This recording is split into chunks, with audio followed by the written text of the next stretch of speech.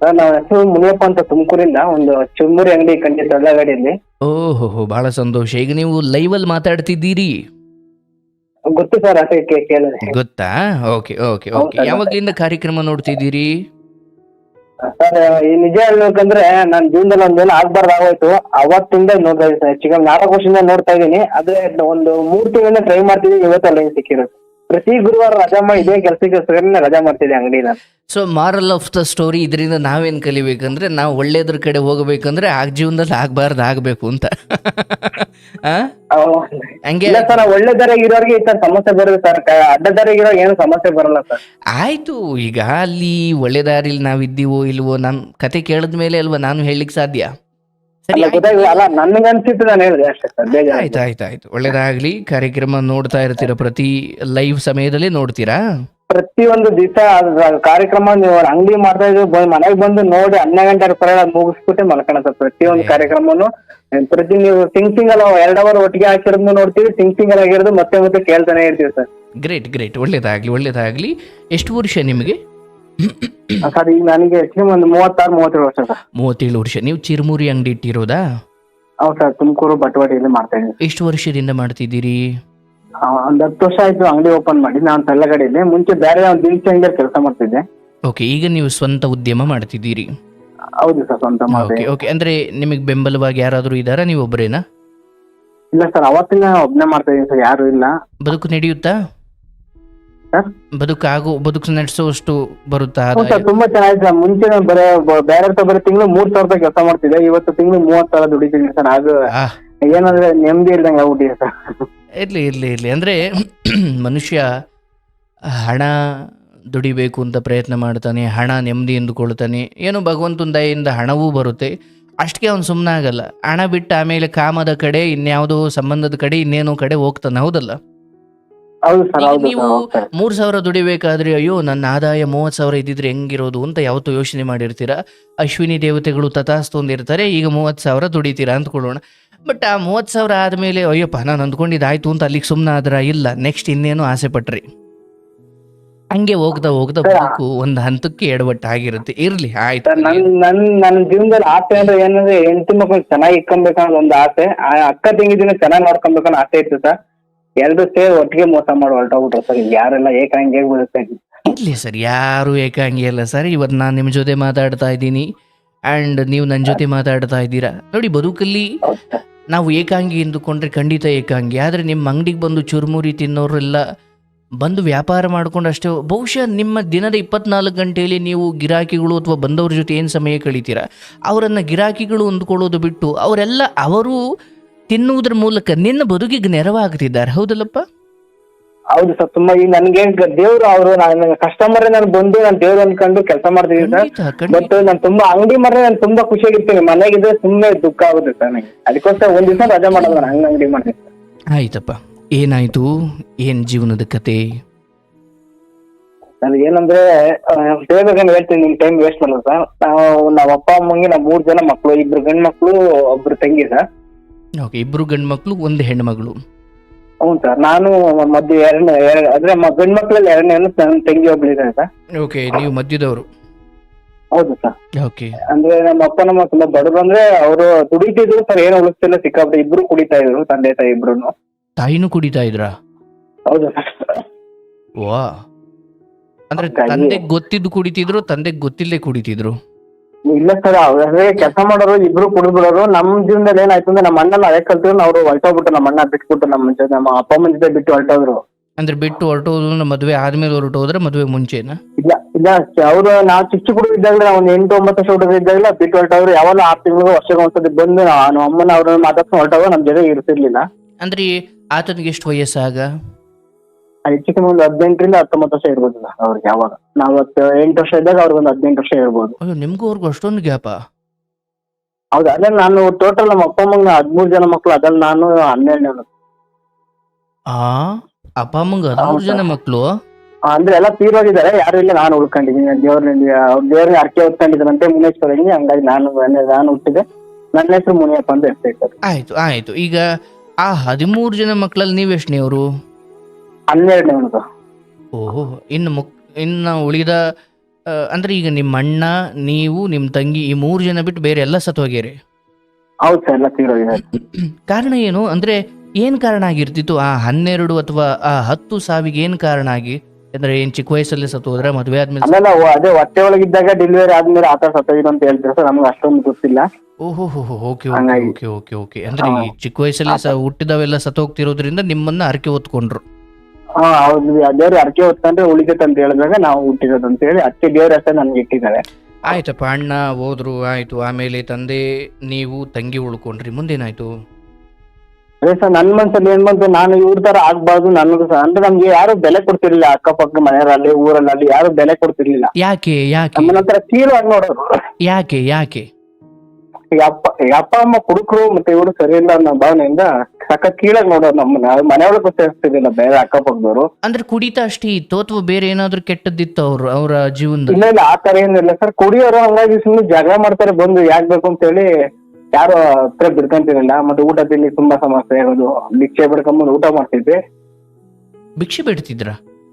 ಹೌದು ಸರ್, ಊಟಕ್ಕೋಸ್ಕರ. ಹೌದಾ? ಅಂದ್ರೆ ಇದು ಒಂದು ಎಷ್ಟು ವರ್ಷದ ಕತೆ? ಒಂದು 20 ವರ್ಷ ಹಿಂದೆ, 20 ವರ್ಷದ ಹಿಂದಿನ ಕತೆ ಅನ್ಕೊಳ್ಬೋದಾ?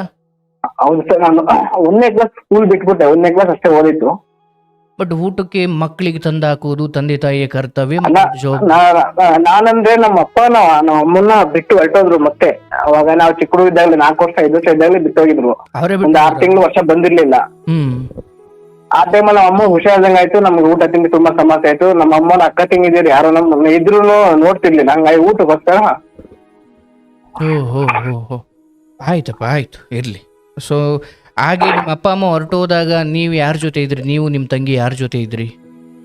ಅಂದ್ರೆ ನಮ್ಮ ಅಮ್ಮರು ಇದ್ದು, ನಮ್ಮ ಅಪ್ಪ ಮಾತ್ರ ಬಿಟ್ಟೋಗಿದ್ರು. ನಮ್ಮಮ್ಮ, ನಾನು, ನನ್ನ ತಂಗಿ ಮಾತ್ರ ಇದ್ವಿ. ನಮ್ಮ ಅಣ್ಣ ಅವಾಗ ಬಂದು ಹೋಗೋರು. ಬಟ್ ಅಮ್ಮ ಅವಾಗ ನಮ್ಮ ಅಮ್ಮ ಕೆಲಸ ಮಾಡ್ತಿರ್ಲಿಲ್ವಾ? ಅಮ್ಮ ಕೆಲಸ ಮಾಡ್ತಿರ್ಲಿಲ್ವಾ? ಅದೇ ಮನೆ ಕೆಲಸಗಳು ಮಾಡೋರು. ಅವ್ರು ಹುಷಾರ್ದಂಗ ಆಯ್ತಲ್ಲ, ಕೆಲ್ಸಕ್ಕೆ ಹೋಗ್ತಿರ್ಲಿಲ್ಲ. ಹಂಗಾಗಿ ಸುಮಾರು ಒಂದು 6 ತಿಂಗಳು ನಮ್ಗೆ ಸಖತ್ತು ಕಷ್ಟ ಆಯ್ತು ಸರ್ ಊಟ ತಿಂಡಿಗೆಲ್ಲ. ಅವ್ರ ಕೆಲ್ಸಕ್ಕೆ ಹೋದ್ರೆ ಸಮಸ್ಯೆ ಆಗ್ತಿರ್ಲಿಲ್ಲ. ಕೆಲಸ ಮನೆಯಾಗೆಲ್ಲ ಕೊಡೋರು, ತಾಮನ್ ತಿಂತಿದ್ವಿ, ಸರೋಗ್ಬಿಡೋದು. ಹೇಳಪ್ಪ. ಅವಾಗ ಕೆಲಸ, ಅದೇ ನಾನು ಸ್ಕೂಲ್ ಬಿಟ್ಬಿಟ್ಟು ಒಂದು ಹೋಟ್ಲು ಕೆಲಸ ಸೇರ್ಕೊಂಡೆ, ಡಾಬಾ ಒಳಗೆ. ಅಲ್ಲೂ ಸ್ವಲ್ಪ ದಿವಸ ಮಾಡಿದೆ. ಆಮೇಲೆ ಪೇಂಟ್ ಕೆಲಸ ಮಾಡಿದೆ, ಗಾರೆ ಕೆಲಸ ಮಾಡಿದೆ. ಲಾಸ್ಟಿಗೆ ಯಾರೋ ಹೇಳಿ ಒಂದು ಅಂಗಡಿ ಸೇರ್ಕೊಂಡೆ. ಅಂಗಡಿಯಲ್ಲಿ ಚೆನ್ನಾಗಿ ಸಂಬಳನ ಕೊಡೋರು, ಚೆನ್ನಾಗಿ ನೋಡ್ಕೊಂಡವ್ರು. ಹಂಗಾಗಿ ಅಲ್ಲೇ ಒಂದು 25 ವರ್ಷ ಕಳೆದ್ಬಿಟ್ಟೆ ಅಂಗಡಿಯಲ್ಲಿ. ಅಂದ್ರೆ ದಿನಸಿ ಅಂಗಡಿನ? ದಿನಸಿ ಅಂಗಡಿಯಲ್ಲಿ ಒಂದು 20ರಿಂದ 22 ವರ್ಷ ಅವ್ರ ಅಂಗಡಿಯಲ್ಲಿ ಸೇರ್ಕೊಂಡ್ಬಿಟ್ಟೆ, ಒಂದೇ ಕಡೆ ಎಲ್ಲೂ ಹೋಗ್ದಂಗೆ. ಬಟ್ ಅವತ್ತಿಗೆ ಬದುಕು ನಡೀತಿತ್ತು ಅಂದ್ರೆ ಮನೆಗೆ ತಗೊಂಡೋಗಿ ಅಪ್ಪ ಅಷ್ಟೊತ್ತಿಗೆ ಬಂದಿದ್ರಾ? ಅಂತ ಒಂದ್ 2 ವರ್ಷ ಬಿಟ್ಟು ಬಂದ್ರು. ಅಂದ್ರೆ ಅವ್ರು ಏನು ಮನೆಗೆ ಏನು ಕೊಡ್ತಿರ್ಲಿಲ್ಲ ಸರ್, ನಾನೇ ಸಾಕ್ಬೇಕಾಯ್ತು. ಅವತ್ತಿಂದ ಇಲ್ಲಿವರೆಗೂ ನಾನೇ ಸಾಕ್ತಿದ್ದೆ. ಅಮ್ಮ, ನನ್ನ ತಂಗಿನಲ್ಲಿ, ನಮ್ಮ ಚಿಕ್ಕಮ್ಮನ ಮಕ್ಕಳಲ್ಲಿ, ನಮ್ಮ ಅಮ್ಮನ್ನ ಎಲ್ಲರನ್ನು ಇಲ್ಲಿವರೆಗೂ ನಾನೇ ಸಾಕ್ತಿದ್ದೆ ಸರ್. 25 ವರ್ಷ ಅಲ್ಲಪ್ಪ, 25 ವರ್ಷ ಒಂದೇ ಕಡೆ ಕೆಲಸ ಮಾಡ್ಬೇಕಂದ್ರೆ ನಿನ್ನ ಕೆಲಸದಲ್ಲಿ ಒಂದು ಅಗಾಧವಾದ ನಿಯತ್ತಿದ್ರೆ ಮಾತ್ರ ಹಂಗ್ ಉಳಿಯೋಕ್ ಸಾಧ್ಯ. ಸೊ ಅವರು ನಿಯತ ಏನು ಮಾಡಕ್ ಕೊಡ್ಲಿಲ್ಲ ಸರ್. ಅವರು ಅಷ್ಟು ವರ್ಷ ಕೆಲಸ ನಿಯತಾಗಿ ಮಾಡಿದ್ರು ನನಗೆ ಏನು ಹೆಲ್ಪ್ ಮಾಡ್ಲಿಲ್ಲ ಸರ್. ಅವ್ರು ನಮ್ಮ ಅಂಗಡಿ ಓನರು. ಲಾಸ್ಟಿಗೆ 2008ರಲ್ಲಿ ಮದ್ವೆ ಆಯ್ತು ಸರ್ ನಂದು. ಬಟ್ ನಿಮ್ ತಂಗಿದ್ ಮದ್ವೆ ಆಗಿತ್ತು ಅಷ್ಟೊತ್ತಿಗೆ? ಇಲ್ಲ ಸರ್, ಅಂದ್ರೆ ಅವರು ಬೇರೆ ಹುಡುಗ ಲವ್ ಮಾಡಿ ಮದ್ವೆ ಆಗಿ ಹೊರಟೋಗ್ಬಿಟ್ಟಿದ್ರು. ಯಾವಾಗ 2002ರಲ್ಲಿ ಹೊರಟೋಗಿದ್ರು ಸರ್ ಅವ್ರು. ಇನ್ನ ಅವಾಗ 14-15 ವರ್ಷ ಅಷ್ಟೇನೆ. ಅವಾಗ ಇನ್ನ 14 ವರ್ಷ ಅಷ್ಟೇನೆ ಅವಾಗ. ತಂಗಿ 14 ವರ್ಷಕ್ಕೆ ಒಬ್ಬ ಇಷ್ಟಪಟ್ಟು ಮದುವೆಯಾಗಿ ಹೊರಟೋದ್ಲು. ಬಟ್ ಅಲ್ಲಿ ಏನು ಅಂದ್ರೆ ಸುಮ್ಮನೆ ಕುತೂಹಲ ಕೇಳುತ್ತೇನೆ, ಅಲ್ಲಿ ತಂದೆ ತಾಯಿಗಳ ಶಿಕ್ಷೆ ಮೋಕ್ಷ ಭಯ ಭಕ್ತಿ ಏನೂ ಇರ್ಲಿಲ್ವಾ ಅಲ್ಲಿ ಅಂತ? ಇನ್ನೊಂದು ಸರ್ ಇದೆ, ತಂದೆ ತಾಯಿ ಅಪ್ಪ ಅಮ್ಮ ಒಬ್ಬರನ್ನ ಕರೆಕ್ಟ್ ಆಗಿದ್ರೆ ಮಕ್ಳೆಲ್ಲ ಸರೋಗ್ತಾರೆ ಸರ್. ಇಲ್ಲಾಂದ್ರೆ ಹಿಂಗ್ ಆಗ್ಬಿಡುತ್ತೆ ಸರ್. ನನ್ಗೆ ಅನ್ಸಿರೋ ಪ್ರಕಾರ ಅವ್ರ ಬುದ್ಧಿ ಕಡಿಮೆ ಇರುತ್ತೆ ಮಕ್ಳಿಗೆ. ಅಪ್ಪ ಅಮ್ಮ ಸರಿ ಇರೋದ್ರೆ ಮಕ್ಳೆಲ್ಲ ದಾರಿ ತಪ್ಪೋಗ್ಬಿಡ್ತಾರೆ ಸರ್. ನಾನೊಬ್ಬ ಪಾಪಿ, ನಾನೊಬ್ಬ ಒಳ್ಳೆ ದಾರಿಗೆ ಬಂದು ಇವತ್ತು ನನಗೆ ಎಲ್ಲರೂ ಮೋಸ ಮಾಡ್ಬಿಟ್ರು ಸರ್. ಅದೇ ಬಂದಿದ್ದ ಸಮಸ್ಯೆ. ನಾನು ಎಲ್ರೂ ತರ ಇಲ್ಲ ಸರ್ ನಾನು. ಆಯ್ತಪ್ಪ, ತಂಗಿ ಇನ್ನೊಬ್ಬರನ್ನ ಜೊತೆ ಪ್ರೀತಿ ಮಾಡಿ ಓದ್ಲು ಆಯ್ತು. ಈ ಕಡೆ ಅಣ್ಣನು ಮನೆ ಬಿಟ್ಟು ಆ ಕಡೆ ಅವನು ದೂರ ಇದ್ದಾನೆ. ಈಗ ತಂದೆ ತಾಯಿ ನೀನು 3 ಜನ ಇದ್ರಿ. ಇದ್ರು ಸರ್. 2008ರಲ್ಲಿ ನಂದು ಮದ್ವೆ ಆಯ್ತು ಸರ್. ಈಗ ನಾನು ಅಂಗಡಿ ಕೆಲಸ ಮಾಡ್ತಿದ್ದೆ. ನಮ್ಗೆ ಪರಿಚಯ ಇರೋರು ಒಬ್ರು, ಅಂದ್ರೆ ಗೊರವನಹಳ್ಳಿ ಸೀತಾ ಅಂತ ಒಂದು ಊರು. ಅವರು ಒಬ್ರು ಯಜಮಾನ್ ವಯಸ್ಸಾಗಿರೋ ಅಜ್ಜಿ ತಾತ ಇಬ್ರು ಒಂದು ಇಲ್ಲೊಂದು ಅಂಗಡಿ, ನಮ್ಮ ಅಂಗಡಿ ಹಿಂದೆಗಡೆ ಒಂದು ಮನೆ ಮಾಡ್ಕೊಂಡಿದ್ರು. ಅವರು ಚೆನ್ನಾಗಿ ನಾನು ನೋಡ್ತಾ ಇದ್ರಲ್ಲ ದಿನ, ಹಂಗಾಗಿ ಕಷ್ಟ ಬೀಳೋದೆಲ್ಲ ನೋಡ್ತಾ ಇದ್ರು. ನಾನು ಅವ್ರಿಗೆ ಸಣ್ಣ ಪುಟ್ಟ ಸಹಾಯ ಮಾಡಿದೆ. ಅವ್ರಿಗೆ ಮಗ ಬೇರೆ ಇರ್ಲಿಲ್ಲ, ನಾನು ಅದು ತಂದ್ಕೊಡೋದೆಲ್ಲ ಮಾಡ್ತಿದ್ದೆ. ಹ್ಮ್ ಅಂಗಡಿ ಐಟಮ್ ನೀರು ಪಾರ ಅವೆಲ್ಲ ತಂದ್ಕೊಡ್ತಿದ್ದಾರೆ ವಯಸ್ಸಾಗೈತೆ ಅಂತ ಹೇಳ್ಬಿಟ್ಟು ಅವ್ರು ಏನ್ ಮಾಡಿದ್ರು ಹಿಂಗೆ ಎಷ್ಟು ದಿವಸ ನಿಮ್ಗೆ ಯಾವ್ದಾನ ಮದ್ವೆ ಆಗು ಅಂತ ಹೇಳಿದ್ರು. ಅವಾಗಿಂದ ನಾವು ಅಪ್ಪ ನಮ್ಮ ಸಿಕ್ಕಾಪಟ್ಟೆ ಕುಡಿಯೋರಲ್ಲ, ನಾನು ಅದೆಲ್ಲ ವಿಷಯ ಸುಳ್ಳು ಹೇಳ್ಬಾರ್ದು ಅಂತ ಇರೋ ವಿಷಯ ಹೇಳ್ಬಿಟ್ಟೆ. ಇಲ್ಲದಾರೆ ಹಿಂಗೆ ನಮ್ಮ ಅಪ್ಪ ನಮ್ಮ ಹಿಂಗೆಲ್ಲ ಕುಡಿತಾರೆ, ನಮ್ಗೆ ಮದ್ವೆ ಆದ್ರೆ ತಿರುಗಿ ಸಮಸ್ಯೆಗಳಾಗ್ತವೆ, ಬೇಡ ಅಂತೇಳಿ ನಾನು ಬೇಡ ಅಂತ ನಿರ್ಧಾರ ಮಾಡ್ಬಿಟ್ಟಿದೆ ಸರ್. ಅದ್ ಏನಕ್ಕೆ ಅಂದ್ರೆ ನಮ್ಮ ಅಪ್ಪ ಒಂದ್ ಜಾತಿ ನಮ್ಮ ಅಮ್ಮ ಒಂದ್ ಜಾತಿ, ನಾನು ಹೇಳ್ಕೊಳಕ್ ಹೋಗಲ್ಲ, ಹಂಗೆ ಯಾರು ನಂಬೋದು ಇಲ್ಲ ಹೇಳಿದ್ರೆ ಅಂತೇಳಿ ಬೇಡ ಅಂತ ಸುಮ್ಮನೆ ಆಗ್ಬಿಟ್ಟಿದ್ದೆ. ಸರ್ ಕೇಳಿಸ್ತಿದ್ಯಾ? ಹಾ ಹೇಳಪ್ಪ. ಹಂಗಾಯ್ತು. ಅವ್ರು ಇಲ್ಲ ಅವೆಲ್ಲ ಏನು ಪರವಾಗಿಲ್ಲ, ಯಾರ ಬಡವ್ರ ಹುಡುಗಿರ ನೋಡ್ತೀವಿ ಬಿಡು ಅಂತ ಹೇಳಿ ಒಂದು ಬಡವ್ರ ಮನೆ ಹುಡುಗಿನೇ ಮದ್ವೆಗೆಲ್ಲ ಒಪ್ಸಿದ್ರು ಸರ್. ಹೋಗಿ ನೋಡಿದ್ವಿ 1ನೇ ತಾರೀಕು 13 ದಿವಸದಲ್ಲೇ ಮದ್ವೆನ ಆಗೋಯ್ತು ಸರ್. ಅಂದ್ರೆ ಈಗ ಮದುವೆ ಮಾಡಿಸಿದವರು ಆ ಅಂಗಡಿ ಮುಂದೆ ನಿನಗೆ ಪರಿಚಯ ಇದ್ದವರು? ನಾವು ಅಂಗಡಿ ಕೆಲ್ಸದ ಹಿಂಭಾಗದ ರೋಡಲ್ಲಿ ಒಂದು ಮನೆಯಲ್ಲಿ ಇದ್ರು ಅಜ್ಜಿ ತಾತ. ಅವ್ರು ತುಂಬಾ ವಯಸ್ಸಾಗಿತ್ತು, ಒಂದು 70-75 ವರ್ಷ ಆಗಿತ್ತು ತಾತಂಗೆ. ಬಟ್ ಬಿಡುವಾದಾಗ ನೀವು ಅವ್ರ ಸೇವೆ ಮಾಡ್ತಿದ್ರಿ? ಮಧ್ಯಾಹ್ನ ಟೈಮ್ ನನಗೆ 2 ರಿಂದ 3 ಅವರ್ ಟೈಮ್ ಕೊಡೋದು ಅಂಗಡಿಯಲ್ಲಿ ಊಟಕ್ಕೆ ಅಂತ ಹೇಳಿ. ಅವ್ರು ಅಂಗಡಿ ಬಾಗ್ಲಾಕೊಂಡು ಮನೆಗೆ ಹೋಗ್ಬಿಡೋ ನಮ್ಮ ಓನರ್ ಐಟಮ್ ತರಕ್ಕೆಲ್ಲ. ಮಧ್ಯಾಹ್ನ 1:30 3:30 ತನಕ ಬಾಗ್ಲಾಕೋರು ಅಂಗಡಿ. ಆ ಟೈಮಲ್ಲಿ ಅವ್ರಿಗೆ ಏನಾದ್ರು ಬೇಕಾದ್ರೆ ತಂದು ಕೊಡೋದು. ಅಂಗಡಿ ತಾನೇ ಇರುವೆ, ಅವ್ರಿಗೆ ಏನಾದ್ರು ಬೇಕಂದ್ರೆ ಸಹಾಯ ಮಾಡಿದೆ. ತರಕಾರಿ ಅಂತ ಇಂತ ನೀರು ಪಾರ ಏನಾದ್ರು ಹೇಳಿದ್ರೆ ತಂದು ಕೊಡಿದೆ. ಬಟ್ ಆ ಊಟದ ಸಮಯದಲ್ಲಿ ಮನೆಗೆ ಹೋಗ್ಬೇಕಿತ್ತಲ್ವ ನೀವು? ಇಲ್ಲ ಸರ್, ಮನೆ ಅಂದ್ರೆ ನಾನು ಅಂಗಡಿಗೂ ಮನೆಗೆ ದೂರ ಇರೋದು, ಮತ್ತೆ ಇಲ್ಲೇ ಊಟ ತಿಂಡಿ ಮಾಡ್ಕೊಂಡು ಇಲ್ಲೇ ಇರೋದು. ಬೆಳಗ್ಗೆ 7 ಗಂಟೆಗೆ ಬಂದ್ರೆ ರಾತ್ರಿ 10 ಗಂಟೆಗೆ ಮನೆಗೆ ಹೋಗ್ತೀವಿ ಸರ್. ನಾನು ಊಟ ಮನೆಯಿಂದ ಬರ್ಬೇಕಾದ್ರೆ ತರೀರಾ? ಇಲ್ಲ, ನಾವು ಓನರೇ ಕೊಡ್ತಾರ ಸರ್ ಹೋಟ್ಲಲ್ಲಿ. ಓಕೆ. ಬೆಳಗ್ಗೆ ತಿಂಡಿ ತಿನ್ಕೊಂಡ್ ಬಂದ್ರೆ ಮತ್ತೆ ಮಧ್ಯಾಹ್ನ ಅವರೇ ಹೋಟ್ಲಾಗ ಕೊಡ್ತಾರೋ, ರಾತ್ರಿ ಮನೆಗೆ ಹೋಗಿ ಊಟ ಮಾಡಿ. ಸೊ ನೀವು ಮದುವೆ ಆಗಿರೋ ವಿಚಾರ ಅಥವಾ ಇವರು ನಿಮ್ಮ ಮದುವೆ ಬಗ್ಗೆ ತಲೆ ಕೆಡಿಸ್ಕೊಳ್ತಿರೋದು ಅಥವಾ ಅಜ್ಜ ಅಜ್ಜಿ ನಿಮ್ಮ ತಂದೆ ತಾಯಿ ಗೊತ್ತಿತ್ತಾ? ಗೊತ್ತು. ಅಂದ್ರೆ ನಾನು ಹೇಳ್ದೆ ಸರ್ ಹಿಂಗ ಅಂತ ಹೇಳ್ತಾರೆ ಅಂತ ಹೇಳಿದ್ರೆ ಅವ್ರಿದ್ರು ನೀನ್ ಇಷ್ಟ ಹೆಂಗಾನ ಮಾಡ್ಕೊಳಪ್ಪ ಅಂತ ಹೇಳ್ಬಿಟ್ರೆ ಅಷ್ಟು ಬಿಟ್ರೆ ಇನ್ನೇನು ಹೇಳಲಿಲ್ಲ ಸರ್ ಅವರು. ಹೇಳಪ್ಪ. ಸರ್ ಹಿಂಗಾಯ್ತು ಸರ್. ಅವರು ನೋಡಿದ್ರು, ಅವ್ರು ತುಂಬಾ ಬಡವ್ರೆ, ಹುಡುಗಿ ಕಡೆ ಏನು ಶ್ರೀಮಂತರು ಇರ್ಲಿಲ್ಲ, ಏನು ಇರ್ಲಿಲ್ಲ ಅವ್ರಿಗೆ. ನಮಗೂ ಏನು ಇರ್ಲಿಲ್ಲ ಸರ್. ಏನೋ ಒಂದು ಋಣ ಬಂದ ಇತ್ತೇನೋ ಮದ್ವೆ ಆಯ್ತು ಸರ್ 2008ರಲ್ಲಿ ಇಲ್ಲಿ ತುಮಕೂರಲ್ಲಿ ವೆಂಕಟೇಶ್ವರ ದೇವಸ್ಥಾನದಲ್ಲಿ ಸಾಮೂಹಿಕ ವಿವಾಹದಲ್ಲಿ ಮದ್ವೆ ಮಾಡಿದ್ವಿ. ಮದ್ವೆ ಎಲ್ಲ ಒಪ್ಕೊಂಡು ಮದ್ವೆನ ಆಗೋಯ್ತು ಸರ್. 2008ರಲ್ಲಿ ಮದ್ವೆ ಆಯ್ತು. 2008 ಮದ್ವೆ ಆಗಿ ಬಂದ್ಮೇಲೆ ಒಂದ್ ತಿಂಗಳು ಅಷ್ಟೇ ನಮ್ ಜೊತೆ ಚೆನ್ನಾಗಿದ್ದು. ಆ ಮನೇಲಿ ನಮ್ಮ ಅಪ್ಪ ನಮ್ಮ ಕುಡಿಯೋದ್ ನೋಡಿ ಅವ್ರಿಗೆ ಆಗ್ತಿರ್ಲಿಲ್ಲ ಸರ್, ಸಿಕ್ಕಾಪಟ್ಟೆ ಜಗಳ ಮಾಡಕ್ ಶುರು ಮಾಡಿದ್ರು. ಅಂದ್ರೆ ನಿಮ್ ತಂದೆ ತಾಯಿ ಈ ವರ್ತನೆ ಅಥವಾ ಈ ದುರ್ವರ್ತನೆಯ ಬಗ್ಗೆ ಅವರ ಮನೆಯವ್ರಿಗಾಗ್ಲಿ ಅಥವಾ ಆ ಹುಡುಗಿಗಾಗ್ಲಿ ನೀವು ಅದನ್ನ ತಿಳಿಸಿ ಹೇಳಿದ್ರ ಹಿಂಗಿದೆ ನಮ್ಮ ಮನೆ ಪರಿಸ್ಥಿತಿ ಅಂತ? ಅಂದ್ರೆ ಕುಡಿತಾರೆ ಅಂತ ಹೇಳಿದ್ವಿ, ಆದ್ರೆ ಇಷ್ಟೊಂದು ಇಬ್ರು ಕುಡಿತಾರೆ ಅಂತ ಅವರು ನಾವು ಅಂದ್ರೆ ನಾನು ಅಪ್ಪನ ಅಮ್ಮ ಕುಡಿತಾರೆ ಅಂತ ಹೇಳಿ, ಅಪ್ಪ ಕುಡಿತಾರೆ ಅಂತ ಹೇಳಿದ್ರೆ ನಮ್ಮ ಅಮ್ಮನ ವಿಷಯ ಹೇಳಿರ್ಲಿಲ್ಲ ಸರ್. ಈ ಅಜ್ಜ ನೋಡಪ್ಪ, ಅಜ್ಜ ಅಜ್ಜಿಗೆ ಎಲ್ಲವನ್ನ ಬಿಡಿಸಿ ಹೇಳಿದೆ, ಬಟ್ ಈ ಹೆಣ್ಣಿನ ವಿಚಾರ ಅವ್ರಿಗೆಲ್ಲ ಗೊತ್ತಿತ್ತು. ಅವ್ರಿಗೆಲ್ಲ ಗೊತ್ತು. ಅವ್ರೇನ್ ಹೇಳಿದ್ರು ಅಂದ್ರೆ ಸರ್ ಹೇಳಿ, ಹೆಣ್ಣಿನ ವಿಚಾರದಲ್ಲಿ ಆಕೆಗೆ ಯಾಕೋ ಹೇಳಬಾರ್ದು ಅಂತ ಅವತ್ತಿಗೆ ಯಾಕೋ ಒಂದು ಅರ್ಧ ಹೇಳಿ ಅರ್ಧ ಮುಚ್ಚಿಟ್ಕೊಂಡ್ರಿ. ಅಂದ್ರೆ ಸರ್ ನಾನು ತಾತಾಜಿಗೆ ಫುಲ್ ಕಂಪ್ಲೀಟ್ ಎಲ್ಲ ಏನು ಪಿನ್ ಟು ಪಿನ್ ಹೇಳ್ಬಿಟ್ಟಿದೆ ಸರ್. ಅವ್ರೇನ್ ಹೇಳಿದ್ರು, ಅಮ್ಮ ಕುಡಿತಾರೆ ಅಂದ್ರೆ ಸುಮ್ನೆ ಹಳ್ಳಿ ಕಡೆ ಇದ್ ಮಾಡ್ಕೊಂತಾರೆ, ಮದ್ವೆ ಆದ್ಮೇಲೆ ಸೊರೋಗ್ತೈತೆ, ಏನಾಗಲ್ಲ, ನಿಮ್ಮ ಸೊಸೈಟಿ ಬಂದ್ಮೇಲೆ ಸೊರೋಗ್ತಾರೆ ಅಂತ ಹೇಳಿ ಅವ್ರು ಏನ್ ಹೇಳ್ಬೇಕು ಈಗ ಗೊತ್ತಿಲ್ಲ ಸರ್. ಅವ್ರು ಅಲ್ಲಿ ಮುಂದೆ ಅವ್ರು ಅದೇ ಊರ್ನವ್ರು ಹೇಳ್ಬಿಟ್ಟಿದ್ರು. ಅವರು ಹೆಂಗ ಬಿಡು ಹುಡುಗ ಚೆನ್ನಾಗಿ ನೋಡ್ಕೊಂಡ್ರೆ ಸಾಕು ಅಂತೇಳಿ ಅವರು ಇದ್ ಮಾಡ್ಕೊಂಡಿದ್ರು. ಆಮೇಲೆ ಮದ್ವೆ ಆಗಿ 2008 ಮದ್ವೆ ಆಗಿ ಬಂದಾದ್ಮೇಲೆ ಒಂದು 2-3 ದಿವಸ ನಮ್ಮ ಮನೇಲಿ ಚೆನ್ನಾಗಿದೆ ಸರ್. ಅಪ್ಪ ಮಾತ್ರ ಕುಡಿಯೋರು, ಅವಾಗ ನಮ್ಮ ಅಮ್ಮ ಏನ್ ಕುಡಿತಿರ್ಲಿಲ್ಲ. ಆಮೇಲೆ ಏನಾಯ್ತು, ಅದೇ ಅವ್ರು ದಿನ ಕುಡಿಯೋಕೆ ಶುರು ಮಾಡಿದ್ರೆ ಜಗಳ ಶುರು ಮಾಡ್ಬಿಟ್ಟು ಸರ್. ನಮ್ಮ ಅಮ್ಮ ನಮ್ಮ ಹೆಂಡತಿ ಜೊತೆ ದಿನ ಜಗಳ. ನನ್ನ ಅಂಗಡಿಯಿಂದ ಕೆಲಸದಿಂದ ಬರೋಷ್ಟ ಸುಮ್ಮನೆ ಜಗಳ ಆಡಿರೋರು. ನಾನು ಯಾರಿಗೂ ಹೇಳಕ್ಕಾಗ್ತದೆ, ಇವ್ರಿಗೆ ಅವರು ಸಿಟ್ಟು, ಅವ್ರಿಗೆ ಇವ್ರು ಸಿಟ್ಟು. ಲಾಸ್ಟಿಗೆ ಬೇಜಾರಾಗಿ ಒಂದ್ ತಿಂಗಳು ಕರೆಕ್ಟಾಗಿ ನಾನು ಬೇರೆ ಮನೆ ಮಾಡ್ಬಿಟ್ಟು ಬೇರೆ ಮನೆನೇ ಮಾಡ್ಬಿಟ್ಟೆ ಸರ್. ಇವ್ರ ಜೊತೆ ಇದ್ದೇ ಸುಮ್ಮನೆ ಕಿತ್ತಾಡ್ತಾರೆ, ಇವ್ರ ಮರಿ ತಾತಾಜಿ ಪಾಪ ಕಷ್ಟಪಟ್ಟು ಮಾಡೋರೆ, ಇವ್ರ ಮರ್ಯಾದೆ ಹಾಳು ಮಾಡೋದ್ ಬೇಡ ಅಂತೇಳಿ ನಾನು ಬೇರೆ ಮನೆ ಮಾಡಿ ಇಟ್ಕೊಂಡೆ ಸರ್. ಬೇರೆ ಮನೆ ಮಾಡಿ 2 ತಿಂಗಳಿಗೆ ನಮ್ಮ ಅಮ್ಮರು ಆಕಸ್ಮಿಕವಾಗಿ ತೀರೋದ್ರು. ಮನೆಯಲ್ಲಿ ಏನಾಗಿತ್ತು? ಅವ್ರಿಗೆ ಅಸ್ತಮಾ ಇತ್ತು ಸರ್. ನಾವು ಬೇರೆ ಸಪರೇಟ್ ಬಂದ್ಬಿಟ್ವಲ್ಲ, ಹಂಗಾಗಿ ಅವ್ರ ಮನೇಲಿ ನಾವು ಅಮ್ಮ ನೋಡ್ಕೊಳ್ಳೋ ಯಾರು ಇಲ್ಲ. ನಮ್ಮ ಅಪ್ಪನೂ ಕುಡಿಯೋರು, ಅವರು ಕುಡಿಯೋರು, ಸರಿಯಾಗಿ ನೋಡ್ಕೊಂತಿರ್ಲಿಲ್ಲ. ಹಂಗಾಗಿ 2 ತಿಂಗಳು ನಾವು ಆಚೆ ಬಂದು 2 ತಿಂಗಳಿಗೆ ಅವರು ತೀರೋದು. 2008ರಲ್ಲಿ 9ನೇ ತಿಂಗಳಲ್ಲೇ ಅಲ್ಲ 11ನೇ ತಿಂಗಳಿಗೆ ತೀರೋದ್ರು. ಅರ್ಥಾತ್ ನೀವು ಮದುವೆ ಆದ ಒಂದು 4-5 ತಿಂಗಳೊಳಗಡೆ 3 ತಿಂಗಳಿಗೆ ತೀರೋದು ಸರ್. ಕರೆಕ್ಟ್ 3 ತಿಂಗಳು. ಓಕೆ, 3 ತಿಂಗಳೊಳಗಡೆ ಇಷ್ಟೆಲ್ಲ ಆಗೋಯ್ತು? ಹ್ಞೂ ಸರ್, ಇಷ್ಟ ಆಗೋಯ್ತು ಸರ್. ಅದಾದ್ಮೇಲೆ ಇನ್ನೇನು ನಮ್ಮ ಅಪ್ಪರು ಒಬ್ಬರೇ ಇದ್ರು ಅಂತೇಳಿ ನಾವು ಬೇರೆ ಮನೆ ಮಾಡ್ಕೊಂಡಿದ್ವಿ. ಫಸ್ಟ್ ಇದ್ ಮನೆ ನಾನು ಲೀಸ್ ಹಾಕೊಂಡಿದ್ದೆ. ಮತ್ತೆ ಸುಮ್ಮನೆ ಬಾಡಿಗೆ ಕಟ್ಟೋದು, ಇವ್ರ ಜೊತೆಗೆ ಇರೋನು, ನಮ್ಮ ಅಪ್ಪನ ಜೊತೆಗೆ ಇರೋನು, ಅವರು ನೋಡ್ಕೊಂಡು ಯಾರು ಇಲ್ಲ ಅಂತೇಳಿ ಮತ್ತೆ ವಾಪಸ್ ಬಂದ್ವಿ ಸರ್. ಬಂದು ನಮ್ಮ ಅಪ್ಪ ಅವ್ರು ನಮ್ಮ ಮನೆಯವ್ರಿಗೆ ಅಡ್ಜಸ್ಟ್ ಆಗ್ತಾನೆ ಇರ್ಲಿಲ್ಲ ಸರ್. ನಾನು ಆಮೇಲೆ ಇತ್ತಿನ ಜಗಳ ಆಡ್ತಲ್ಲ ಬೇಡ ಅಂತ ಹೇಳಿ ನಮ್ಮ ಅಪ್ಪ ಏನ್ ಮಾಡಿದ್ರು ಒಪ್ತಿರ್ಲಿಲ್ಲ, ಇವ್ರು ಏನ್ ಮಾಡಿದ್ರು ಇರಾಗ ಒಪ್ತಿರ್ಲಿಲ್ಲ. ಹಂಗಾಗಿ ಜನಗಳನ್ನೆಲ್ಲ ಕೂರಿಸಿ ಜಗಳ ಎಲ್ಲ ಆಗಿ ತಿರ್ಗಿ ಅವ್ರು ಇಲ್ಲ ಇರೋದಿಲ್ಲ ಹೊರಟೋಗ್ಬಿಡ್ತೀನಿ ಅಂತ ಹೇಳ್ರಿ 3 ತಿಂಗಳಿಗೆ ಡಿಸೈಡ್ ಮಾಡ್ಬಿಟ್ಟಲ್ಲ, 4 ತಿಂಗಳಿಗೆ ಡಿಸೈಡ್ ಮಾಡ್ಬಿಟ್ಟು ಸರ್ ಇರೋದಿಲ್ಲ, ನಂಗೆ ಬೇಡ ಅಂತ. ಏನ್ ಡಿಸೈಡ್ ಮಾಡಿದ್ರು? ಅದೇ ನನ್ ಜೊತೆ ಇರಲ್ಲ, ನಿಮ್ಮ ಅಪ್ಪ ಎಲ್ಲ ಕುಡಿತಾರೆ, ನಾನು ನಿಮ್ ಜೊತೆ ಇರಲ್ಲ ಅಂತ ಹೇಳಿ ಅವ್ರ ಸಂಬಂಧಿಕರಿಗೆ ಅವ್ರಿಗೆಲ್ಲ ಹೇಳಿ, ನಮ್ಮ ತಾತ ಅವ್ರು ಮದುವೆ ಮಾಡ್ತಿರ್ಲ ಅವ್ರನ್ನ ಕುಂಟಿ ಹಂಗೆ ಇರೋದಿಲ್ಲ ನಾನು, ಅವ್ರ ಮನೆಗೆಲ್ಲ ಕುಡಿತಾರೆ, ನಾನು ನೆಮ್ಮದಿ ಇರಲ್ಲ, ಹಂಗೆ ಹಿಂಗೆ ನಾನು ಹೋಗ್ಬಿಡ್ತೀನಿ, ನಾನು ಇರಲ್ಲ ಅಂತ ಹೇಳಿ ಡಿಸೈಡ್ ಮಾಡಕ್ಕೆ ಅದು ಅವ್ರನ್ನ ಕರ್ಸಿದ್ರು ಅವ್ರ ಮನೆಯವ್ರನ್ನೆಲ್ಲ. ಆಮೇಲೆ ಇವ್ರು ಎಲ್ಲ ಕುಣಿಸಿ ಎಲ್ಲ ಮಾತಾಡಿ ಎಲ್ಲ ಇವರೆಲ್ಲ ಬುದ್ಧಿ ಹೇಳ್ರಿ, ಏನೋ ಅವ್ರ ಅಮ್ಮ ಇಲ್ಲೋ ತೀರೋದು, ಇನ್ನು ಅಪ್ಪ ಒಬ್ಬನೇ ಇರೋದು, ಅವ್ರು ಇರ್ತಾರೆ, ನೀವು ತಲೆ ಕೆಡ್ಸ್ಕೊಕ್ ಹೋಗ್ರಿ, ಏನೋ ಒಂಚೂರು ಅಡಿಗೆ ಪಡಿಗೆ ಮಾಡಿ ಕಳ್ರಿ, ಸಿಂಪಲ್ ನೀವು ಗಂಡ ಒಳ್ಳೆದಲ್ವಾ ಚೆನ್ನಾಗಿರ್ರಿ ಅಂತ ಎಲ್ಲ ಬುದ್ಧಿ ಹೇಳಿ ಬಿಟ್ಟು ವಾಪಸ್ ಹೋದ್ರು ಸರ್. ಒಂದು ವಾರ ಅವ್ರ ಮನೆ ಕರ್ಕೊಂಡೋಗಿ ಮತ್ತೆ ವಾಪಸ್ ಕಳ್ಸಿದ್ರು ಸರ್. ಓಕೆ. ಕಳ್ಸಾದ್ಮೇಲೆ ನಾನೇನ್ ಮಾಡಿದೆ, ನಮ್ಮ ಅಪ್ಪನಿಗೆ ಇವ್ರಿಗೆ ಅಡ್ಜಸ್ಟ್ ಆಗ್ತಿರ್ಲಿಲ್ಲ ಸರ್. ಹಂಗಾಗಿ ನಮ್ಮ ಅಪ್ಪನ ಏನ್ ಮಾಡಿದ್ರು, ಮನೆಗೆ ಬರದಂಗಾದ್ರೆ ನಾವ್ ಇಬ್ಬರೇ ಉಳ್ಕೊಂಡ್ವಿ ಮನೆಯಲ್ಲಿ. ನಮ್ಮ ಅಪ್ಪನ ಅವಾಗ ಬರೋರು, ಖರ್ಚಿಗೆ ದುಡ್ಡು ಇಸ್ಕೊಂಡವ್ರು ಹೊರಟೋಗ್ಬಿಡೋರು, ಬರ್ತಿರ್ಲಿಲ್ಲ ಮನೆಗೆ ಸರ್. ಆಮೇಲೆ ಏನಾಯ್ತು, ಸುಮ್ನೆ ಚೆನ್ನಾಗಿದ್ವಿ ಸರ್. ಹೆಚ್ಚು ಕಮ್ಮಿ ಒಂದು 2019-20 ತನಕ ಚೆನ್ನಾಗಿದ್ವಿ ಸರ್. 19-20 ತನಕ ಚೆನ್ನಾಗಿದ್ವಿ ಸರ್. 2009ರಿಂದ 20 ತನಕ ಚೆನ್ನಾಗಿದ್ವಿ ಸರ್. ಬಟ್ ಆ ನಡುವೆ ತಂದೆ ಇದ್ರು ಸರ್. ಈಗ ಹೋದ ವರ್ಷ ತೀರೋದ್ರು. ಅಲ್ಲೇ ತನಕ ನಮ್ ಜೊತೆಗೆ ಇರ್ಲಿಲ್ಲ. ಓಕೆ. ಅವ್ರು ಸಪ್ರೇಟ್ ಇರೋರು, ಸಪ್ರೇಟ್ ಅವರು ಸರ್. ಎಲ್ಲಿರ್ತಿದ್ರಪ್ಪ ಅವರು? ಅದನ್ನ ಅಪ್ಪರು ಗಾರೆ ಕೆಲಸ ಅದೆಲ್ಲ ಮಾಡೋರು. ಅವ್ರದ್ದು ಎಲ್ಲ ಒಂದು ಶೆಡ್ ಇತ್ತು, ಕೆಲಸ ಮಾಡೋ ಮೇಸ್ತ್ರಿದು. ಅವ್ರ ಜೊತೆ ಇರೋರು. ನಾನೊಂದು ಡೈಲಿ 100 ರೂಪಾಯಿ ದುಡ್ಡು ಕೊಟ್ಬಿಡ್ವಿ ಸರ್ ಅವ್ರಿಗೆ.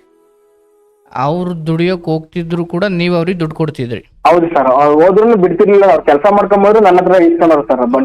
ಕೊಡ್ಲಿ ಅಂದ್ರೆ ಸುಮ್ಮನೆ ಇಷ್ಟು ನಾನು ದುಡ್ದಿದ್ನಿ ಅಂತ ಏನಾದ್ರು ಕೊಡ್ತಿದ್ರ ಮನೆಗೆ? ಇಲ್ಲ ಸರ್. ಲೈಫಲ್ಲಿ ಒಂದು ದಿವಸ ಒಂದೇ ಒಂದು ನಯ ಪೈಸೆ ಕೂಡ ಕೊಟ್ಟಿಲ್ಲ ಸರ್ ನನ್ನ ಕೈ. ನಾನು ಖರ್ಚು ಮಾಡಿದ್ದೀನಿ ಅಂತ ಅವ್ರ ₹1 ಇಸ್ಕೊಂಡಿಲ್ಲ, ₹1 ಅವ್ರು ಕೊಟ್ಟಿಲ್ಲ ಸರ್. ಕೂಡ ಬುದ್ಧಿನೇ ಇಲ್ಲ ಸರ್. ಎಷ್ಟು ₹1000 ದುಡ್ಡು ₹1000 ಕುಡಿದ್ಬಿಡೋರು ಸರ್ ಅವ್ರು. ಬಟ್ ಹಾಗೆ ನೋಡಿದ್ರೆ ನಿಮ್ಮ ತಂದೆಯಂತಹ ಕುಡುಕರೇ ಅವ್ರ ಗುಂಪಲ್ಲಿ ತುಂಬಾ ಜನ ಇದ್ರು.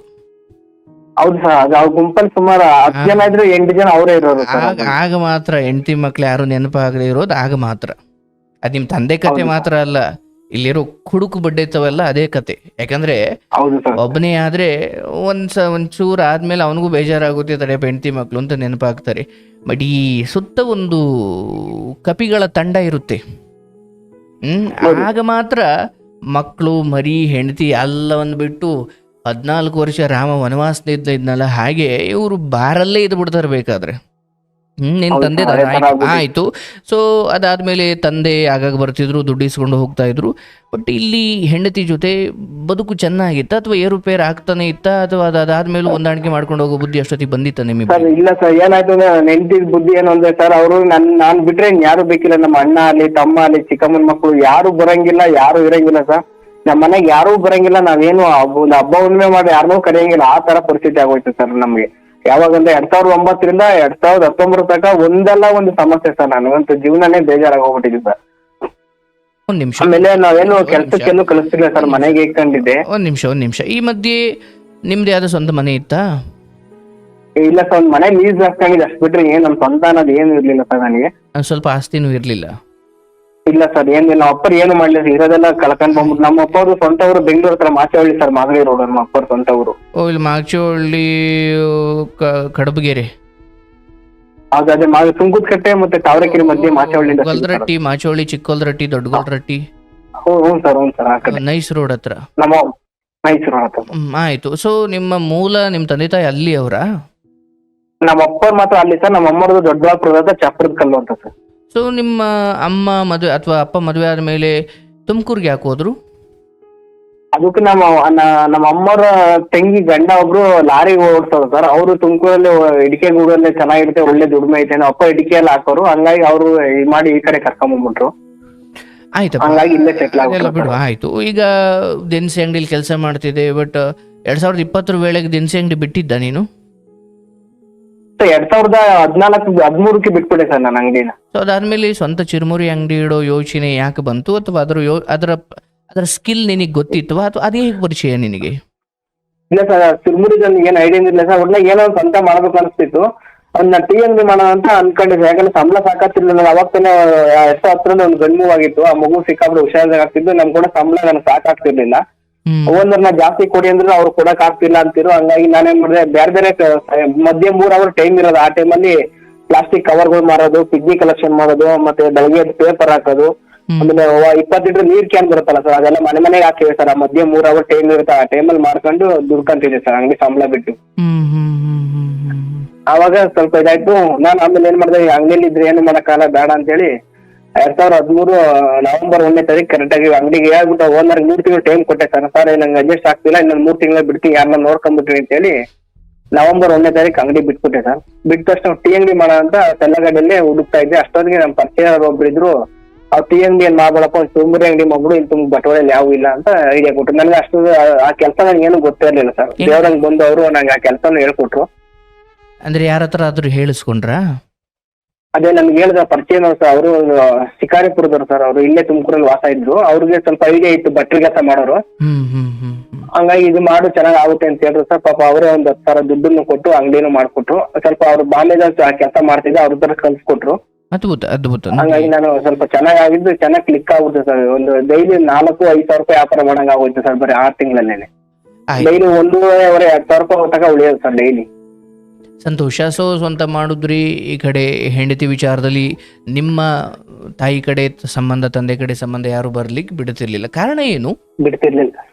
ಕಾರಣ ಏನಂದ್ರೆ ಸರ್, ಎಲ್ಲ ಬಂದು ನಮ್ಮ ಹತ್ರ ಅಂದ್ರೆ ನಾವು ಅವಾಗ ಚೆನ್ನಾಗಿ ಅಂಗಡಿ ಶುರು ಮಾಡಿದ್ಮೇಲೆ ಸ್ವಲ್ಪ ದುಡ್ಡು ನನ್ನ ಜನ ನಂಬೋರು ಸರ್. ಯಾರು ಕೇಳಿದ್ರು ದುಡ್ಡು ಕೊಡೋರು, ಎಷ್ಟು ಬೇಕಾದ್ರೂ ಕೊಡೋರು. ಚೆನ್ನಾಗಿ ವಿಶ್ವಾಸ ಉಳಿಸ್ಕೊಂಡಿದ್ದೆ ಜನಗಳ ಹತ್ರ. ಯಾರು ಎಷ್ಟು ಕೇಳಿದ್ರು ಕೊಡೋರು. ಇವ್ರು ನನಗೆ ನಮ್ಮ ಅಕ್ಕ ತಂಗಿ, ನಮ್ಮ ಸಂಬಂಧಿಕರು ನನ್ನ ವೀಕ್ನೆಸ್, ನಮ್ಮ ಕಷ್ಟನ ವೀಕ್ನೆಸ್ ಮಾಡ್ಕೊಂಡು ನನ್ನದು ಬರೋರು ಕಷ್ಟ ಹೇಳ್ಕೊಂಡು ನಾನು ಇಲ್ಲ ನಂಗಿಲ್ಲ ಅಂದ್ರೆ ಅವ್ರಿಗೆ ಸಿಕ್ಕಿದ್ ನನಗೆ ಯಾರ್ಯಾರು ಪರಿಚಯ ಇರೋದು ಅವ್ರನ್ನೆಲ್ಲ ದುಡ್ಡುಗಳನ್ನ ಬಡ್ಡಿ ಕೊಡ್ಸ್ಬಿಟ್ಟಿವೆ. ಅವ್ರು ಏನ್ ಮಾಡೋರು ವಾಪಸ್ ಕೊಡ್ತಿರ್ಲಿಲ್ಲ. ನಾನು ವಾಪಸ್ ಅವ್ರಿಗೆ ಬಡ್ಡಿ ಅಷ್ಟೆಲ್ಲ ನಾನು ಕೆಲಸ ಮಾಡಿ ತೀರ್ಸಿ. ಇದನ್ನ ನೋಡಿ ಇವ್ರಿಗೆ ಇಷ್ಟ ಆಗ್ತಿರ್ಲಿಲ್ಲ ಸರ್ ನಮ್ಮ ಮನೆಯವ್ರಿಗೆ. ನನಗೆ ಅವ್ರನ್ನ ಬಿಡಕ್ಕೆ ಇಷ್ಟ ಆಗ್ತಿಲ್ಲ. ತುಂಬಾ ಕಷ್ಟದವರೇ ಬಿಡು ಓಲಿ ಅಂತ ನಾನ್ ಮಾಡೋದು, ಇವ್ರಿಗೆ ಅದೆಲ್ಲ ಇಷ್ಟ ಆಗ್ತಿರ್ಲಿಲ್ಲ. ಆಯ್ತು. ಈಗ ನನಗೆ ಕೇಳಿದವರು ಅಥವಾ ನಾನು ತುಂಬಾ ಜನರ ಸಂಪಾದನೆ ಮಾಡಿದ್ದೀನಿ, ಜನರ ನಂಬಿಕೆ ಸಂಪಾದನೆ ಮಾಡಿದ್ದೀನಿ, ನಾನು ಕೇಳಿದಾಗ ಸಾಲ ಕೊಡ್ತಾರೆ ಅನ್ನೋ ಕಾರಣಕ್ಕೆ ಈಸ್ ಇಟ್ ಅದು ಸರಿನಾ? ಅಥವಾ ಓಕೆ ನನಗೆ ಕೊಡೋರು ಇದ್ದಾರೆ ಅಂತ ಈಸ್ಕೊಂಡು ಇನ್ನೊಬ್ರಿಗೆ ಕೊಡೋದು, ಈಗ ಒಂದು ಹಂತಕ್ಕೆ ಅಯ್ಯೋ ಸರ್ ಕೇಳ್ತಾರೆ ಸರ್, ಪಾಪ ಅವ್ರ ಕಷ್ಟ ನೋಡಿದಾಗ ಈಸ್ಕೊಡೋಣ ಅಂತ ಅನ್ಸುತ್ತೆ. ಬಟ್ ಅಲ್ಲಿ ಎಲ್ಲೋ ಒಂದು ಕಡೆ ಅನ್ನಿಸ್ತಿಲ್ವಾ ಇವ್ರು ಯಾರು ಕಟ್ತಾ ಇಲ್ಲ? ಹೌದು ಸರ್, ಈಗ ಅನಿಸ್ತಾ ಇದ್ದೆ ನಾನು ಮಾಡಿದ ದೊಡ್ಡ ತಪ್ಪು ಸರ್. ಈಗ ನಾನು ಇವತ್ತು ನಾನು ಬಿಕಾರಿ ಆಗಿದೆ, ನಾನು ಕೇಳೋರು ಬಿಕ್ಕಿಲ್ಲ ಸರ್. ಮನೇಲಿ ಹೆಚ್ಚು ಕಮ್ಮಿ 4 ವರ್ಷ ಆಯ್ತು ಸರ್ ಎಲ್ಲರೂ ಬಿಟ್ಟೋಗಿ. ಊಟ ಮಾಡ್ದಾಗ ಕೇಳೋರಿಲ್ಲ, ನೀವ್ ಕುಡ್ದಾಗ ಕೇಳೋರಿಲ್ಲ. ಆಯ್ತು, ಹೆಂಡತಿ ವಿಚಾರಕ್ಕೆ ಬರ್ತೀನಿ ಸ್ವಲ್ಪ. ಅಲ್ಲೇನಾಯ್ತು? ಯಾಕೆ ಬಿಟ್ಟು ಹೋದ್ರು? ಸರಿ, ಎಲ್ಲವೂ ನಡೀತಾ ಇತ್ತು ಆಯ್ತು ಸರ್.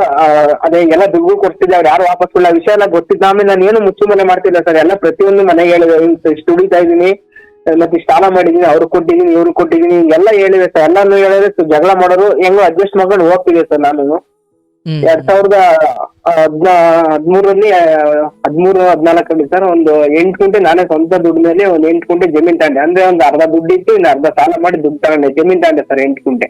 ಸೊ 2ನೇ ಮಗು ಅಥವಾ 8 ಎಕರೆ ಏನು ಅಥವಾ 8 ಗುಂಟೆನೇನು ಸಮ? 8 ಗುಂಟೆ ಜಮೀನ್ ಸರ್. ಓಕೆ, ಜಮೀನ್ ತಗೊಂಡೆ. ಮುಂದುವರ್ಸಪ್ಪ. ಅದೇ ಸರ್ 8 ಗುಂಟೆ ಜಮೀನ್ ತಗೊಂಡೆ ಸರ್. ಅರ್ಧ ದುಡ್ಡು ಇತ್ತು, ಇನ್ನು ಅರ್ಧ ಸಾಲ ಒಂದು 2 ಲಕ್ಷ ಅದಕ್ಕೆ ಸಾಲ ಮಾಡಿದೆ. ಈ ಅಂಗಡಿಗಳು ಮಾಡಿ ಹುಷಾರಿದಂಗಾಗಿ 4 ವರ್ಷ 6 ಲಕ್ಷ ಸಾಲ ಆಗೋಯ್ತು ಸರ್. ಸಾಲ ಆಯ್ತು ಸರ್. 2019 ಕೊರೋನಾ ಬಂದು ಅಂಗಡಿ 2 ತಿಂಗಳು ಕಂಟಿನ್ಯೂಸ್ ಬಾಲ್ ಹಾಕ್ಬಿಟ್ಟೆ. ಆಮೇಲೆ ವ್ಯಾಪಾರ ಆಗ್ಲಿಲ್ಲ ಸರ್. ಅವಾಗ ಬಡ್ಡಿಗೆ 6 ಲಕ್ಷ ತಗೊಂಡಿದ್ದ ಸರ್. ಅದಕ್ಕೆ ಬಡ್ಡಿ ಎಲ್ಲ ಬೆಳ್ಕೊಂಡು ಹೋಗ್ತು. ತಿರ್ಗಾ ನಾನೇನ್ ಮಾಡಿದೆ, ಅವ್ರು ಬಡ್ಡಿ ಕೊಡೋರಿಗೆಲ್ಲ ಹೇಳ್ದೆ, ಹಿಂಗೆ ವ್ಯಾಪಾರ ಆಗ್ತಿಲ್ಲ, ಒಂದು 6 ತಿಂಗಳು ಟೈಮ್ ಕೊಟ್ರಿ, ಅಷ್ಟೊತ್ತಿಗೆ ಏನೋ ವ್ಯವಸ್ಥೆ ಮಾಡ್ತೀನಿ ಅಂತ ಹೇಳಿದೆ. 6 ತಿಂಗಳಾದ್ರೂ ನನ್ಗೆ ಅವ್ರಿಗೆ ದುಡ್ಡು ವಾಪಸ್ ಕೊಡಕ್ ಆಗ್ಲಿಲ್ಲ ಸರ್. ಅವ್ರೇನ್ ಫೋರ್ಸ್ ಮಾಡ್ಲಿಲ್ಲ. ಆಮೇಲೆ ತಿರ್ಗಿ ನಾನೇನ್ ಮಾಡಿದೆ, ಜಮೀನ್ ಮಾರ್ಬಿಡೋಣ ಅಂತ ಹೇಳಿ ನಮ್ಮ ಮನೆಯವ್ರ ಹತ್ರ ಮಾತಾಡ್ದೆ ಸರ್. ಅವ್ರು ಏನ್ ಮಾಡಿದ್ರು, ಯಾವ್ದೇ ಕಾರಣಕ್ಕೂ ಜಮೀನ್ ಮಾರಕ್ ಕೊಡಲ್ಲ, ಮಾರ್ಬೇಡ ನೀನು, ನನ್ನ 2 ಗಂಡ್ ಮಕ್ಳವ್ರೆ, ಅವ್ರಿಗೆಲ್ಲ ಅನಾಥರ ಮಾಡಂಗ ಆಗುತ್ತೆ, ಬೇಡ ಮಾರೋದು ಬೇಡ ಅಂತ ಇದು ಮಾಡಿದ್ರು ಸರ್. ಜಮೀನ್ ಯಾರ ಹೆಸರಲ್ಲಿ ತಗೊಂಡಿದ್ದು? ನನ್ನ ಹೆಸರಲ್ಲಿ ಐತೆ ಸರ್. 8 ಗುಂಟೆ ಅಷ್ಟೇ ಸರ್. ಕ್ಯಾಸಂದ್ರ ಅಂತ ಬರುತ್ತೆ, ಅಲ್ಲಿ ಆ ಪಕ್ಕ ಹಳ್ಳಿಯಲ್ಲಿ ತಗೊಂಡಿದ್ದೆ. ಆಯ್ತು. ಅವರು ಅವ್ರನ್ನ ಸಾಲ ಕೊಟ್ಟಿರಲ್ಲ ಸರ್. 6 ತಿಂಗಳು ಟೈಮ್ ತಗೊಂಡಿದ್ದೆ. 6 ತಿಂಗಳಾದ್ಮೇಲೆ ಮತ್ತೆ ಏನ್ ವ್ಯಾಪಾರ ಆಗುತ್ತೆ ಅಂತ ನಾನು ಅನ್ಕೊಂಡೆ. ಅಷ್ಟೊತ್ತಿಗೆ ರೋಡ್ ಬೇರೆ ದೊಡ್ಡದ್ ಮಾಡಿದ್ರು, ಜಾಗ ಚೇಂಜ್ ಆಗೋಯ್ತು ಸರ್. ವ್ಯಾಪಾರ ಆಗ್ಲಿಲ್ಲ. ನಾವ್ ಒಂದು ಮುಂಚೆ ಮಾಡ್ತಿದ್ವಿ, ವ್ಯಾಪಾರ ಆಗ್ಲಿಲ್ಲ. ಬರೀ ಜೀವನ ಮಾಡಕ್ಕೆ ತೊಂದರೆ ಆಗ್ತಿರ್ಲಿಲ್ಲ. ಬಡ್ಡಿ ಕೊಡಕ್ಕೆ ಅಷ್ಟು ತೀರ್ಸಕ್ಕೆ ಅದಕ್ಕೆಲ್ಲ ಏನಕ್ಕೂ ಆಗ್ತಿರ್ಲಿಲ್ಲ. ಆಮೇಲೆ ಮತ್ತೆ ಅವ್ರ ಹತ್ರ 6 ಲಕ್ಷ ಏನ್ ಕೊಡ್ಬೇಕು ಅವ್ರಿಗೆ ಮತ್ತೆ ನಾನು ಟೈಮ್ ತಗೊಂಡೆ. ನೋಡೋಣ ಹಿಂಗೆ ಆಗ್ಬಿಟ್ಟೆ, ವ್ಯಾಪಾರ ಆಗ್ತಿಲ್ಲ, ಜಮೀನ್ ಮಾರ್ಬಿಟ್ಟು ನಿಮ್ಗೆ ದುಡ್ಡು ಕೊಡ್ತೀನಿ, ಇನ್ನೊಂದು 6 ತಿಂಗಳು ಟೈಮ್ ಕೊಡ್ರಿ ಅಂತ ಕೇಳಿದೆ ಸರ್. ಅವರು ಆಯ್ತು ಅಂತ ಒಪ್ಕೊಂಡ್ರು. ನಾನು 6 ತಿಂಗಳಲ್ಲಿ ಜಮೀನ್ ಮಾರಕ್ಕೆಲ್ಲ ಪ್ರಯತ್ನ ಮಾಡ್ತಾ ಇದ್ದೆ ಸರ್. ಅಷ್ಟಿಗೆ ನಮ್ ರೇಟಿಗೆ ಯಾರು ತಗೊಂತಿದ್ರು, ನಾವು ಕಷ್ಟ ಇದೆಯಾ ಅಂತ ಎಲ್ಲ ತುಂಬಾ ಕಡಿಮೆ ಕೇಳೋರು ಸರ್. ಬಟ್ ಹೆಂಡತಿ ಬೇಡ ಅಂತ ಹೇಳಿದ್ರಲ್ಲ? ಹೇಳಿದ್ರು ಸರ್. ನನಗೆ ಇಷ್ಟ ಇದೆ. ಅವ್ರು ಏನ್ ಮಾಡಿದ್ರು ಸರ್, ನಾವು ಅದೇ ಅವ್ರು ಏನ್ ತಿಳ್ಕೊಂಡು ಹೆಚ್ಚು ಕಮ್ಮಿ ನಾವೊಂದು 2013 2019 ತನಕ ಒಂದು 6 ವರ್ಷ ಸಿಕ್ಕಾಪಟ್ಟೆ ಬಡ್ಡಿ ಕೊಟ್ಬಿಟ್ಟಿದ್ದೀನಿ ಸರ್ ಅವ್ರಿಗೆ ಎಲ್ಲರಿಗೂ, ಪ್ರತಿಯೊಬ್ಬರಿಗೂ ಪ್ರತಿ ತಿಂಗಳು ಕಟ್ಬಿಟ್ಟಿದ್ದೀನಿ. ಇವ್ರು ಏನ್ ಮಾಡಿದ್ರು, ನಮ್ಮ ಮನೆಯವರು ಇಷ್ಟು ವರ್ಷನೇ ಬಡ್ಡಿ ಕಟ್ಟಿದ್ಯಲ್ಲ, ಬಡ್ಡಿ ಏನ್ ಕೊಡೋದ್ ಬೇಡ, ನಾವೆಲ್ಲ ನಾವು ತುಮಕೂರು ಬಿಟ್ಬಿಟ್ಟು ಬೇರೆ ಹಳ್ಳಿಗೆ ಹೋಗ್ಬಿಡೋಣ, ಯಾರೋ ಗಾರ್ಮೆಂಟ್ಸ್ಗೆ ಹೋಗ್ಬಿಟ್ಟು ತಿಂಗಳ ಸ್ವಲ್ಪ ಕೂಡ ಜಮೀನ್ ಮಾರೋದ್ ಬೇಡ ಅಂತ ಹೇಳಿದ್ರು ಸರ್ ನನಗೆ. ಓಕೆ. ನಾನೀಗ ಅದು ಊರ್ ಬಿಟ್ಟು ಹೋಗಕ್ಕೆ ಮತ್ತೆ ಅವ್ರಿಗೆಲ್ಲ ಮೋಸ ಮಾಡಕ್ ನನಗೆ ಇಷ್ಟ ಆಗ್ಲಿಲ್ಲ ಸರ್. ಈ ನಿನಗ್ ಮೋಸ ಮಾಡಿದ್ರಲ್ಲ ಅವರೆಲ್ಲ ಸಿಗಲಿಲ್ವ ಕೈಗೆ? ಯಾರು ಇಲ್ಲ ಸರ್, ಎಲ್ಲ ಅವರೇ ಸರ್, ಯಾರು ಕೊಡ್ತಿಲ್ಲ ಸರ್, ಎಲ್ಲಾನು ವಾಪಸ್ ಕೇಳ ಸರ್, ಯಾರು ಕೊಡ್ಲಿಲ್ಲ. ಲಾಸ್ಟ್ ನಾನೇ ಹುಚ್ಚ ಅಂದ್ಬಿಟ್ಟು ತಲೆ ಸರಿ ಇಲ್ಲ ಅಂದ್ರು. ಮತ್ತೆ ಏನ್ ಕೊಟ್ಟೆ ಸಾಕ್ಷಿ ಇದ್ರೆ ತಾಂಬ ಅಂತ ಕೇಳಿದ್ರು ಸರ್. ಎಲ್ಲ ಚೆಕ್ ಉಲ್ಟಾ ಏನಂತ ಬರ್ಕೊಟ್ಟಿದ್ದೆ ತಾಂಬ ಅಂದ್ರೆ ಎಲ್ಲ ಚೆನ್ನಾಗ್ ಆದ್ಮೇಲೆ ಈಗೆಲ್ಲ ಈ ತರ ಉಲ್ಟಾ ಹೊಡೆದ್ಬಿಟ್ಟು ಸರ್. ಎಲ್ಲ ಏನ್ ಮಾಡುದು? ಆಯ್ತಪ್ಪ, ಮುಂದುವರ್ಸಪ್ಪ. ಅದು ಹಂಗಾಯ್ತು ಸರ್. ಅವಾಗ ಇವ್ರು ಒಪ್ಲಿಲ್ಲ ಸರ್, ನಮ್ಮ ಮನೆ ಜಮೀನ್ ಮಾರಕ್ ಒಪ್ಲಿಲ್ಲ. ನಾನ್ ಬೇರೆ ಟೈಮ್ ತಗೊಂಡ್ಬಿಟ್ಟಿದ್ದೆ. ಅದು ಹೆಚ್ಚು ಕಮ್ಮಿ 10 ತಿಂಗಳು ಆಗೋಯ್ತು, 2 ತಿಂಗಳು ಟೈಮ್ ಇತ್ತು ಸರ್. ಅಷ್ಟೊತ್ತಿಗೆ ನಮ್ಮ ಮನೆಯವರು ನಾನು ಏನ್ ಮಾಡಿದೆ, ನನ್ನ ತಪ್ಪೇನಂದ್ರೆ ಸರ್, ನಮ್ಮ ಮನೆಯವ್ರು ನಮ್ಮ ಮನೆಯವ್ರು ನನ್ ಕೇಳಿದ್ರು ಸರ್, ನಿನ್ ಹೆಂಡತಿಗೆ ಮಕ್ಳಿಗೆ ನಿನ್ ಮರ್ಯಾದೆನೇ ಹೆಚ್ಚ ಅಂತ ಕೇಳ್ಬಿಟ್ರು ಸರ್ ನನಗೆ ಜಮೀನ್ ಮಾರೋ ವಿಷಯದಲ್ಲಿ. ನಾನು ಅವತ್ತು ಸುಮ್ಮನಿದ್ದೀರಾಗೋದು ಬಾಯ್ ತಪ್ಪಿ, ನನಗೆ ಹೆಂಡತಿ ಮಕ್ಳಿಗಿಂತ ನನ್ನ ಮರ್ಯಾದೆನೇ ಹೆಚ್ಚು, ನಾನು ಅದು ಮರ್ಯಾದೆ ಹೋದ್ಮೇಲೆ ಬದುಕಿದ್ದು ಸತ್ತ 2 ಒಂದೇನೆ, ನಿನ್ಗಿನ ಅದೇ ಹೆಚ್ಚು ಅಂತ ನಾನು ಅವತ್ತು ಸಿಟ್ಟಲ್ಲಿ ಹೇಳ್ಬಿಟ್ಟೆ ಸರ್. ಹೇಳಿದ ತಕ್ಷಣ ಅವತ್ತು ಜಗಳ ಮಕ್ಕೊಂಡು ಅವ್ರು ತೋರ್ ಮನೆಗೆ ಹೋದವರು ಒಂದು 15 ದಿವಸ ವಾಪಸ್ ಬರ್ಲಿಲ್ಲ ಸರ್. 15 ದಿವಸ ವಾಪಸ್ ಬಂದ್ಮೇಲೆ ಅವ್ರು ನನಗೆ ಚಾಲೆಂಜ್ ಮಾಡಿದ್ರು ಸರ್, ನೀನ್ ಬಟವಾಡೆ ನಿನ್ ಮರ್ಯಾದೆ ತೆಗೆದ್ರೆ ನಾನು ಹೋಗೋದು, ಹಂಗೆ ಹೋಗೋದಿಲ್ಲ, ಮರ್ಯಾದೆ ಅಂತೆಲ್ಲ ನೀನ್ ಮರ್ಯಾದೆ ತೆಗೆದ್ರೆ ನಾನು ಹೋಗೋದು ಅಂತ ಹೇಳಿ ಅಂದ್ರು ಸರ್. ನಾನೇನೋ ಸಿಟ್ಟಿಗೇನೋ ಮಾತಾಡ್ತಾರೆ ಬಿಡು ಅಂತ ನಾನು ಸುಮ್ನೆ ಆಗ್ಬಿಟ್ಟೆ ಸರ್. ನನಗೆ ಅಷ್ಟೊಂದು ಯೋಚನೆ ತಗೊಂಡಿಲ್ಲ ಸರ್, ಮಾಮೂಲಿ ಸುಮ್ನಾದೆ. ಆಮೇಲೆ ಆ ಜಮೀನು ಏನ್ ಮಾಡ್ದೆ, ಅದು ನಮ್ ರೇಟಿಗೆ ಹೋಗ್ಲಿಲ್ಲ ಸರ್. ಹಂಗಾಗಿ ಒಬ್ಬ ಬ್ರೋಕರ್ ಹಿಡಿದು ಅವ್ರಿಗೆ ಹೇಳ್ದೆ, ನನ್ಗೆ 10 ಲಕ್ಷ ನನ್ ಸಾಲ ಆಯ್ತಪ್ಪ, ಬಡ್ಡಿ ಅಷ್ಟೆಲ್ಲ ಸೇರಿ ನಾನು 10 ಲಕ್ಷ ನನ್ ಕೊಟ್ಬಿಟ್ರಿ, ನೀವು ಎಷ್ಟಕ್ಕನ್ನ ಮಾಡ್ಕೊಂಡ್ಬಿಟ್ರಿ ಅಂತೇಳಿ ಒಬ್ಬ ಬ್ರೋಕರ್ಗೆ ಹೇಳ್ಬಿಟ್ಟೆ ಸರ್ ನಾನು. ಅವ್ರು ಏನ್ ಮಾಡಿದ್ರು ಸರ್, ಅದು ಜಮೀನು ಒಳ್ಳೆ ಚೆನ್ನಾಗಿ ರೋಡ್ಗೆ ಇತ್ತು, ಒಳ್ಳೆ ವ್ಯಾಲ್ಯೂ ಇತ್ತು ಸರ್. ಹಂಗಾಗಿ ಅವ್ರು ಒಪ್ಕೊಂಡ್ಬಿಟ್ಟು ನನಗೆ 2 ಲಕ್ಷ ಅಡ್ವಾನ್ಸ್ ಕೊಟ್ಬಿಟ್ರು, ಕಟ್ಟಂತ ಅವತ್ತೇ ಕೊಟ್ಬಿಟ್ರು ಸರ್. ಕೊಟ್ಟಿದ ತಕ್ಷಣ 3 ತಿಂಗಳಲ್ಲಿ ರಿಜಿಸ್ಟರ್ ಮಾಡ್ಕೊಂತೀನಿ ಅಂತ ಹೇಳಿ ಅಗ್ರಿಮೆಂಟ್ ಎಲ್ಲ ಮಾಡ್ಕೊಂಡ್ರು. ಅವ್ರು ಏನ್ ಮಾಡಿದ್ರು, ಆ ಸೈಟ್ ನ ಬೇರೆಯವ್ರಿಗೆ 15 ಲಕ್ಷಕ್ಕೆ ಮಾರ್ಬಿಟ್ರು ಸರ್. ಟೋಟಲ್ 8 ಕೋಟಿನ 15 ಲಕ್ಷಕ್ಕೆ ಮಾರಿದ್ರು ಸರ್ ಅವರು. ನನ್ನ ಮಾಮೂಲಿ ಏನು 10 ಲಕ್ಷ ಕೊಡ್ಬೇಕು ಅಷ್ಟು ಕೊಟ್ರು. ಕೊಡಕ್ಕೆ 2 ಲಕ್ಷ ಮಾತ್ರ ಕೊಟ್ಟಿದ್ರು. ಇನ್ನ ರಿಜಿಸ್ಟರ್ ಅದು ಸ್ಕೆಚ್ ಎಲ್ಲ ಮಾಡ್ಬೇಕಲ್ಲ, ಅದಕ್ಕೆ ಟೈಮ್ ತಗೊಳುತ್ತೆ ಅಂತ ಹೇಳಿ 3 ತಿಂಗಳು ಟೈಮ್ ತಗೊಂಡಿದ್ರು. ಅಷ್ಟೊಂದು ಪೂರ್ತಿ ಅಷ್ಟೊತ್ತಿಗೆ ನಮ್ಮ ಮನೆಯವರು ಒಂದು ಮಾಡಬಾರ ಕೆಲಸ ಮಾಡ್ಬಿಟ್ಟು ನನ್ನ ಜೀವನ ಹಾಳಾಗ್ಬಿಟ್ಟು. ಅಂದ್ರೆ ನಿಮ್ ಜಮೀನನ್ನ 10 ಲಕ್ಷಕ್ಕೆ ತಗೊಂಡ್ರಲ್ಲ, ಬಟ್ ಆ ಸಂಪೂರ್ಣ ಹಣ ನಿಮ್ ಕೈಗೆ ಬಂತ? ಬಂತು ಸರ್. ಅಂದ್ರೆ ತಕ್ಷಣ ಕೊಡ್ಲಿಲ್ಲ, ಫಸ್ಟ್ 2 ಲಕ್ಷ ಅಡ್ವಾನ್ಸ್ ಕೊಟ್ರು. ಇನ್ನ 8 ಲಕ್ಷ ರಿಜಿಸ್ಟರ್ ಆದ್ಮೇಲೆ ಕೊಡ್ತೀವಿ ಅಂತ ಹೇಳಿದ್ರು. 3 ತಿಂಗಳು ಟೈಮ್ ತಗೊಂಡಿದ್ರು ಸರ್. ಬಟ್ ಆ 3 ತಿಂಗಳ ಒಳಗಡೆ ಇಲ್ಲೇನೋ ನಡೀತು ಅಂತ ಹೇಳ್ತಿದ್ದೀರಾ? 3 ತಿಂಗಳಲ್ಲಿ ಇಲ್ಲಿ ನನ್ನ ಮಾತು ನೀರ್ ಬಿಟ್ಟು ಮಾರ್ಬಿಟ್ನಲ್ಲ ಅಂತ ಹೇಳಿ ನಮ್ಮ ಮನೆಯವರು ನನಗೆ ಮಾಡ್ಬಿಟ್ರು ಸರ್. ಏನಾಯ್ತಪ್ಪ ಅಲ್ಲಿ? ಅಂದ್ರೆ ಹೆಂಗ್ ಹೇಳೋದಂತ ಆಗ್ತಿರ ಸರ್, ಸಕ್ಕತ್ ನೋವು ಆಗ್ತಿದೆ. ಅದು ಹೇಳಲೇಬೇಕು, ಯಾಕಂದ್ರೆ ಬೇರೆಯವ್ರಿಗೆ ನನ್ ಕಷ್ಟದಿಂದ ಬೇರೆಯವ್ರಿಗೆ ನಾನು ಉಪಯೋಗ ಆಗುತ್ತೆ ಅನ್ನೋದಕ್ಕೋಸ್ಕರ ಹೇಳ್ತಿದೀನಿ. ಏನಾಯ್ತು ಅಂದ್ರೆ ನಮ್ಮ ಮನೆ ಪಕ್ಕದಲ್ಲೇ ಮನ್ಸಿನ ಹೊರಗಡೆ ಹಾಕಪ್ಪ, ಇತರರಿಗೂ ಉಪಯೋಗ ಆಗುತ್ತೆ ಅನ್ನೋದು ಒಂದು. ಅಂಡ್ ಆ ಕಸವನ್ನ ಎಷ್ಟು ದಿನ ಇಟ್ಕೊಂಡು ಓಡಾಡ್ತೀಯಪ್ಪ? ಆಗ್ತಿಲ್ಲ ಸರ್, ತುಂಬಾ ಕಷ್ಟ ಆಗ್ತಿದೆ. ನನ್ ಬದುಕಕ್ಕೆ ಇಷ್ಟ ಇರುತ್ತೆ, ನಂಗೆ ಆಗ್ಬಿಟ್ಟಿದೆ. ತುಂಬಾ ಯಾಕೆ ಧೈರ್ಯವಾಗಿರಪ್ಪ, ಹೇಳಪ್ಪ ಏನಾಯ್ತು ಹೇಳಪ್ಪ.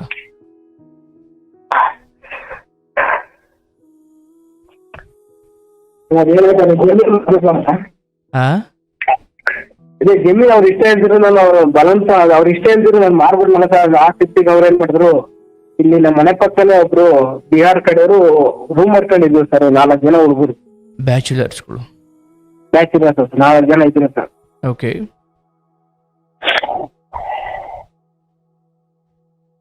ಅವರು ಅದ್ರಲ್ಲಿ ಒಬ್ರು ತುಂಬಾ ನಮ್ಮ ಮನೆಗೆ ಕೆಲಸ ಅದೇನೋ ಕೆಲಸ ಏನ್ ಮಾಡ್ತಿದ್ರು ಅದೆಲ್ಲ ಮಾಡ್ಕೊಡೋದು ತುಂಬಾ ಇದಾಗಿರೋದು. ನಮ್ಮನೆಗೆ ಪಾಪ ಏನೋ ಆಗ್ಲಿದ್ರೆ ನಾನೇ ಸಾಂಬಾರ್ ಗಿಂಬಾರೆಲ್ಲ ಕೊಡ್ತೀವಿ ಸರ್. ನಮ್ಮ ಮನೇಲಿ ಅಡಿಗೆ ಮಾಡಿದಾಗ ಊಟ ಪಟ್ಟ ಎಲ್ಲ ಕೊಡ್ತೀವಿ. ಲೇಟಾಗಿ ಬರೋರು ಮಾಡ್ಕೊಂಡ್ ಆಗ್ತಿರ್ಲಿಲ್ಲ, ನೀರಿನ ಸಮಸ್ಯೆ ಎಲ್ಲ ಇರೋದು ಅಂತ ಹೇಳಿ ನಾನು ಸಾಂಬಾರ್ ಎಲ್ಲ ಕೊಡ್ತೀವಿ. ಒಂದ್ ನಿಮಿಷ ಆಗಿರಪ್ಪ.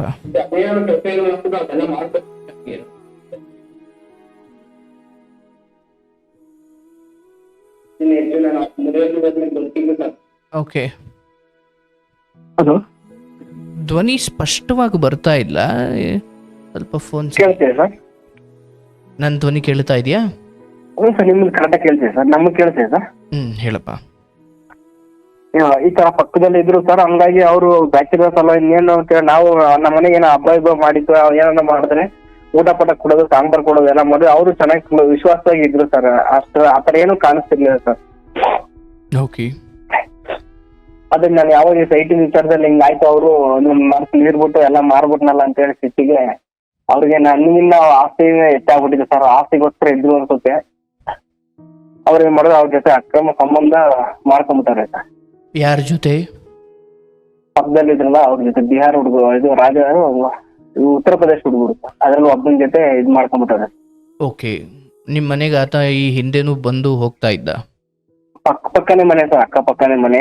ಅಂದ್ರೆ ನಾವ್ ಇದ್ದಾಗಲೂ ಬರೋರು ಚೆನ್ನಾಗಿ ಕ್ಲೋಸ್ ಆಗಿದ್ದು ಸರ್ ನಮ್ ಜೊತೆಗೆಲ್ಲ. ಅಂದ್ರೆ ಅಂತ ಬುದ್ಧಿ ಕಾಣಿಸ್ತಿರ್ಲಿಲ್ಲ ಸರ್, ನಾವು ಎಲ್ಲ ನಮ್ದಂಗೆ ಅವ್ರ ನಮ್ಮನೆ ಮೇಲೆ ನಾವು ನಂಬಿಕೆ ಇತ್ತು ಸರ್, ಈ ತರ ಮಾಡ್ತಾರೆ ಅಂತ ದೇವರನ್ನ ಕನ್ಸಲ್ಲ ಅನ್ಕೊಂಡಿರ್ಲಿಲ್ಲ ಸರ್ ಹಿಂಗೆ. ಆಮೇಲೆ ನಾನು ಅಷ್ಟೇ ಸರ್, ಮದ್ವೆಗೆ 10 ವರ್ಷ ಆದ್ರೆ ಒಂದ್ ದಿವಸ ಅವ್ರಿಗೆ ಒಂದು ಕೆಲ್ಸಕ್ಕೆ ಕಳಿಸ್ತಾರಲ್ಲ, ₹1 ಅವ್ರ ಮನೆಯಿಂದ ಇಟ್ಕೊಂಬಲ್ಲ ಏನಿಲ್ಲ ಸರ್, ಪ್ರತಿ ಒಂದು ಮಾಡಿದ್ವಿ ಸರ್. ನಾನ್ ಬೆಳಗ್ಗೆ ಎದ್ದು ಮನೆಗೆ ತಿಂಡಿ ಪಂಡಿ ಎಲ್ಲ ಮಾಡಿದ್ವಿ ಸರ್, ಎಲ್ಲಾ ಮಾಡ್ಬಿಟ್ಟು ಅವ್ರು ಅಷ್ಟ್ ಚೆನ್ನಾಗಿ ನೋಡ್ಕೊಂಡ್ರು, ನನಗೆ ಮೋಸ ಮಾಡ್ಬಿಟ್ಟು ಅದೇ ನಾವು ತಡ್ಕೊಳಕ್ ಆಗ್ತದೆ. ಓಕೆ, ಅಲ್ಲಿ ಅಂಥದ್ದು ಯಾರು ಬಿಹಾರದವರು ಅಥವಾ ಯಾರು ಬ್ಯಾಚುಲರ್ಸ್ಗಳಿದ್ರು, ಬಟ್ ಅವ್ರಿಗೆ ನಿಮ್ಮ ಭಾಷೆ ಬರ್ತಿತ್ತಾ? ಅಂದ್ರೆ ಅವ್ರಿಗೆ ನಾವು ಕನ್ನಡ ಮಾತಾಡೋದು ಅರ್ಥ ಆಗ್ತಿದ್ವಿ ಸರ್, ಅವ್ರಿಗೆ ವಾಪಸ್ ಮಾತಾಡಕ್ ಆಗ್ತಿತ್ತು, ಗೊತ್ತಾಗ ಅಷ್ಟೊಂದು ಗೊತ್ತಿರ್ಲಿಲ್ಲ ಸರ್ ಅವ್ರಿಗೆ. ಸೊ ಹಾಗಾಗಿ ನೀವು ಅವ್ರ ಭಾಷೆ ಮಾತಾಡ್ತಿದ್ರಾ? ಅಂದ್ರೆ ನನಗ್ ಬರೋದು ಸರ್, ನನಗೆ ಅಂಗಡಿ ಕೆಲಸ ಮಾಡ್ತೀನಲ್ಲ, ಹಿಂದಿ ತೆಲುಗು ಮರಾಠಿ ಇದೆಲ್ಲ ಸ್ವಲ್ಪ ಬರೋದು ಸರ್, ಅದೇ ತರ ಮಾತಾಡಿವಿ ನಾನು. ನಮ್ಮ ಮನೆಯವ್ರಿಗೆ ಏನ್ ಗೊತ್ತಿರ್ಲಿಲ್ಲ ಸರ್. ಓಕೆ, ನಿಮಗೆ ಹೇಗೆ ಗೊತ್ತಾಯ್ತು ಅದು? ಅದು ಹೆಂಗ್ ಗೊತ್ತಾಯ್ತು ಅಂದ್ರೆ ಸರ್, ನನಗೆ ಅವ್ರು ನಮ್ಮ ಮನೆಯವರ ನಡವಳಿಕೆನೇ ಸ್ವಲ್ಪ ಇದ್ದಕ್ಕಿದಂಗೆ ಚೇಂಜ್ ಆಯ್ತು ಸರ್, ಮಾತಿನ ಶೈಲಿಯಲ್ಲಿ. ಮತ್ತೆ ಮುಂಚೆ ನಾನು 11 ಗಂಟೆ ಅಂಗಡಿ ಕ್ಲೋಸ್ ಮಾಡ್ಕೊಂಡ್ ಬಂದ್ರು ಅಲ್ಲಿ ತನಕನೂ ಕಾಯೋರು ಸರ್ ಊಟಕ್ಕೆಲ್ಲ.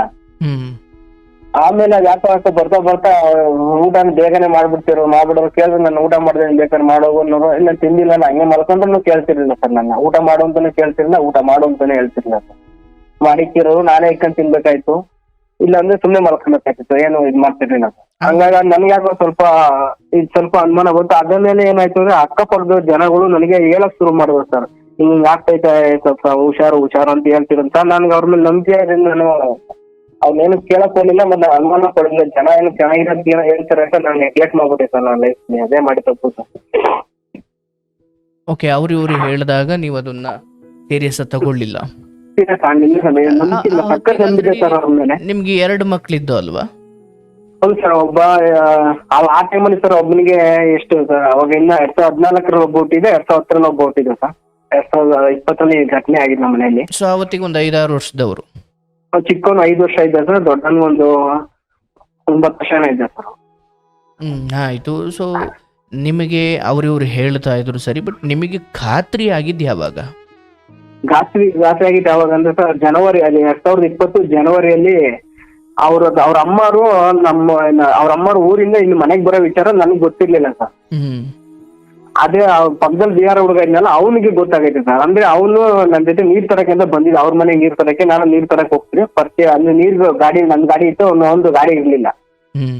ನೀರ್ ತರಕ್ ಹೋದಾಗ ಅವಾಗ ಅವ್ನು ನನಗೆ ಕೇಳ್ದ ಸರ್, ಹಿಂಗೆ ಆಂಟಿ ಅವ್ರ ಅಮ್ಮ ಬರ್ತಾರಂತೆ, ಜಾತ್ರೆಗೆ ಹೋಗ್ತಾರಂತೆ ಅಂತ ಹೇಳ್ದ ಸರ್. ನನಗೆ ಇದಾಯ್ತು ಸರ್, ಇದೇನಿದು ನನ್ಗೆ ಗೊತ್ತಿಲ್ಲ, ಇವ್ನಿಗೆ ಹೆಂಗ್ ಗೊತ್ತಾಯ್ತು ಅಂತ ಕೇಳಿದಾಗ ನಾನು ಅವಾಗ ಅವ್ನ ಕೇಳಿದೆ, ನನ್ಗೆ ಅದು ಆತರ ಹೇಳಿಲ್ಲ, ನಿನ್ಗೆ ಯಾರು ಹೇಳಿದ್ರು ಅಂತ ಕೇಳಿದ್ರೆ ಆಂಟಿ ಹೇಳಿದ್ರು ಅಂತ ಹೇಳ್ದ ಸರ್. ಅವ್ನು ಯಾವ ಆಂಟಿ? ಓಕೆ, ನಿಮ್ಮ ಹೆಂಡತಿ? ನಮ್ಮ ಮನೆಯವ್ರನ್ನ ಅವನು ಆಂಟಿ ಅಂತ ಕರೀತಿದ್ದ ಸರ್. ಓಕೆ ಹಂಗಂದ ಸರ್. ನಾನು ಅದನ್ನೇ ಸೀದಾ ನೀರ್ ತಗೊಂಡು ವಾಪಸ್ ಬಂದ್ಮೇಲೆ ಅವತ್ತು ಅಂಗಡಿ ಟೈಮ್ ಆಗಿತ್ತು, ಸುಮ್ನೆ ಏನು ಮಾತಾಡೋದ್ ಬೇಡ ಅಂತ ಸೀದಾ ಹೋದೆ ಸರ್. ಹೋದ್ಮೇಲೆ ನೈಟ್ ಅಂಗಡಿ ಕ್ಲೋಸ್ ಮಾಡ್ಕೊಂಡು ಬಂದು ನೈಟ್ ಕೇಳಿದೆ, ನೀವು ಅಮ್ಮ ಬರ್ತಾರಂತ ನಾಳೆ ಅಂತ. ಇಲ್ಲ ಬರೋಲ್ಲ, ಯಾರು ಹೇಳಿತ್ತು ಅವನು. ಇಲ್ಲ ಹಿಂಗೆ ಪಕ್ಕದ ನೀರ್ ತರಕ್ ಹೋಗಿದ್ನಲ್ಲ, ಅವ್ನು ಹೇಳ್ದ. ಮತ್ತೆ ನನಗೆ ಗೊತ್ತಿಲ್ಲ, ಅವ್ನಿಗೆ ಹೆಂಗ್ ಗೊತ್ತಾಯ್ತು ಅಂತ. ಇಲ್ಲ ಆಚೆ ಕಡೆ ಫೋನಾಗ ಮಾತಾಡ್ತಿದ್ದೆ, ಅದನ್ನ ಕೇಳಿಸ್ಕೊಂಡೇನು ಹೇಳಿರ್ಬೇಕು ಅಂತ. ಹೌದೇನ ಬಿಡು ಅಂತ ಸುಮ್ಮನೆ ಸರ್. ಅವರು ಅಲ್ಲಿ ತುಮಕೂರಲ್ಲಿ ಸಿದ್ಧಗಂಗೆ ಮಠದಲ್ಲಿ ಜಾತ್ರೆ ಆಗುತ್ತೆ ಸರ್, ಅವತ್ತು ಬೆಳ್ಳಿ ಪಲ್ಲಕ್ಕಿ ಸರ್, ಅವತ್ತು ನಾಡ್ದು. ಆ ಟೈಮಲ್ಲಿ ಕರ್ಸ್ಕೊಂಡವ್ರು ಅವರು. ಯಾರನ್ನ? ಅವ್ರ ಅಮ್ಮನ ಅಲ್ಲಿನ ಊರಿಂದ. ಓಕೆ, ಆ ವಿಷಯ ನನಗೆ ಗೊತ್ತಾಗ ಅವಾಗ ಸ್ವಲ್ಪ ನನಗೆ ಅಕ್ಕಪಕ್ಕ ಹೇಳ್ತಿರೋದು ಇದು ಸ್ವಲ್ಪ ಡೌಟ್ ಬಂತು ಸರ್. ಹಂಗಾಗಿ ನಾನು ಜಾಸ್ತಿ ಅವ್ರ ಕಡೆ ಗಮನ ಕೊಡೋಕೆ ಶುರು ಮಾಡ್ದೆ ಸರ್. ನಾನು ಅವ್ರ ಫೋನ್ಗಳು ಚೆಕ್ ಮಾಡೋದಲ್ಲಿ, ಫೋನ್ ಇದ್ ಮಾಡೋದಲ್ಲಿ ಎಲ್ಲ ಮಾಡ್ತಿದ್ದೆ ಸರ್ ನಾನು. ಆದ್ರೆ ಏನ್ ಮಾಡೋರು, ಫೋನ್ ಮಾತಾಡೋರು, ನಂಬರ್ ಅಲ್ಲಿ ಡಿಲೀಟ್ ಮಾಡಿ ಕೊಡೋರು, ಏನು ಗೊತ್ತಾಗ್ತಿಲ್ಲ ಸರ್ ನನಗೆ. ಆಮೇಲೆ ಅವ್ರು ಜಾತ್ರೆಗೆ ಬಂದು ಸರ್, ಜಾತ್ರೆಗೆ ಬಂದಾಗ ಏನಾಯ್ತು, ನಾನು ಅಂಗಡಿ ಕ್ಲೋಸ್ ಮಾಡ್ಕೊಂಡ್ಬಂದು ಆರಾಮಾಗಿ ನೈಟ್ ಅಂಗಡಿ 10:30 ಕ್ಲೋಸ್ ಮಾಡ್ಕೊಂಡ್ಬಂದು ಅವ್ರು ಜಾತ್ರೆ ಬೆಳ್ಳಿ ಪಲ್ಲಕ್ಕಿ ಅಂತ ಹೊರಟೋಗಿದ್ದೆ ಸರ್. ಅವ್ರ ಅಮ್ಮ, ನಮ್ಮ ಮಕ್ಕಳು, ನಮ್ಮ ಮನೆಯವರು ಹೋಗ್ತೀವಿ ಅಂತ ಹೇಳಿ ಹೋದ್ರು ಸರ್. ನನಗೆ ಹೇಳ್ಬಿಟ್ಟೆ ಹೋದ್ನು. ನಾವ್ ಹಬ್ಬ ಅಂಗಡಿ ಮಾಡ್ಕೊಂಡು ನೈಟ್ ಅಂಗಡಿ ಕ್ಲೋಸ್ ಮಾಡ್ಕೊಂಡು ಬಂದು ರಾತ್ರಿ 11-11:30 ಫೋನ್ ಮಾಡಿದೆ ಸರ್ ನಮ್ಮ ಮನೆಯವರಿಗೆ. ಫೋನ್ ಎತ್ತಿದ್ದಾರೆ, ಮಾತಾಡ್ತಿರ್ಲಿಲ್ಲ ಸರ್. ಅಕ್ಕಪಕ್ಕ ಜಾತ್ರೆ ಜನ ಶಬ್ದ ಇರೋದು ಕೇಳಿಸ್ತೇವೆ ಅಂದ್ರೆ ಎತ್ತುತ್ತಾ ಇದ್ರು, ಮಾತಾಡ್ತಿರ್ಲಿಲ್ಲ. ಕೇಳಿಸಲ್ಲ ಅಂತ ಕಟ್ ಮಾಡ್ಬಿಡ್ರು ಸರ್.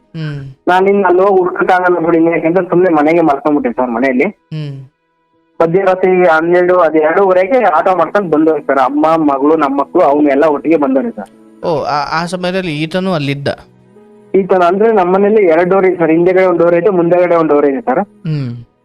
ನಾನೇನ್ ಮಾಡಿದೆ, ಮುಂದೆಗಡೆ ಡೋರ್ ಓಪನ್ ಮಾಡ್ಲಿಲ್ಲ, ಹಿಂದೆ ಅವರು ಬಂದು ನೈಟ್ ಬಾಗಿಲು ತೊಡ್ತಾ ಇದ್ದಾರೆ, ನಾನು ಮುಂದೆಗಡೆ ಡೋರ್ ಓಪನ್ ಮಾಡ್ಲಿಲ್ಲ, ಹಿಂದೆಗಡೆ ಡೋರ್ ಓಪನ್ ಮಾಡ್ದೆ ಸರ್. ನೋಡಿದ್ರೆ ಅವನು ಜೊತೆಗೆ ಅವನೇ ಸರ್.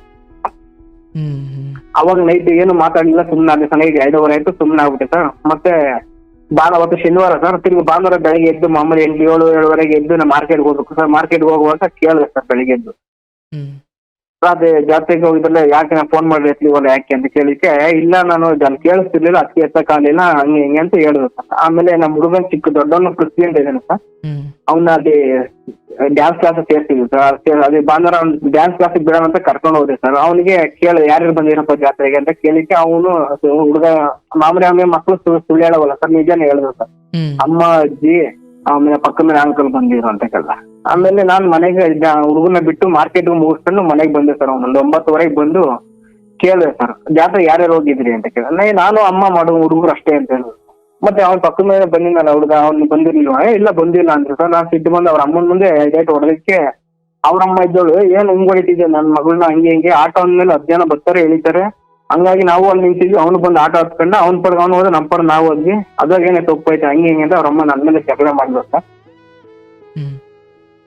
ಆಮೇಲೆ ಅದೇ ವಿಚಾರ ಸಿಕ್ಕಾಪಟ್ಟೆ ದೊಡ್ಡ ಜಗಳನ್ನ ಆಯ್ತು ಸರ್. ನನಗೆ ಸಿಟ್ಟು ತಡೆಯಲ್ಲ ಸರ್. ನಾನು ಏನ್ ಮಾಡಿದೆ, ಚೆನ್ನಾಗಿ ಜಾಸ್ತಿ ಹೊಡೆದ್ಬಿಟ್ಟೆ. ಹೊಡೆದ ತಕ್ಷಣ ಅವ್ರು ಏನ್ ಮಾಡಿದ್ರು, ಅವ್ರ ಅಮ್ಮನ ಅವ್ರ ಅಮ್ಮ ಏನ್ ಮಾಡಿದ್ರು, ಮಗಳನ್ನ ಕರ್ಕೊಂಡು ಹೊರಟೋಗ್ಬಿಟ್ರು ಸರ್. ಬಟ್ ಆ ಸಮಯದಲ್ಲಿ ಈ ಮಗು ಸುಳ್ಳು ಹೇಳುತ್ತಾ ಅಂತ ನೀವು ಅದ್ ಮಗುವಿನ ವಿಚಾರ ಹೇಳಿಲ್ವಾ? ಹೇಳು ಸರ್, ನನ್ನ ಮಕ್ಕಳು ಯಾವತ್ತೂ ಯಾರೇ ಮಕ್ಕಳಲ್ಲಿ ಸುಳ್ಳು ಹೇಳೋದಿಲ್ಲ, ಮಗನೇ ಹೇಳ್ತಾನೆ. ಅವ್ರಮ್ಮ ಹೇಳೋದು ಅಂದ್ರೆ, ಆಟೋ ಅಂದ್ಮೇಲೆ ಯಾರು ಬೇಕಾದ್ರು ಬರ್ಬೋದು, ಯಾರು ಬೇಕಾದ್ರು ಹೋಗ್ಬೋದು. ಅದಕ್ಕೆ ಕಟ್ಕೊಂಡು ಆಟೋದಲ್ಲಿ ಬಂದವನೇ ಅದನ್ನ ನೀನ್ ನಮ್ ಜೊತೆ ಬಂದವನೇ ಹೆಂಗೆ ಹೇಳ್ತೀವಿ? ಆಟೋದಲ್ಲಿ ಯಾರು ಬೇಕಾದ್ರು ಬರ್ಬೋದು, ನಮ್ ಜೊತೆನೆ ಬಂದು ನಾವೇ ಕರ್ಕೊಂಡಿದ್ದೀವಿ, ಏನ್ ಸಾಕ್ಷಿ ಆಯ್ತಾ ನಿಮ್ಗೆ ಹಂಗೆ ಹಿಂಗೆ ಅಂತ ಗಲಾಟೆ ಮಾಡೋದು ಶುರು ಮಾಡೋದು. ಬಟ್ ಸತ್ಯ ಏನಂದ್ರೆ, ಆ ನಿನ್ನ ಹೆಂಡತಿಯ ಆ ದುರ್ವರ್ತನೆಗೆ ಅಮ್ಮನ ಸಪೋರ್ಟ್ ಇತ್ತ? ಹೌದು ಸರ್, ಪೂರ ಅವ್ರ ಅಮ್ಮ ಅವ್ರ ಅಕ್ಕನ ಸಪೋರ್ಟ್ ಜಾಸ್ತಿ, ಅವ್ರ ಅಮ್ಮನ ಸಪೋರ್ಟ್ ಇದೆ ಸರ್. ಹಂಗಾಗಿನೇ ಇದೆ ಹಾಳಾಗೋಗಿದೆ ಸರ್ ನನ್ನ ಜೀವನ. ಸರಿ ಆಯ್ತು, ನೀವು ಹೊಡೆದ್ರಿ, ಆಮೇಲೆ ಅವ್ರು ಕರ್ಕೊಂಡು ಅವ್ರು ಕರ್ಕೊಂಡು ಹೋದ್ರು ಸರ್. ಓಕೆ, ಕರ್ಕೊಂಡು ಹೋಗಿ ತಿರ್ಗಿ ಆಮೇಲೆ ಮದುವೆ ಮಾಡ್ತಿದ್ದ ತಾತವ್ರು, ಅವ್ರಿಗೆ ಫೋನ್ ಮಾಡಿ ಹಿಂಗೆಲ್ಲ ಅನುಮಾನ ಪಡ್ತಾನೆ ಹಂಗೆ ಹಿಂಗೆ ಅಂತ ಹೇಳಿ ಅವ್ರಿಗೆ ಫೋನ್ ಮಾಡಿ ಇದ್ ಮಾಡೋರು ಸರ್. ನನ್ನ ಹತ್ರ ಈ ತರ ವಿಷಯ ನನ್ಗೆ ಅವ್ರಿಗೆ ಹೇಳಕ್ ಆಗ್ತಿಲ್ಲ ಸರ್. ಹಿಂಗ್ ಆಗೈತೆ ಅಂತ ಹೇಳಕ್ ಆಗ್ತಿಲ್ಲ ಸರ್ ನನಗೆ. ನಾನೇನ್ ಮಾಡಿದೆ, ಇಲ್ಲ ಸರ್ ಹಿಂಗ ಏನೋ ಆಯ್ತು, ಯಾವ ಸಿಟ್ಟಲ್ಲಿ ಏನೋ ಯಾವ್ದೋ ಸಾಲ ಸಿಟ್ಟಲ್ಲಿ ಬೇಜಾರಾಗಿ ಏನೋ ಹೊಡೆದಿದ್ದೀನಿ ಬಿಡಿ ಹೋಲಿ ಅಂತ ನಾನು ಈ ವಿಷಯ ಹೇಳಿಲ್ಲ ಸರ್ ಅವ್ರಿಗೆ, ತಾತವ್ರಿಗೆ. ಆಯ್ತು ಅಂತೇಳಿ ಅವ್ರೇನೋ ಸಮಾಧಾನ ಮಾಡಿ ತಿರ್ಗಿ 1 ವಾರ ಬಿಟ್ಟು ಕಳ್ಸಿದ್ರು ಸರ್. ಆಮೇಲೆ ನಾನೇನ್ ಮಾಡಿದೆ, ಈ ಫೋನ್ಗೆ ಗೊತ್ತಾಗ್ಬೇಕಲ್ಲ ಅಂತ ಹೇಳ್ಬಿಟ್ಟು ನಾನು ಸಾಕ್ಷಿ ಕೇಳ್ದ, ಅಮ್ಮ ಏನೋ ಸಾಕ್ಷಿ ಇದ್ರೆ ಕೊಡು ನನ್ನ ಮಗಳದು ಹಂಗೆ ಹಿಂಗೆ ಅಂತ ಮಾತಾಡಿದ್ರು ಸರ್ ಅಮ್ಮ. ಆಮೇಲೆ ಈ ಫೋನ್ಗೆ ಏನೇನ್ ಮಾಡಿದೆ, ನಮ್ಮ ಫ್ರೆಂಡ್ ಒಬ್ರದ್ದು ಮೊಬೈಲ್ ಅಂಗಡಿ ಐತೆ ಸರ್, ಅದ್ರಲ್ಲಿ ಮೊಬೈಲ್ ಆಟೋಮೆಟಿಕ್ ಕಾಲ್ ರೆಕಾರ್ಡಿಂಗ್ ತಗೊಂಬಂದು ಅದೇ ಫೋನಲ್ಲಿ ಇದ್ ಮಾಡ್ತೀವಿ ಸರ್. ಆಟೋಮೆಟಿಕ್ ಕಾಲ್ ರೆಕಾರ್ಡ್ ಆಗಂಗ್ ಮಾಡ್ತಿದೆ ಸರ್, ಅವ್ರಿಗೆ ಗೊತ್ತಿಲ್ಲ ತಾನಾಗಿ. ಅದ್ರಲ್ಲಿ ಸರ್ ಒಂದು ದಿನಕ್ಕೆ ಒಂದು ಕಡಿಮೆ ಅಂದ್ರು ಸರ್ ಒಂದು 20-25 ಫೋನ್ ಮಾಡವ್ರೆ ಸರ್. ಒಂದು ದಿನಕ್ಕೆ 20-25 ಸತಿ ಫೋನ್ ಮಾಡ್ತಾರೆ, ಮಾತಾಡ್ತಾರೆ. ಅವ್ರಿಗೆ ಗೊತ್ತಿಲ್ಲ ರೆಕಾರ್ಡಿಂಗ್ ಆಗ್ತಿರೋದು, ಎಲ್ಲ ಮಾತಾಡ್ತಾರೆ. ಮತ್ತೆ ಫೋನ್ ನಂಬರ್ ಮಾತ್ರ ಡಿಲೀಟ್ ಮಾಡ್ಬಿಟ್ಟು ಇಕ್ಕರು. ಯಾವಾಗ ನನ್ನ ಅಂಗಡಿಗೆ ಏನಾದ್ರು ಐಟಮ್ ಬೇಕು ಅಂತ ಏನಕ್ಕೆ ಫೋನ್ ಮಾಡೋದು, ಫೋನ್ ಬಿಸಿ ಬರೋದು. ಕೇಳಿದ್ರೆ ನಮ್ಮ ಅಮ್ಮ ಮಾಡಿದ್ದು, ಇಲ್ಲ ನಮ್ಮ ಅಣ್ಣ ಮಾಡಿದ್ರು, ನಮ್ಮ ಅಕ್ಕ ಮಾಡಿದ್ದು, ಬರೀ ಇಷ್ಟು ಮಾತ್ರ ಹೇಳೋರು ಸರ್, ಬೇರೆ ಏನು ಹೇಳ್ತಿರ್ಲಿಲ್ಲ ಸರ್. ಆಮೇಲೆ ನಾನು ಯಾವಾಗ ಫೋನ್ ಚೆಕ್ ಮಾಡೋದು ಅವೆಲ್ಲ ಜಾಸ್ತಿ ಗೊತ್ತಾಯ್ತು. ಅವರು ಎಲ್ಲ ಇದು ಮಾಡ್ತೇನೆ ಅಂತ ಹೇಳಿ ನಾನು ಕೊಟ್ಟಿರೋ ಮೊಬೈಲ್ ಬಿಟ್ಟು ಬೇರೆ ಮೊಬೈಲ್, ಇನ್ನೊಂದು ಮೊಬೈಲ್ ಇಟ್ಕೊಂಡ್ಬಿಟ್ರು ಸರ್. ಯಾವಾಗಲೂ ಕೇಳ್ತಾ ಇರ್ತಾರೆ ಅಂತ ಗೊತ್ತಾಗಿ ಬೇರೆ ಮೊಬೈಲ್ ಬಂದು ಇಟ್ಕೊಂಡ್ಬಿಟ್ರು. ಬಟ್ ನಿಮಗೆ ಗೊತ್ತಿರ್ಲಿಲ್ಲ ಅದು? ನನಗೆ ಗೊತ್ತಿಲ್ಲ ಸರ್, ನನಗೆ ಗೊತ್ತಿಲ್ಲ. ಈಗೇನೆ ತಗೊಂಡಿರೋದು, ಆತ ಕೊಡಿಸಿರೋದು?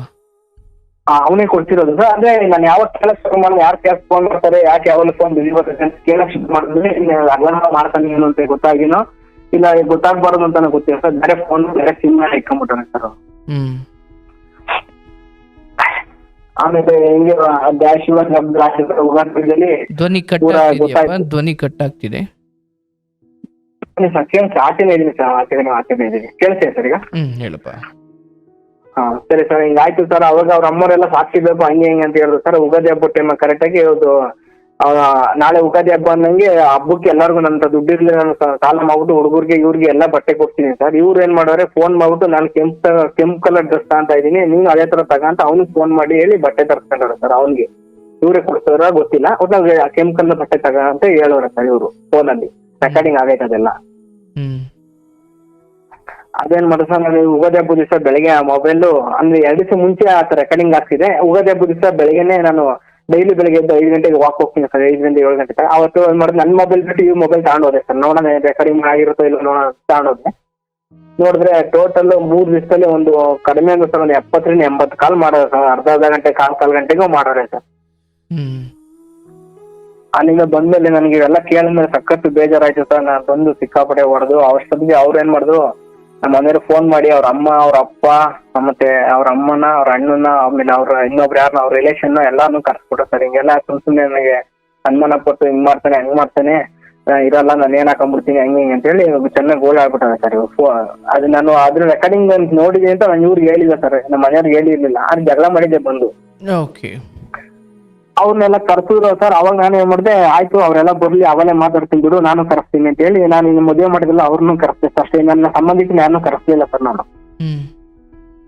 ಅಷ್ಟೊತ್ತಿಗೆ ಅವರು ಒಂದು ಫೋನ್ ಮಾಡಿ 1-2 ಅವರ್ಗೆ ಅವರು ಬಂದ್ರು. ಬಂದ ತಕ್ಷಣ ಏನಪ್ಪಾ ನಿಮ್ದು ಯಾವಲ್ಲೊಬ್ಬರು ಇದೇ ಆಗೋಯ್ತು, ನಮ್ಮ ಹುಡುಗಿ ಬಾಳ್ಸಂಗಿರ ಬಾಳ್ಸು, ಇಲ್ಲಾಂದ್ರೆ ಕಳಿಸ್ಕೊಡು, ಯಾಕೆ ಹಿಂಸೆ ಕೊಡ್ತೀವಿ ಅವಳನ್ನ ಹಂಗೆ ಹಿಂಗೆ ಅಂತ ಹೇಳಿದ್ರು. ನಾನು ಇಲ್ಲ ಹಿಂಗೆಲ್ಲ ಆಯ್ತಲ್ಲ, ನೀವು ಏನೋ ಬುದ್ಧಿ ಹೇಳಿದ್ದು ಅವ್ರ ಅಪ್ಪ ಸರ್, ಅವ್ರ ಅಪ್ಪ. ಅದಕ್ಕೆ ಅವನು ಬಾಯಿ ಮುಂದೆ ನನ್ನ ಮಗಳೇನ್ ತಪ್ಪು ಮಾಡಿಲ್ಲ ಏನಿಲ್ಲ, ನಾನು ಮಗಳೇನ್ ತಪ್ಪು ಮಾಡಿದ್ರೆ ಕೊಡು, ಸಾಕ್ಷಿ ಇದ್ರೆ ಕೊಡು, ಕತ್ತು ಸಾಕ್ಬಿಡ್ತೀನಿ ಹಂಗೆ ಹಿಂಗೆ ಅಂತ ಎಲ್ಲ ಜಗಳ ಮಾಡಿದೆ. ನಾನು ಮದುವೆ ಮಾಡಿದಿಲ್ಲ, ಅವ್ರು ಫೋನ್ ಮಾಡಿದ್ರೆ ಅವ್ರು ಬರೋದು ಲೇಟ್ ಆಗಿತ್ತು ಸರ್. ಹಂಗಾಗಿ ನಾನು ಈ ರೆಕಾರ್ಡಿಂಗ್ ಐತೆ ಅಂತ ಏನು ಹೇಳಕ್ ಹೋಗ್ಲಿಲ್ಲ ಸರ್. ಆಯ್ತು ತಡೀರಿ 1 ನಿಮಿಷ ಅವ್ರು ಬರ್ಲಿ, ಆಮೇಲೆ ಮಾತಾಡೋಣ, ನಿನ್ನ ಮಗಳೇನು ತಪ್ಪೇ ಮಾಡಿದ ತಾನೆ, ತೋರಿಸ್ತೀನಿ ಸುಮ್ಮನೆ ಇರು ಅಂತ ಹೇಳಿದೆ. ಅವರು ಏನು ಇಲ್ಲ ಅಂತ ಅಕ್ಕಲ್ ಬಾಯಿ ಬಂದಂಗೆಲ್ಲ ಮಾತಾಡಿ ನಾನು ಹೊಡೆಯಕ್ಕೆಲ್ಲ ಬಂದಿದ್ರು ಸರ್. ಅದನ್ನ ಅಲ್ಕಟ್ಕೊಂಡು ಸುಮ್ಮನೆ ಇದ್ದೆ ಸರ್. ಆಮೇಲೆ ನಾನು ಮದುವೆ ಮಾಡ್ತಿದ್ರಲ್ಲ ಅವರು ಬಂದ್ರು. ಬಂದ್ಮೇಲೆ ರೆಕಾರ್ಡಿಂಗ್ ಎಲ್ಲ ಹಾಕ್ಬಿಟ್ಟೆ ಸರ್. ನಾನು ಹಾಕಿದ ತಕ್ಷಣ ಅವ್ರು ಏನ್ ಮಾಡಿದ್ರು, ಎಲ್ಲ ಗೊತ್ತಾಯ್ತು ಅಂತ ಹೇಳ್ಬಿಟ್ಟು ನನಗೆ ಏನು ಮಾತಾಡ್ಲಿಲ್ಲ. ಅವ್ರ ಮಗಳಿಗೆ ಒಂದು ಬೈದಂಗ್ ಬೈದ್ಬಿಟ್ಟು ಮಗಳನ್ನ ಕರ್ಕೊಂಡು ಹೊರಟೋಗ್ಬಿಟ್ಟು 5 ನಿಮಿಷ ಮನೆಗೆ ನಿಲ್ಸಕ್ ಬಿಡ್ಲಿಲ್ಲ ಸರ್. 5 ನಿಮಿಷನೂ ಮನೆಗೆ ಇರಕ್ ಬಿಡ್ಲಿಲ್ಲ. ತಾತವ್ರು ಕೇಳ್ತಾನೆ, ಅವ್ರು ಏನಮ್ಮ ನೀನ್ ಇಷ್ಟೊಂದು ಒಳ್ಳೆ ಹುಡುಗಿ ಅನ್ಕೊಂಡಿದ್ದೆ, ಹಿಂಗೆಲ್ಲ ಮಾಡಿದೆ ಸರಿ ನಾ ಹಂಗೆ ಅಂತ ಕೇಳಿದ್ರೆ, ನಾನು ಏನು ಮಾಡಿಲ್ಲ, ಅವನು ಏನೇನೋ ಮಾಡ್ಕೊಂಡ್ ಬಂದಾನೆ, ನಾನು ಏನಿಲ್ಲ, ನನಗೆ ಅಷ್ಟಕ್ಕೂ ನನ್ನ ಏನು ಇಲ್ಲ, ನನ್ನ ಫೋನಲ್ಲಿ ನೋಡಿ ನಂಬರು ಇಲ್ಲ ಏನಿಲ್ಲ ಅಂತ ಕೇಳಿದ್ರೆ, ಅವಾಗೆಲ್ಲ ರೆಕಾರ್ಡಿಂಗ್ ಎಲ್ಲ ಐತಲ್ಲ ಅಂತ ತೋರಿಸಿದ್ಕೆ ಅವಾಗ ಏನು ಮಾತಾಡಲ್ಲ, ಅಳ್ಕೊಂಡು ಸುಮ್ನೆ ನಿಲ್ಕೊಂಡಿದ್ರು ಸರ್ ಮೂಲೆಯಲ್ಲಿ. ಅವ್ರ ಅಮ್ಮ ನನ್ನ ಜೊತೆ ಜಗಳ ಮಾಡ್ತಿದ್ರು, ಅವರು ಸುಮ್ನೆ ಆಗ್ಬಿಟ್ರು. ಅವಾಗ ಏನು ಸುಮ್ಮನೆ ಆಗಿ ಅಷ್ಟೊತ್ತಿಗೆ ಸೀದಾ ಇಲ್ಲಿ ಇರೋದ್ರಿಂದ ಏನೋ ಆಗ್ಬಿಡುತ್ತೆ ಅಂತ ಹೇಳೋ ಇಲ್ಲ ಏನಕ್ಕಂತ ಗೊತ್ತಿಲ್ಲ ಸರ್, ನಾನು ಬುದ್ಧಿಯಾಗಿ ಕಳಿಸ್ತೀವಿ, ವಿಚಾರಿಸ್ತೀನಿ ನನ್ನ ಮಗಳನ್ನ ಅಂತ ಹೇಳಿ ಸೀದಾ ಊರಿಗೆ ವಾಪಸ್ ಕರ್ಕೊಂಡು ಹೊರಟೋದ್ರು ಸರ್. 1 ವಾರ ಆದ್ಮೇಲೆ ಫೋನ್ ಮಾಡಿದೆ ನಾನೇ ಸರ್. ಫೋನ್ ಮಾಡಿದ್ರೆ ಇಲ್ಲ ನಾವು ಕಳ್ಸಲ್ಲ, ನಿನ್ ಬೇಗ ಹೆಂಡತಿ ಬೇಕು ಅನ್ನೋದ್ರೆ ಬಂದು ಇಲ್ಲೇ ಇರು, ನಾವೆಲ್ಲ ದೇವ್ರದ ಶಾಸ್ತ್ರ ಕೇಳಿದೀವಿ, ನಮ್ಮ ಹುಡುಗಿ ಸರಿಯಾಗಿ ಅವಳು ಏನು ಕೆಟ್ಟಿಲ್ಲ ಏನಿಲ್ಲ, ನಿನ್ನ ಹತ್ರ ಬಾಳಕ್ಕಾಗಲ್ಲ, ನೀನ್ ಬರೋದಾರೆ ನಮ್ಮೂರಿಗೆ ಬಂದಿರು, ಇಲ್ಲ ನಾವು ಕಳ್ಸೋದಿಲ್ಲ, ನೀವೇನ ಮಾಡ್ಕೊಂಬಿಡು ಹಂಗೆ ಹಿಂಗೆ ಅಂತ ಇದ್ ಮಾಡ್ರು ಸರ್. ಆಮೇಲೆ ನಾನು ಮದುವೆ ಮಾಡಿದ್ರಲ್ಲ ಅವ್ರಿಗೆ ಹಿಂಗೆಲ್ಲ ಹೇಳಿದೆ ಸರ್. ಅದಕ್ಕಿದ್ದವ್ರೆ ಎಲ್ಲ ಹಂಗಲ್ಲ ತಡೆ ಅಂತ ಅವ್ರು ಫೋನ್ ಮಾಡಿ ಹಿಂಗೆಲ್ಲ ಆ ಹುಡುಗಿಗೆ ತಪ್ಪಿಕೊಂಡು ಇವತ್ತು ಇವ್ರಿಗ ಯಾರು ಇಲ್ಲ ಅಂತ ಹೇಳಿ ಹಿಂಗ್ ಮಾಡ್ತಿದ್ದೀರಾ, ನಿಮ್ ಹುಡುಗಿಗೆಲ್ಲ ಬುದ್ಧಿ ಹೇಳಿ ಕಳ್ಸಿ, ಏನೋ ಗಂಡ್ ಮಕ್ಳವ್ರೆ ಹೆಂಗ ಜೀವನ ಮಕ್ಕಳು ಕಳಿಸ್ರಿ ಅಂತ ಕೇಳಿದ್ರೆ ಅವ್ರು ಇಲ್ಲ, ನಾನು ಬಂದು ನಾನು ಅವ್ರ ಅಮ್ಮನ್ ಬೈದಿದ್ದೆ ಹೊಡೆದಿದ್ದೆ ಸರ್. ನಾನು ಯಾರಿಗೆ ಅದು ನಮ್ಮ ಅತ್ತೆಗೆ ನಾನು ವಿಷಯ ಕೇಳಿದ್ಮೇಲೆ ಅವಾಗ ನಾನು ಹೊಡೆದಿದ್ದೆ ಅವತ್ತು. ಅದೇ ಸುಳ್ಳು ಹೇಳ್ತೀನಿ, ನೀನು ಮಗಳಿಗೆ ಸಪೋರ್ಟ್ ಮಾಡ್ತಿದ್ಯಾ, ನೀನೇ ಸರಿ ಇಲ್ಲ ಅಂತ ಮುಂದೆ ಅಂತ ನಾನು ಬೈದ್ಬಿಟ್ಟು ಹೊಡೆದಿದ್ದೆ ಅವ್ರ ಅಮ್ಮಂಗೆ. ಅದಕ್ಕೆ ನಾನು ಹೋಗಿ ಅವ್ರನ್ನ ಕಾಲು ಹಿಡ್ಕೊಂಡ್ರೆ ಕಳಿಸ್ತೀವಿ ಹಂಗೆ ಹಿಂಗೆ ಅಂತ ಇದು ಮಾಡಿದ್ರು ಸರ್. ನಾನು ನಂದೇನು ತಪ್ಪಿಲ್ಲ ಏನಿಲ್ಲ, ನಾನು ಯಾಕೆ ಕಾಲು ಹಿಡ್ಕೊಂಡ್ರೆ ನಾನು ಹೋಗಲ್ಲ ಅಂತೇಳಿ ನಾನು ಸ್ವಲ್ಪ ಆಟ ಮಾಡ್ದೆ ಸರ್. ಓಕೆ. ಅವ್ರೇನ್ ಮಾಡಿದ್ರು 6 ತಿಂಗಳಾದ್ರೂ ಕಳಿಸ್ತೇನೆ ಸರ್ ನಾವು ವಾಪಸ್. ಆಮೇಲೆ ನಾವು ನಮ್ಮ ಮದುವೆ ಮಾಡಿದವ್ರು ಅವರು ಇಲ್ಲಪ್ಪ ಹಿಂಗೆ ಆದ್ರೆ ಮಕ್ಳ ಜೀವನ ಹಾಳಾಗೋಗ್ಬಿಡುತ್ತೆ ಬೇಡ ಅಂತೇಳಿ ಹೋಗಿ ನೀನೇ ಹೋಗ್ಲಿಕ್ಕೆ ಕರ್ದ್ಬಿಡು ಹೋಗ್ಲಿ ಅಂತ ಕೇಳಿದ್ರು ಸರ್. ನಾನೇನ್ ಮಾಡಿದೆ, ನಾನು ಅಂತೂ ಅವ್ರ ಊರಲ್ಲಿ ಇರೋ ಸತ ನಾನು ಇಲ್ಲಿ ತುಮಕೂರಾಗಿ ಇರ್ಬೇಕು, ಅದಕ್ಕೆ ಬರೋದಾರೆ ಬರ್ಲಿಕ್ಕೆ ಜೊತೆಗೆ ಇರ್ತೀನಿ ಅಂತ ಹೇಳಿದ್ರು ಸರ್. ಅಷ್ಟೊತ್ತಲ್ಲಿ ನಿಮ್ಮ ವಿಡಿಯೋಗಳೆಲ್ಲ ನೋಡ್ತಿದ್ದೆ, ನನಗೂ ಮನ್ಸು ಸ್ವಲ್ಪ ಬದಲಾಗಿತ್ತು ಸರ್. ಮಕ್ಕಳನ್ನ ಬಿಡಬಾರ್ದು ಅನ್ನೋ ಉದ್ದೇಶಕ್ಕೋಸ್ಕರ ನಾನು ತಿರ್ಗಾ ತುಮಕೂರು ಮನೆ ಎಲ್ಲ ಖಾಲಿ ಮಕ್ಕಳು ಅವ್ರ ಊರಿಗೆ ಹೋದೆ ಸರ್. ತಿರ್ಗಾ ಅಲ್ಲಿ ಹೋದ್ಮೇಲೆ ಸರ್ ಅಲ್ಲೇ ನೋಡಿದ್ರೆ ಒಂದು ತಿಂಗಳು ಅಷ್ಟೇ ಸರ್, ಅಂದ್ರೆ 1 ತಿಂಗಳು ಇದ್ರು ಅಷ್ಟೇ ನನ್ನ ಜೊತೆಗೆ. ಅಂದ್ರೆ ಬೇರೆ ಮನೆ ಮಾಡಿದ್ವಿ, ಅವ್ರ ಊರಲ್ಲೇ ಬೇರೆ ಮನೆ ಮಾಡಿದ್ವಿ ಸರ್, ಪಕ್ಕದಲ್ಲಿ 1 ಕಿಲೋಮೀಟರ್ ದೂರದಲ್ಲಿ. ಅವ್ರ ಊರಿಗೂ ನಾವು ಮನೆ ಮಾಡಿದ್ವಿ, 1 ಕಿಲೋಮೀಟರ್ ದೂರದಲ್ಲಿ ಮನೆ ಮಾಡಿದ್ವಿ. ಇವಾಗ 6 ತಿಂಗಳಾಗಿತ್ತಲ್ಲ ಸರ್, ಅಷ್ಟೊತ್ತಿಗೆ ಆಗ್ಲೇ ಅಲ್ಲಿ ಅವ್ರ ಮದುವೆ ಅದು ನನ್ನ ಮದುವೆಗಿನ ಮುಂಚೆ ಯಾರನ್ನ ಲವ್ ಮಾಡ್ತೀವಿ ಅಂತ ಅವ್ರನ್ನ ಜೊತೆ ಮಾಡ್ಕೊಂಡ್ಬಿಟ್ಟಾರೆ ಸರ್. ಅಲ್ಲಿ ಹೋಗಷ್ಟಾಗ ಅಂತ.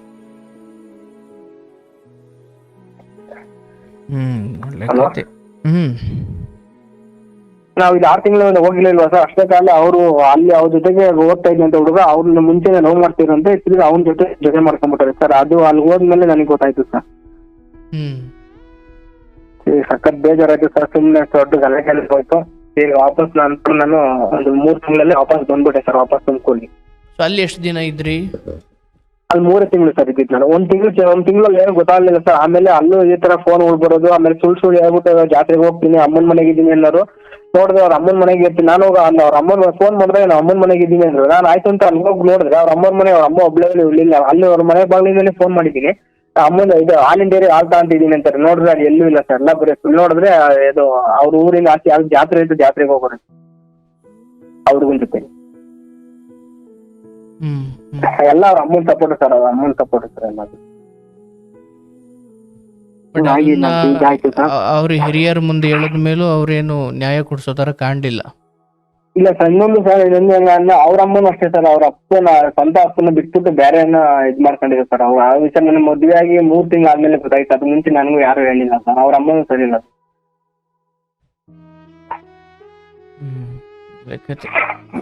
ಮಕ್ಕಳು ಆ ಸಮಯದಲ್ಲಿ ಇದು ಯಾವ್ದನ್ನು ಅರ್ಥ ಮಾಡ್ಕೊಳ್ಳೋ ಸ್ಥಿತಿಲಿ ಇರ್ಲಿಲ್ವಾ, ಅಥವಾ ನಿಮ್ ಬಗ್ಗೆ ಅವ್ರಿಗೆ ಏನ್ ಅಭಿಪ್ರಾಯ ಇತ್ತು? ಅಪ್ಪ ಬೇಕು ಅನ್ನಾರ ಅಥವಾ ಏನದು?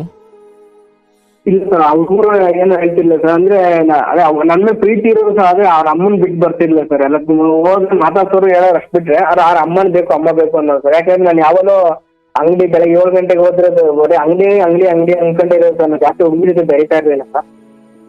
ಅವ್ರ ಬರೀ ಮನೆಗೆ ಇರೋಲ್ಲ, ಅವ್ರ ಜೊತೆ ಚೆನ್ನಾಗಿ ಇದಾಗಿದ್ರು. ಅಷ್ಟು ಬಿಟ್ರೆ ನನ್ನ ಜೊತೆ ಹುಡುಗ ಅಷ್ಟೊಂದು ಇದಾಗಿರ್ಲಿಲ್ಲ. ಸ್ವಲ್ಪ ಭಯನೂ ಇರೋದು ಸರ್, ನನ್ ಕಂಡ್ರೆ ಎದುರ್ಕೊಂಡವ್ರು ಹೋಗೋರು.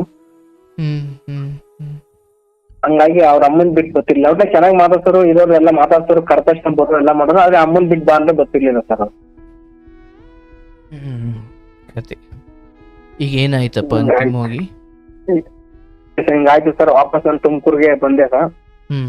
ಬಂದಾದ್ಮೇಲೆ ಇನ್ನೊಂದು ಒಂದು ವರ್ಷ ಮತ್ತೆ ವೆಯ್ಟ್ ಮಾಡಿದೆ. ಒಂದು ವರ್ಷ ತನಕ ವೆಯ್ಟ್ ಮಾಡಿದೆ ಸರ್. ಆಮೇಲೆ ಅದನ್ನು 2-3 ಸತಿ ನಾನೇ ಹೋಗಿ ಕರೆದ್ರು ಅವ್ರು ಬರ್ಲಿಲ್ಲ ಸರ್. ಆಗಿದ್ದಾಗೋಗಿ ಮಕ್ಳ ಭವಿಷ್ಯಕ್ಕೋಸ್ಕರ ಹೋಗಿ ಕರೆದೆ ಸರ್, ಆದ್ರೂ ಬರ್ಲಿಲ್ಲ. ಮತ್ತೆ ನಾನು ಹಿಂಗೆ ಆಗಲ್ಲ ಅಂತ ಹೇಳ್ಬಿಟ್ಟು ಸುಮ್ಮನೆ ಹಂಗನ ಬರ್ತಾರೆ ಅಂತ ಹೇಳಿ ಡೈವರ್ಸ್ ಹಾಕ್ಬಿಡ ಅಂತ ಹೇಳಿ ಡೈವರ್ಸ್ ಹಾಕ್ತೇವೆ ಸರ್. ಡೈವರ್ಸ್ ಹಾಕ್ತೇವೆ. ಫಸ್ಟ್ ಅದೇ ಅಲ್ಲ, ಅವ್ರ ಮನೆಗೆ ಹೋಗಿ ಏನೋ ವಿಚಾರಿಸಿದ್ರೆ ಅವರು ಇಲ್ಲ ನಾವು ಬರ್ಕೊಟ್ಬಿಡ್ತೀವಿ ನಾವು ಹಂಗೆ ಹೇಳಿದ್ರು ಸರ್. ಡೈವರ್ಸ್ ಹಾಕಿ ಒಂದು ವರ್ಷ ಇದ್ ಮಾಡ್ತೀವಿ ಸರ್. ಕೇಸ್ ಅದೇ ಫೈಲ್ ಮಾಡ್ತಾರ ಸರ್. ಮಾಡಿ 6 ತಿಂಗಳಾದ್ಮೇಲೆ ಕೋರ್ಟಿಗೆಲ್ಲ ಕರ್ಸಿದ್ರು ಸರ್. ಅವ್ರನ್ನೂ ಕರ್ಸಿದ್ರು, ನಮ್ಮನ್ನು ಕರ್ಸಿದ್ರು, ಎಲ್ಲ ಅದೆಲ್ಲ ಕೇಳಿದ್ರು ಸರ್. 1 ವರ್ಷ ಆದ್ಮೇಲೆ ಲಾಸ್ಟ್ ಮೂಮೆಂಟ್ ಅಲ್ಲಿ ಇನ್ನೇನು ಎಲ್ಲ ಮುಗಿತು, ಲಾಸ್ಟಿಗೆ ಸೈನ್ ಮಾಡ್ಬೇಕು, ಇಲ್ಲ ನನ್ನ ಜೊತೆಗೆ ಹೋಗ್ತೀನಿ ಅಂತ ಹೇಳಿದ್ರು ಸರ್. ಹೇಳಿದ್ರು ಸರ್. ಹೇಳ್ಬಿಟ್ಟು ಆಗಿಂದ ಅವ್ರು ಒಳ್ಳೆದಾಯ್ತು, ಚೆನ್ನಾಗಿರ್ಲಿ ಧ್ವನಿ ಕಟ್ ಆಗ್ತಿದೆಯಪ್ಪ, ಧ್ವನಿ ಕಟ್ ಆಗ್ತಿದೆ. ನೆಟ್ವರ್ಕ್ ಸರಿ ಇಲ್ವಾ ಅಲ್ಲಿ? ಏನೋ ಸರ್ ಗೊತ್ತಿಲ್ಲ. ಈಗ ಕೇಳ್ತದೆ ಸರ್? ಸ್ಪಷ್ಟವಾಗಿಲ್ಲ ಅಂದ್ರೆ ಕೇಳಿಸುತ್ತೆ, ಧ್ವನಿ ಒಡೆದೋದಂಗೆ ಸ್ಪಷ್ಟವಾಗಿಲ್ಲ. ಸರಿ ಸರ್, ಈಗ ಸರ್? ಹೇಳಪ್ಪ. అవును సార్. అదే ಟೈಮಲ್ಲಿ ಹಾಗೆ ಅವರು ಇಲ್ಲ ಇರ್ತೀನಿ ಅಂತ ಹೇಳಿ ಅವ್ರು ಜನರೇಷನ್ ಹೇಳಿದ್ರು ಸರ್. ಸರಿ ಕೇಳಿಸ್ತಾ ಇಲ್ಲಪ್ಪ, ಒಂಚೂರಿ ಆಚೆ ಬಂದು. ಹಲೋ ಹಲೋ, ಕೇಳಿಸ್ತಾ ಇದೆಯಾ ಸರ್? ಕೇಳಿಸ್ತೀನಿ, ನನಗೆ ಕೇಳಿಸ್ತೀನಿ, ನಿಮ್ಗೆ ಕೇಳಿಸ್ತೀನ ಸರ್? ಈಗ ಮಾತಾಡಪ್ಪ ಸರ್. ಜಡ್ಜ್ ಹತ್ರ ಹೇಳಿದ್ರು ಸರ್, ಹೋಗ್ತೀನಿ ವಾಪಸ್, ಆಯ್ತು ಗಂಡ ಜೊತೆ ಇರ್ತೀನಿ ಅಂತ ಹೇಳಿದ್ರು ಸರ್. ಆಯ್ತು ಅಂತ ಅವರು ಖುಷಿ ಪಟ್ಟು ಜಡ್ಜ್ಗಳೆಲ್ಲ ಚೆನ್ನಾಗಿರ್ರಿ, ಮತ್ತೆ ಜಗಳ ಮಾಡ್ಕೊಂಡ್ಬಿಡ್ರಿ, ಆಮೇಲೆ ಮಕ್ಳು ಅವ್ರೆ ಬುದ್ಧಿ ಹೇಳಿ ಅವರು ಕಳ್ಸಿದ್ರು ಸರ್. ಮತ್ತೆ ಅವ್ರು ಏನ್ ಮಾಡಿದ್ರು, ಇಲ್ಲಿ ಅವ್ರು ಅಷ್ಟೇ ನನ್ನ ಜೊತೆ ಇದ್ದಾಗಲೇ ಕೆಲ್ಸಕ್ಕೆ ಸೇರ್ಕೊಂಡಿದ್ರು ಸರ್ ಒಂದು ಆಸ್ಪತ್ರೆಯಲ್ಲಿ. ಅದು ನನ್ನ ಡಾಕ್ಟರ್ ಹತ್ರ ಕೇಳಿದ್ರು, ಅವರೆಲ್ಲ ಹೇಳಿ ಕಳ್ಸಿದ್ರು ಸರ್. ಒಂದ್ 4 ತಿಂಗಳು ಆಯ್ತು ಸರ್. ಈಗಾಗಲೇ ಅಂದ್ರೆ ನಾನು ಏನ್ ಕೇಳಿದ್ರು ನನ್ಗೆ ಅಂದ್ಮೇಲೆ ಅನುಮಾನ ಪಡ್ತೀನಿ ಅದನ್ನೇ ಮಾತಾಡ್ತಾರೆ ಸರ್. ಮನೇಲಿ ನೆಮ್ಮದಿ ಇಲ್ಲ, ಏನಿಲ್ಲ. ಆಮೇಲೆ ಅವ್ರು ನನ್ನ ಇದು ಮಾಡಕ್ಕೆ ಹೋಗ್ತಿರೋ ಸರ್. ನನಗೆ ಸ್ಪಂದಿಸ್ತಾ ಇಲ್ಲ. ಏನು ಕೇಳಿಸ್ತಾ ಇಲ್ಲ, ಕಟ್ ಆಗ್ತಿದೆ. ಸ್ವಲ್ಪ ಮಾತಾಡಪ್ಪ ಸರಿಯಾಗಿ. ಕಟ್ ಆಗ್ತಿದೆ. ನನ್ನ ಧ್ವನಿ ಕೇಳಿಸ್ತಾ ಇದೆಯಾ? ಹೌದು ಸರ್, ನಿಮ್ದು ಕರೆಕ್ಟಾಗಿ ಕೇಳಿಸ್ತೀನಿ. ಹೇಳಪ್ಪ. ಆಯ್ತು, ಅದೇ ಅವ್ರು ಅಷ್ಟೇ ಇಲ್ಲಿ ಕೆಲ್ಸಕ್ಕೆ ಸೇರ್ತಿದ್ರೆ ಕೆಲ್ಸಕ್ಕೆ ಹೋಗೋರು ಬರೋರು ಮಾಡ್ತಾ ಇರ್ತಾರೆ ಸರ್ ಕೆಲ್ಸಕ್ಕೆ. ಯಾರು ಸೇರ್ಸಿದ್ ಕೆಲ್ಸಕ್ಕೆ? ಅವರೇ ಸೇರ್ಕೊಂಡ್ಬಿಟ್ಟಿದ್ರು ಸರ್. ಅಂದ್ರೆ ನನ್ನ ಜೊತೆ ಇರ್ಲಿಲ್ಲ ಸರ್, 4 ವರ್ಷ ಇರ್ಲಿಲ್ಲ ಅವ್ರು ನನ್ನ ಜೊತೆಗೆ. 2020 ಹೋದವರು, ಈಗ 2024 ತನಕ ಈಗ ಮೊನ್ನೆ 3 ವರ್ಷ ಇರ್ಲಿಲ್ಲ ಸರ್ ಅವ್ರು. ಓಕೆ. ಅವ್ರ ಕೆಲಸ ಆಸ್ಪತ್ರೆ ಕೆಲ್ಸಕ್ಕೆ ಹೋಗೋರು ಕೆಲ್ಸಕ್ಕೆ, ಅದ್ ಮುಗಿಸ್ಕೊಂಡು ನಾವು ಹುಡುಗರು ನೋಡ್ಕೊಂಡು ಅವರೇ ಇರೋರು ಸರ್. ಸಲ ವಾಪಸ್ ಅಂದ್ರೆ ಬೇರೆ ಮಕ್ಕಳು ಹಾಕ್ತೀನಿ ಅಂತ ಹೇಳಿ ನಾನು ಕೇಸ್ ಹಾಕಿದ್ದೆ ಸರ್. ನಾನು ಡೈವರ್ಸ್ ಕೊಟ್ಬಿಡು, ನೀನು ಬರೋಣ ಅಂತ ನಾನು ಬೇರೆ ಮದುವೆ ಆಗ್ತೀನಿ ಅಂತ ಹೇಳಿ. ಸ್ವಲ್ಪ ಒಂಚೂರು ಜಾಗ ಚೇಂಜ್ ಮಾಡು, ಏನಾರು ಮಾಡಪ್ಪ. ನಾನು ಓಕೆ ಈಗ ಕೇಳ್ತಾ ಇದೆಯಾ ಅನ್ನೋವರೆಗೂ ಒಂಚೂರು ಅಲ್ಲಿ ಹೋಗಿ ಮಾತಾಡಪ್ಪ. ಸುಮ್ಮನೆ ನನಗೂ ಸರಿಯಾಗಿ ಅರ್ಥ ಆಗ್ತಿಲ್ಲ. ಕೇಳ್ತೀಯ ಸರ್? ಈಗ ಮಾತಾಡಪ್ಪ.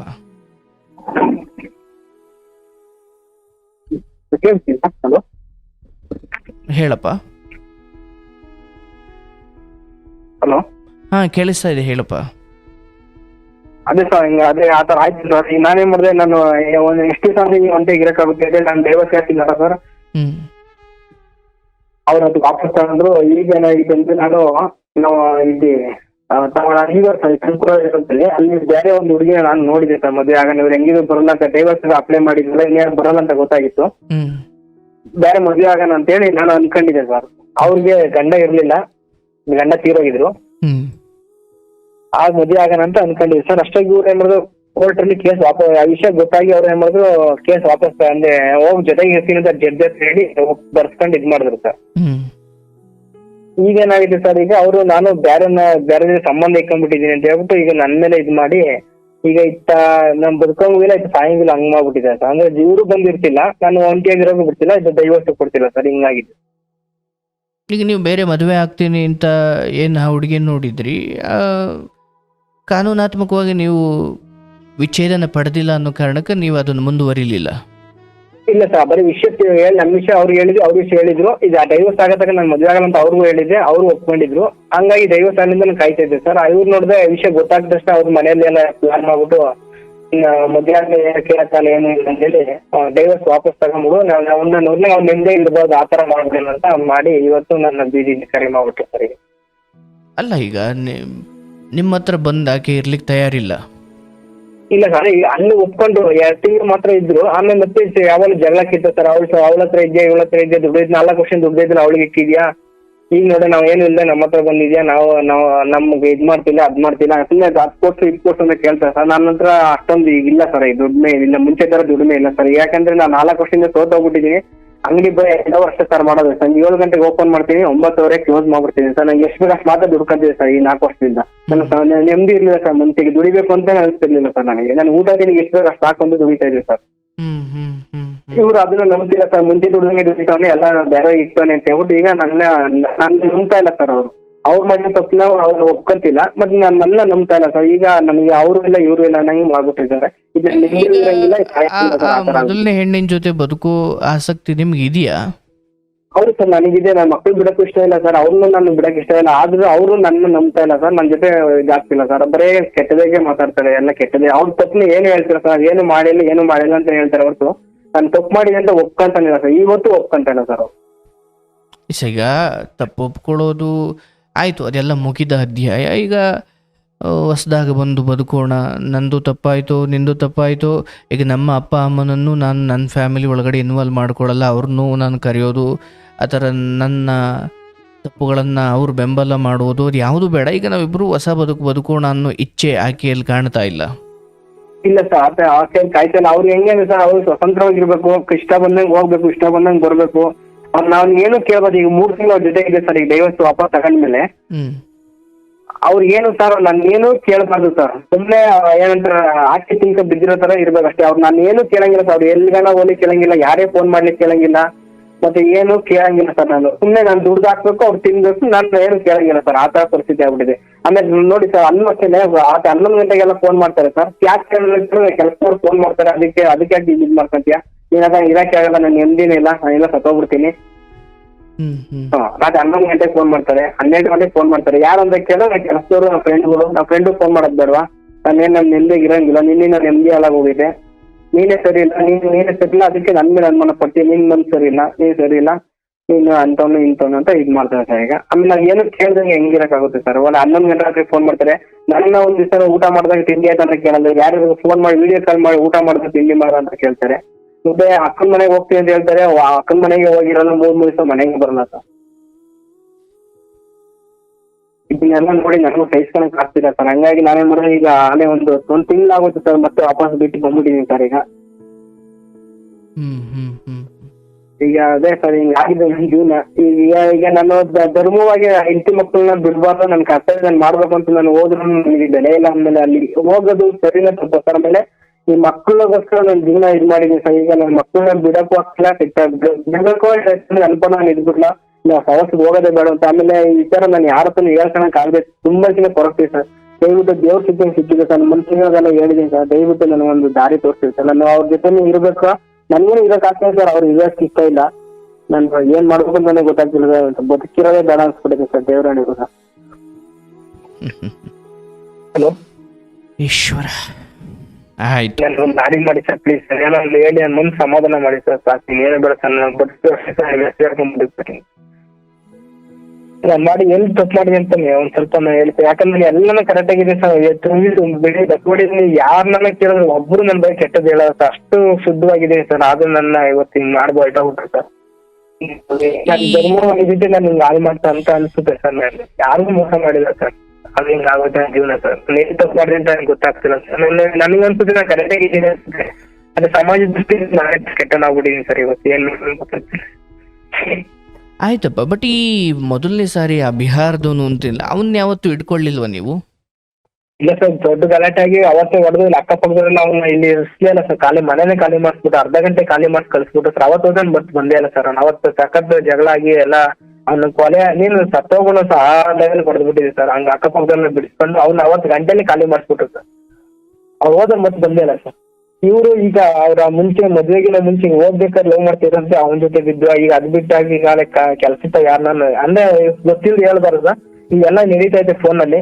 ಅದೇ ನನಗೆ ಅವೆಲ್ಲ ಸತ್ಯವಾಗಿ ಗೊತ್ತಿಲ್ಲ. ಇವನ್ ಮಾತ್ರ ಗೊತ್ತಿತ್ತು ಅದು ಜಗಳ ಆಗಿತ್ತು ಸರ್. ಈಗ ಊರಿಂದ ಅವೆಲ್ಲ ನನ್ಗೆ ಅಷ್ಟೊಂದು ಗೊತ್ತಿಲ್ಲ ಸರ್. ಮತ್ತೆ ಹೇಳ್ತಾರೆ ಜನ ಅಷ್ಟೇ. ಇವ್ರ ಸೈಡ್ ನನ್ನ ಫ್ರೆಂಡ್ ಬಿಡಲ್ಲ. ಯಾರನ್ನ ಬಿಟ್ಟು ಬಿಡ್ತೀನಿ, ನಿನ್ ಬೇಕನ್ನು ಬಿಡ್ತೀನಿ, ನನ್ನ ಫ್ರೆಂಡ್ ನನ್ ಬಿಡಲ್ಲ. ಅವ್ರೇ ನನ್ ಕಷ್ಟ ಸುಖ ಆಗಿರೋದು. ನೀನ್ 4 ವರ್ಷ ನಮ್ ಕಷ್ಟ ನೋಡಿದ ಸುಖ ನೋಡಿದ, ನಾನ್ ಯಾಕೆ ನಿನ್ ಇದ್ ಮಾಡ್ಬೇಕು, ನಾನು ಅವ್ರನ್ನ ಬಿಡಲ್ಲ ಅಂತ ಹೇಳ್ತಾರೆ.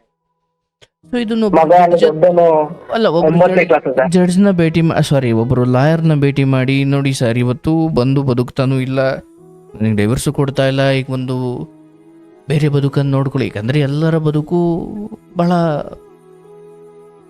ಬೆಲೆ ಬಾಳುವಂಥದ್ದು, ಅದು ಪ್ರೀಶಿಯಸ್. ಎಲ್ಲರ ಬದುಕಿನ ಒಂದೊಂದು ಕ್ಷಣವೂ ಪ್ರೀಶಿಯಸ್. ಯಾಕಂದರೆ ಯಾವಾಗ ಯಾರ ಬದುಕು ಮುಕ್ತಾಯವಾಗುತ್ತೋ ಗೊತ್ತಿಲ್ಲ.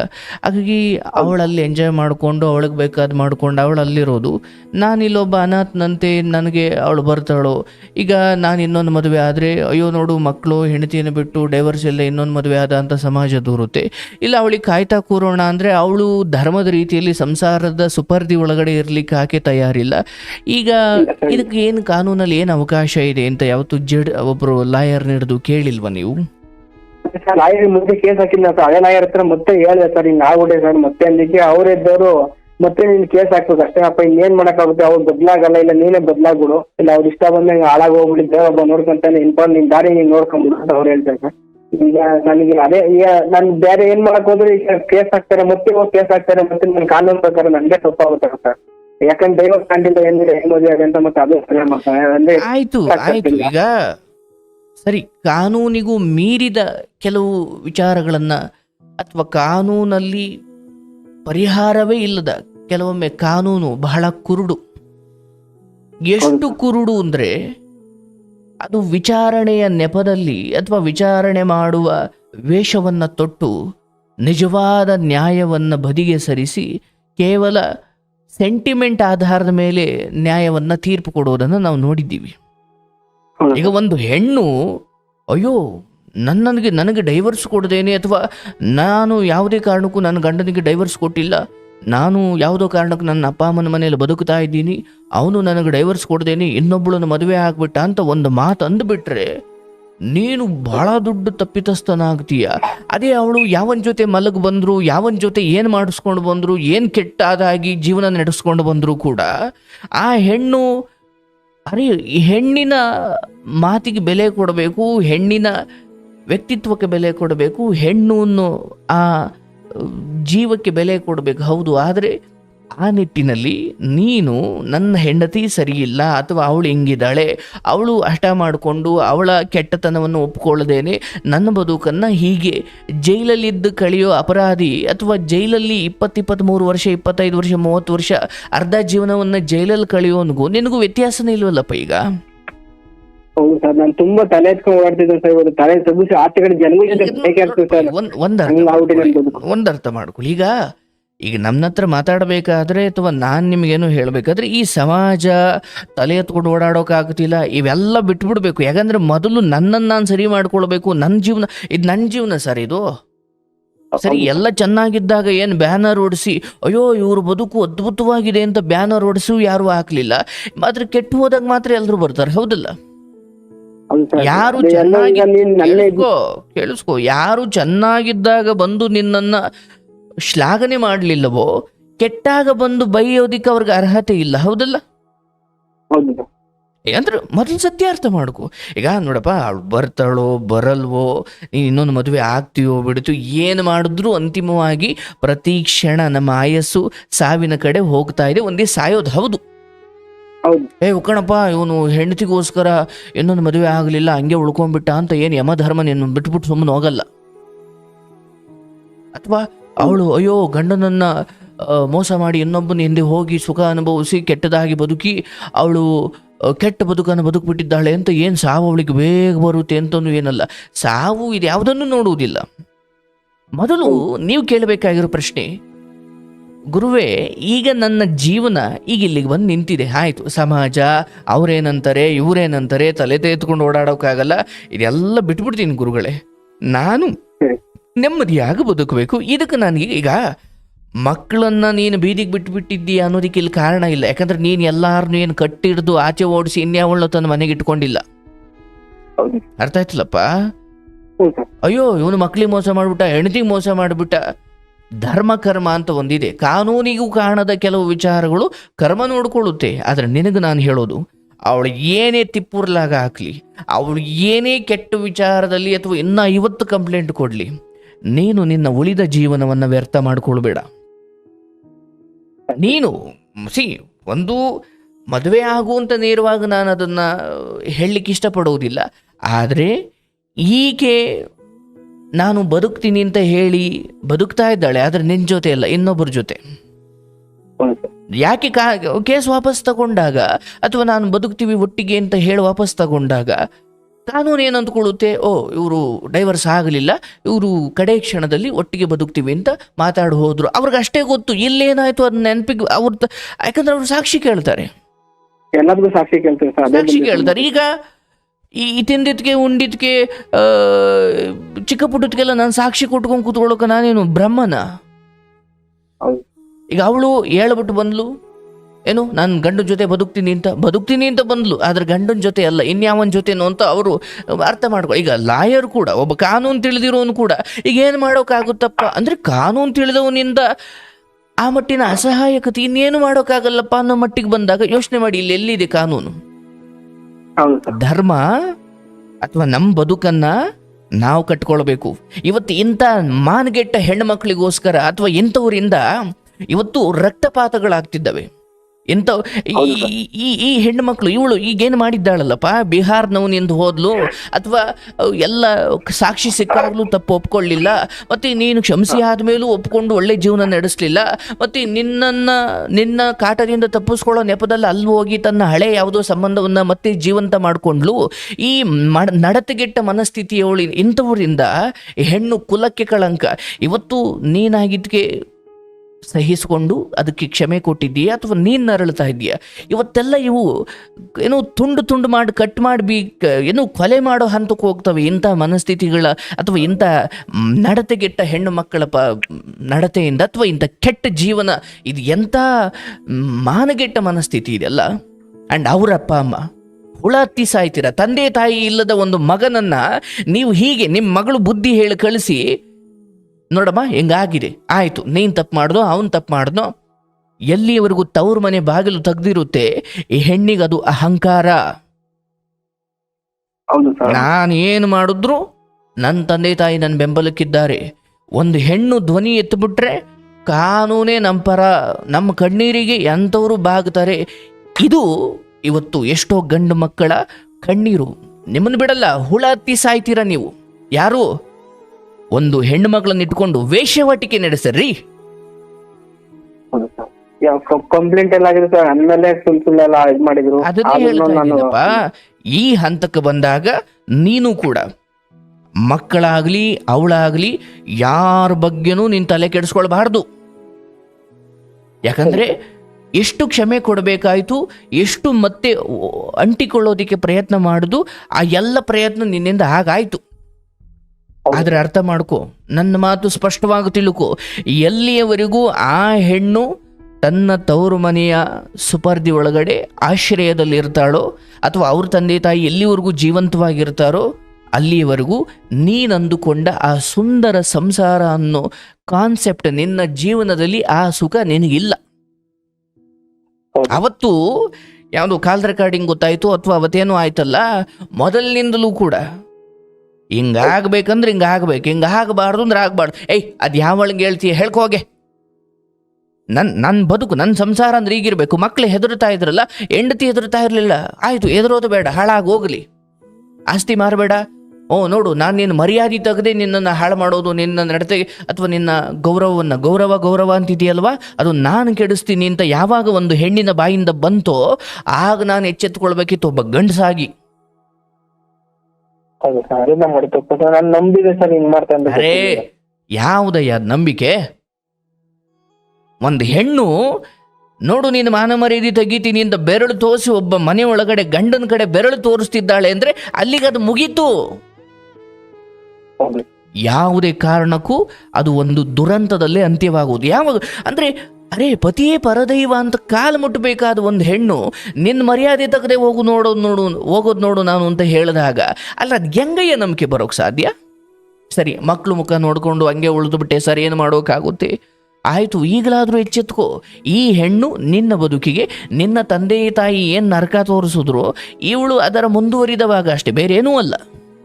ಹೌದು ಸರ್, ಅದು ನಿಜ ಸರ್, ನೀವು ಹೇಳ್ತೀರ ನಿಜ ಸರ್. ಆ್ಯಂಡ್ ಅವತ್ತು ನೀನು ಜಮೀನು ಮಾರ್ಲಿಕ್ಕೆ ಹೊರಟಲ್ಲ, ಏನು ಕುಡ್ದು ತಿಂದು ಯಾವ್ದು ವೇಶ್ಯವಾಟಿಗೆ ಹೋಗ್ಲಿಕ್ಕೆ ಏನು ಮಾರ್ಕೊಂಡು ಕೂತ್ಕೊಂಡೆ? ಇಲ್ಲ, ನಿನಗೆ ಇರುವಂತಹ ಒತ್ತಡ, ನೀನು ಮಾಡ್ಕೊಂಡು ಒಂದಷ್ಟು ಎಡವಟ್ಟುಗಳು, ಅದೇನು ಕುಡ್ದು ಇನ್ನೇನು ಜೂಜಾಟ ಆಡೋ ಇನ್ಯಾವುದೋ ಪರಸ್ತ್ರೀ ಸಹವಾಸ ಮಾಡಿ ಕಳೆದಿದ್ದಲ್ಲ. ನೀನು ಒಳ್ಳೆ ತಂದಿಂದ ಯಾರಿಗೋ ಸಾಲ ಕೊಡಿಸಿದೆ, ಅವ್ರ ಕೈ ಎತ್ತಿದ್ರು, ಅದರ ಒತ್ತಡವನ್ನು ನಿಭಾಯಿಸ್ಲಿಕ್ಕೆ ಅಯ್ಯೋ ನನ್ನ ಗಂಡನಾದವನಿಗೆ ಈ ರೀತಿ ಯಾರೋ ಬಂದು ಒತ್ತಡ ಆಗ್ತಾರೆ ರೀ, ನನ್ನ ಮನೆ ಮಾರ ಆದರೂ ಸರಿ, ನಾವು ಗುಡಿಸ್ಲಲ್ಲಿ ಇದ್ದಾದರೂ ಸರಿ, ಇದನ್ನೆಲ್ಲ ಮುಕ್ತಾಯ, ಅದೇನು ಇದಕ್ಕೆಲ್ಲ ಒಂದು ಕೊನೆ ಆಡ್ರಿ, ನಾವು ಹೆಂಗೋ ನೆಮ್ಮದಿಯಾಗಿ ಬದುಕೊಂಡು ಅನ್ಬೇಕಾದ ಹೆಣ್ಣು ನೀನು ಹೆಂಗಾದ್ರೂ ಹಾಳಾಗೋಗು ಅದು ಇರಲಿ ಅಂತ ಹೇಳ್ತಾಳೆ ಅಂದ್ರೆ ಹೆಂಡತಿ ಹೇಗಾಗ್ತಾಳೆ? ಈಗ ನಾನು ಹೇಳೋದು, ಹುಡುಕ ಗಂಡನಾಗಿದ್ದು ಅವನು ನಡತೆ ಸರಿ ಇಲ್ಲ, ಅವನು ಜೂಜುಕೋರ, ಅವನು ಕೆಟ್ಟ ಸಹವಾಸವನ್ನು ಮಾಡಿದ್ದಾನೆ, ಅವನಿಗೆ ದುಡ್ಡಿದ್ರೆ ನೀರು ಖರ್ಚು ಮಾಡ್ತಾನೆ, ಅವನು ನಂಬ್ಕೊಂಡ್ರೆ ಸಂಸಾರ ಮಕ್ಕಳು ಎಲ್ಲ ಬೀದಿಗೆ ಬರಬೇಕಾಗುತ್ತೆ ಅಂತ ಅಂದ್ಕೊಂಡಿರೋ ಒಂದು ಹೆಣ್ಮಗಳು ಅಂಥ ಗಂಡ ಆಸ್ತಿ ಮಾರ್ತೀನಿ ಅಂದಾಗ ಅವನೊಂದು ತಲೆ ಮೇಲೆ 2 ಕುಕ್ಕಾದರೂ ಸರಿ ಆಸ್ತಿ ಮಾರೋಕೆ ಬಿಡಬಾರ್ದು. ಬಟ್ ನಿನ್ನ ಕತೆ ಬೇರೆನೇ ಇತ್ತು, ಅದು ಕುಡುಕದ್ದು ಜೂಜಾಟದ್ದು ಆಗಿರಲಿಲ್ಲ, ಹೌದಲ್ಲಪ್ಪ? ಹೌದು ಸರ್, ಹೌದು. ಮರ್ಯಾದೆಗೋಸ್ಕರ ಅಂಜಿಕೊಂಡೆ ಸರ್, ನಾನು ಅದೇ ಮಾಡಿದ್ದೆ. ಮರ್ಯಾದೆ ಬಿಡು, ಮರ್ಯಾದೆ ಅನ್ನೋದಕ್ಕಿಂತ ಅವ್ರ ಒತ್ತಡ ನನ್ನನ್ನು ಆತ್ಮಹತ್ಯೆ ಮಾಡ್ಕೊಳ್ಳೋ ಹಂತ ಕರ್ಕೊಂಡು ಹೋಗ್ತಿದೆ ಅಂದಾಗ ಅರೇ ಗಂಡ ನನಗೆ ಬಹಳ ಮುಖ್ಯ ಅನ್ನಬೇಕಾದ ಮನಸ್ಥಿತಿ ಅಲ್ವಾ ಅದು? ನೋಡಪ್ಪ, ಇಲ್ಲಿ ಮದುವೆಯಾದ 3 ತಿಂಗಳಿಗೆ ತಾಯಿಯಂತೆ ಮಗಳು ನೂಲಿನಂತೆ ಸೀರೆ ಅನ್ನೋ ಹಾಗೆ ತಾಯಿ ನಡತೆಗೆಟ್ಟವಳು, ತಾಯಿ ಇಂಥ ಮನಸ್ಥಿತಿಯವಳು ಅಂತ ಗೊತ್ತಾದಾಗ ಹೆಂಡತಿಯನ್ನು ಅದ್ದಬಸ್ತಲ್ಲಿ ಇಟ್ಕೊಳ್ಬೇಕು. ಅಂಡ್ ನಾನೊಬ್ಬ ಅನಾಥ, ನನಗೆ ಯಾರೂ ಇಲ್ಲ, ಅಥವಾ ನನಗೆ ಸ್ವಂತದ್ದೇನೂ ಇಲ್ಲ, ಅಥವಾ ನನಗೆ ಸ್ವಂತ ಜಮೀನಿಲ್ಲ, ಸ್ವಂತದ್ದೇನೋ ನಂದು ಅಂತ ಇಲ್ಲ, ಹಿಂಗಂತೂ ಅರೆ ಸ್ವಾಭಿಮಾನ, ಆಸ್ತಿ ಇದ್ರೆ ಮಾತ್ರ ಸ್ವಾಭಿಮಾನ ಇರಬೇಕು. ಒಬ್ಬ ಭಿಕ್ಷುಕನಿಗೂ ಸ್ವಾಭಿಮಾನ ಇರ್ಬೇಕ್ರಿ. ಆಸ್ತಿ ಇದ್ರೆ ಮಾತ್ರ ಸ್ವಾಭಿಮಾನ ಇರಬೇಕಾ? ಏನು ಇಲ್ಲ ಅಂದ್ರೆ ಸ್ವಾಭಿಮಾನ ಕಳ್ಕೊಂಡು ಬದುಕಬೇಕಾ? ಸ್ವಾಭಿಮಾನ ಅನ್ನೋದು ಅದೊಂದು ಆತ್ಮಬದ್ಧತೆ, ಅಥವಾ ಅದೊಂದು ಧೈರ್ಯ, ಅದೊಂದು ಬದುಕುವ ರೀತಿ. ಹಣ ಇರಲಿ ಇಲ್ಲದೆ ಇರಲಿ, ಬ್ಯಾಂಕ್ ಅಕೌಂಟ್ ಇರಲಿ ಇಲ್ಲದೆ ಇರಲಿ, ಸ್ವಂತ ಮನೆ ಇರಲಿ ಇಲ್ಲದೆ ಇರಲಿ, ನಾನು ಹೀಗೆ ಬದುಕಬೇಕು. ಇವತ್ತು ಅವತ್ತು ಇವಳು ಬಿಹಾರದವನ ಜೊತೆ ಸಂಬಂಧ ಇಟ್ಕೊಂಡಿದ್ದಾಳೆ, ಅಥವಾ ಇದೆಲ್ಲ ಏನು ಗೊತ್ತಾಯಿತು, ಅದಾದ ಮೇಲೆ ಸ್ವಲ್ಪ ಮೃದುವಾಗಿ ಹ್ಯಾಂಡ್ಲ್ ಮಾಡಿದ್ರಿ, ಸಾಕ್ಷಿ ತೋರಿಸಿದ್ರಿ, ಅದಾದಮೇಲೆ ಅವ್ರು ಹೊರಟೋದ್ರು. ಇವತ್ತು ಒಟ್ಟಿನಲ್ಲಿ ನೀನು ಅಂದ್ಕೊಂಡಿದ್ದೀಯ ನಾನು ಧರ್ಮವನ್ನು ಪಾಲಿಸ್ಕೊಂಡು ಬಂದೆ, ನನಗೆ ಯಾಕೆ ಹಿಂಗಾಯಿತು ಅಂತ. ಧರ್ಮ ಕೆಲವೊಮ್ಮೆ ಕಠಿಣವಾಗುವುದು ಅನಿವಾರ್ಯತೆ ಇರುತ್ತೆ. ಅದು ವಜ್ರಕ್ಕಿಂತ ಕಠಿಣವಾಗಬೇಕು, ಕೆಲವೊಮ್ಮೆ ಹೂವಿಗಿಂತ ಮೃದುವಾಗಬೇಕು. ನೀನು ಹೂವಿಗಿಂತ ಮೃದುವಾಗುವ ಸಮಯದಲ್ಲಿ ಕಠಿಣವಾಗಬೇಕಾದ ಸಮಯದಲ್ಲಿ ಹೂವಾದೆ. ಉಲ್ಟಪಲ್ಟ ಮಾಡ್ಕೊಂಬಂದಲ್ಲಪ್ಪ ನಿನ್ನ ಜೀವನವನ್ನು ನೀನು.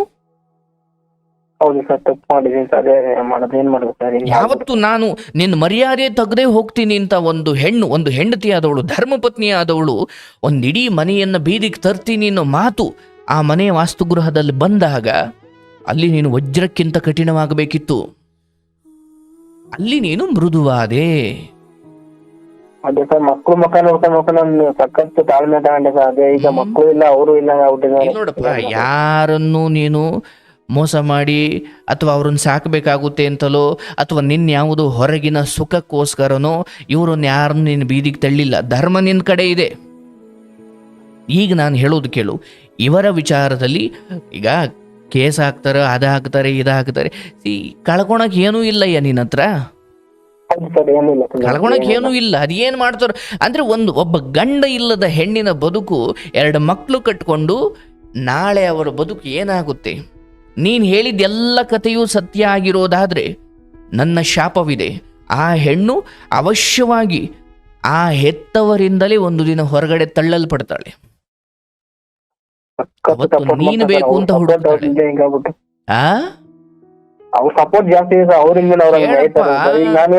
ಕೇಳಿಸ್ಕೋ, ಕಾಲ ಬದಲಾಗ್ಲಿಕ್ಕೆ ತುಂಬಾ ಸಮಯ ಬೇಕಿಲ್ಲ.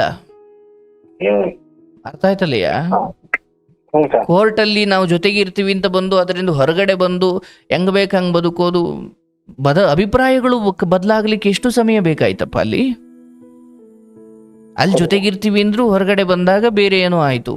ಹೀಗೆ ಯಾವ ಹೆಣ್ಣು ಅಥವಾ ಯಾವ ಹೆಣ್ಮಗಳನ್ನ ಇವತ್ತು ತಲೆ ಮೇಲೆ ಹೊತ್ಕೊಂಡು ಮೆರೆಸ್ತಾ ಇದ್ದಾರೆ, ಆಕೆಯ ನಡತೆ ಗೊತ್ತಿದ್ದು ಕೂಡ ಇದೇ ನಡತೆ ಆ ತಂದೆ ತಾಯಿಯನ್ನು ಅತ್ಯಂತ ನರಕದ ಸ್ಥಿತಿಗೆ ಕರ್ಕೊಂಡು ಹೋಗಬೇಕು.